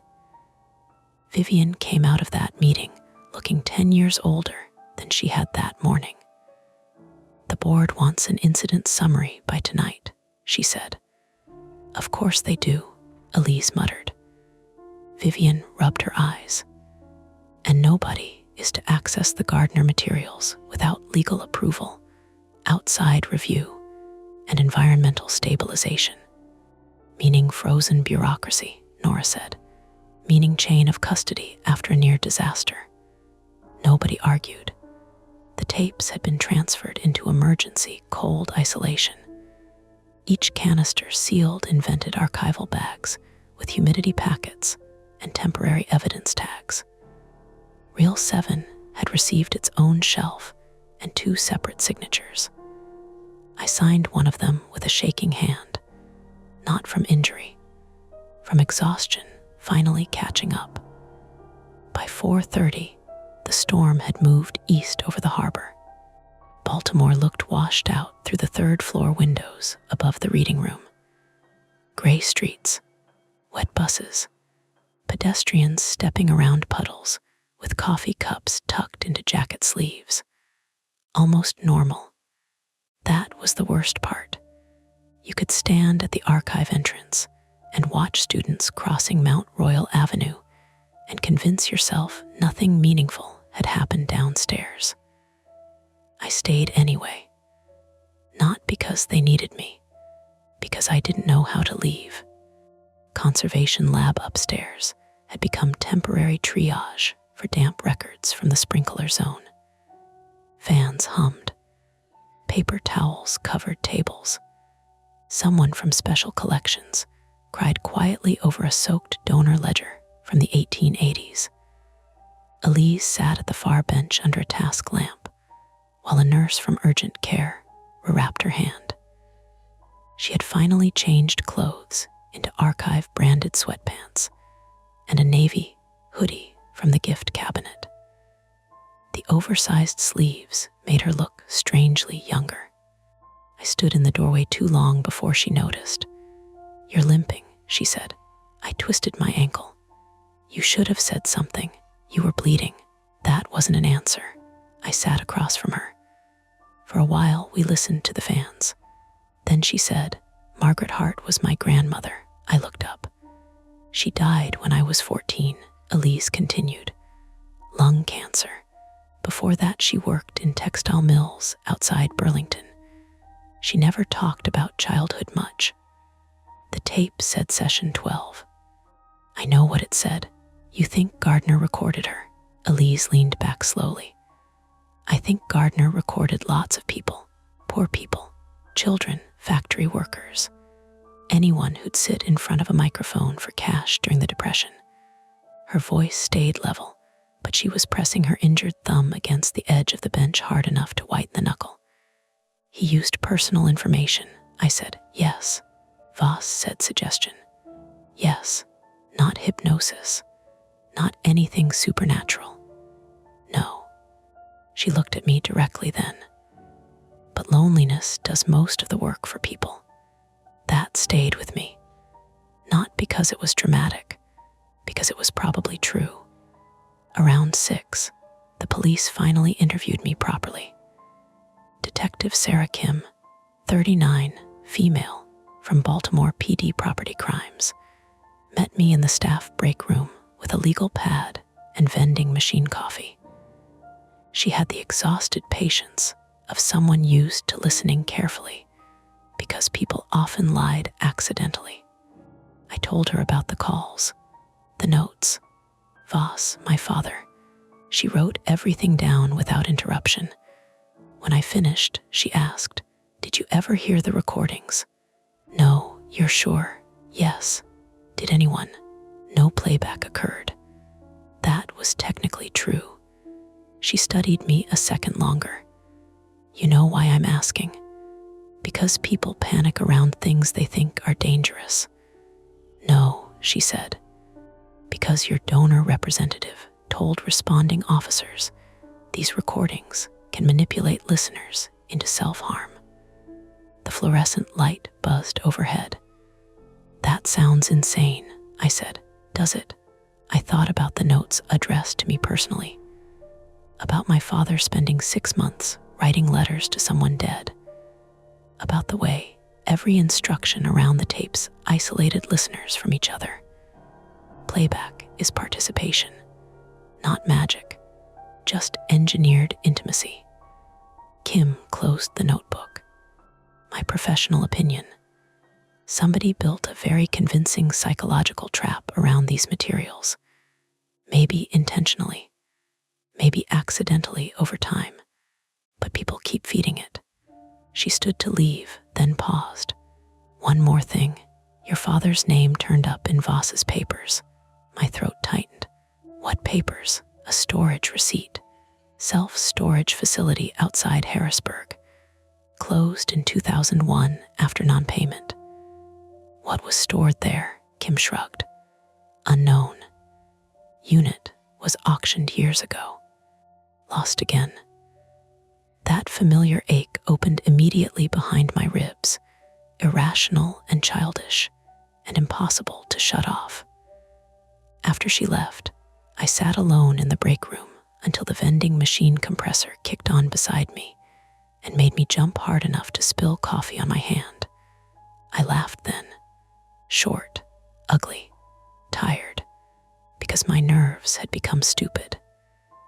At 7:12 p.m., Vivian called an emergency staff meeting in the reading room. Only the core group came: me, Elise, Malik, Nora, Tom, and 2 administrators from legal. The public lights were off. Rain ticked softly against the tall windows facing Cathedral Street. Vivian stood at the front desk, holding a printed memo. The Gardner materials are being transferred temporarily to Federal Audiovisual Conservation Storage in Culpeper pending investigation and stabilization. Malik blinked. They're taking them. They're preserving them, Nora corrected automatically, though she sounded unhappy about it. When? I asked. Tonight. That hit harder than I expected. Elise noticed. Daniel, she said quietly. I rubbed my face. No, I know, it's correct. And it was. Federal cold storage had better environmental controls, better security, better forensic resources. Everything in me professionally agreed with the decision. Emotionally, it felt like failure. Vivian continued. The board also approved restricted review status. No public access. No playback authorization without external ethics oversight. Tom muttered. Didn't know recordings needed ethics committees. Some do, Elise said. Nobody argued with that either. After the meeting broke up, Malik caught me near the elevator. You think Voss was telling the truth? About what? That the tapes only worked because people wanted them to. I leaned against the wall. I think Gardner figured out something ugly before everyone else did, I said. If you give people a recording built from private details, pauses, and carefully edited responses, eventually they stop treating it like audio. They treat it like conversation. Yeah, Malik shoved his hands into his pockets. You ever think about how podcasts already kind of do that? I looked at him. He shrugged awkwardly. Sorry, wrong moment. No, I said, maybe not. At 8:30, the federal transport team arrived. No black vans. No dramatic agents. Just 2 audiovisual preservation specialists in cold weather gloves with insulated transit cases and clipboards. Ordinary people doing careful work. That felt appropriate somehow. We accompanied them to the basement loading bay. The floodwater had mostly been cleared. Fans still rattled in the corridors. Damp footprints marked the concrete. The 6 original canisters disappeared into padded transport containers one by one. Then, Reel 7. Elise signed the final transfer line because her hand had steadied more than mine. The younger preservation specialist checked the seal number twice. Any known chemical hazards? He asked. Elise answered before I could. Psychological ones. He laughed politely, assuming it was a joke. We watched the cases loaded into the truck under yellow dock lights. Rain mist drifted through the open bay door. Somewhere nearby, traffic hissed along wet pavement. Voss was gone by then, released pending further review. Old age, no violent charges, lawyers already involved. Tom said he left without saying goodbye. That bothered me more than if he'd made threats. Before the truck doors closed, the older preservation specialist handed me a sealed evidence pouch. Found with the paperwork, he said. Addressed to you. My stomach dropped. The pouch contained a cassette tape, not a reel. a cheap Maxell cassette from the late 90s with handwriting across the label. Dan, do not catalog my father's handwriting. I stared at it long enough that Elise stepped closer. What is it? I don't know. That was true, the specialist said.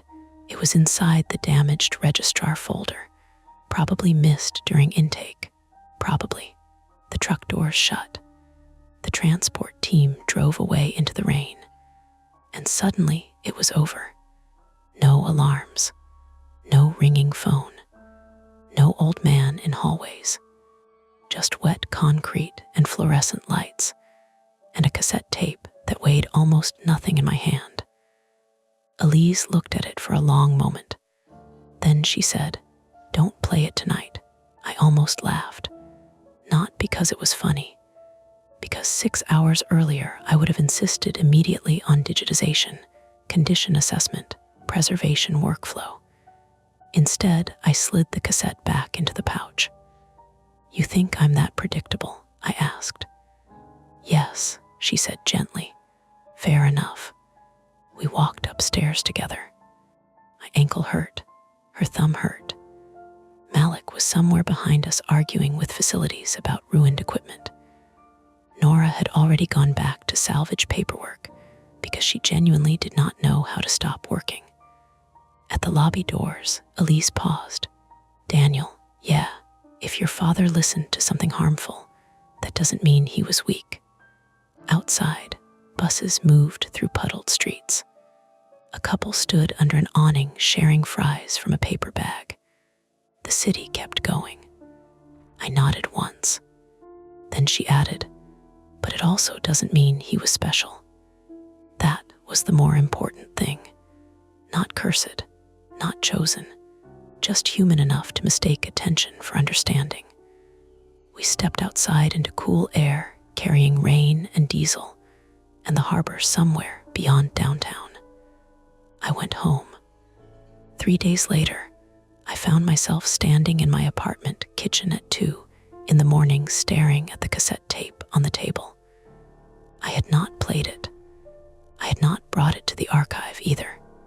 It sat beside a mug of tea gone cold, sealed in its evidence pouch. Outside, tires hissed along Charles Street. Inside, the refrigerator compressor clicked on and off. Ordinary sounds. I told myself that mattered. My phone buzzed once with an email from Vivian about insurance assessments and temporary closures. Another from Nora asking for a signed incident supplement. Life continuing in forms and schedules and recovery timelines. I reached for the cassette anyway, just to move it, just to put it away somewhere less visible. As I picked it up, something rattled softly inside the plastic shell. A folded piece of paper wedged behind the tape spools. I froze. Then, slowly, carefully, I set the cassette back down without opening it. The refrigerator hummed. Cars passed outside. And for a long time, I stood there in my kitchen, listening to the ordinary sounds of my apartment, trying very hard not to imagine what my father had wanted to say badly enough to hide it, where only another archivist would think to look. The shadows fade for now, but the stories never end. Don't forget to hit like, subscribe to Mia Horror Stories, and join our community of horror lovers. If you're hungry for more, check out the next video. Just remember, the scariest part is often the one you don't see coming.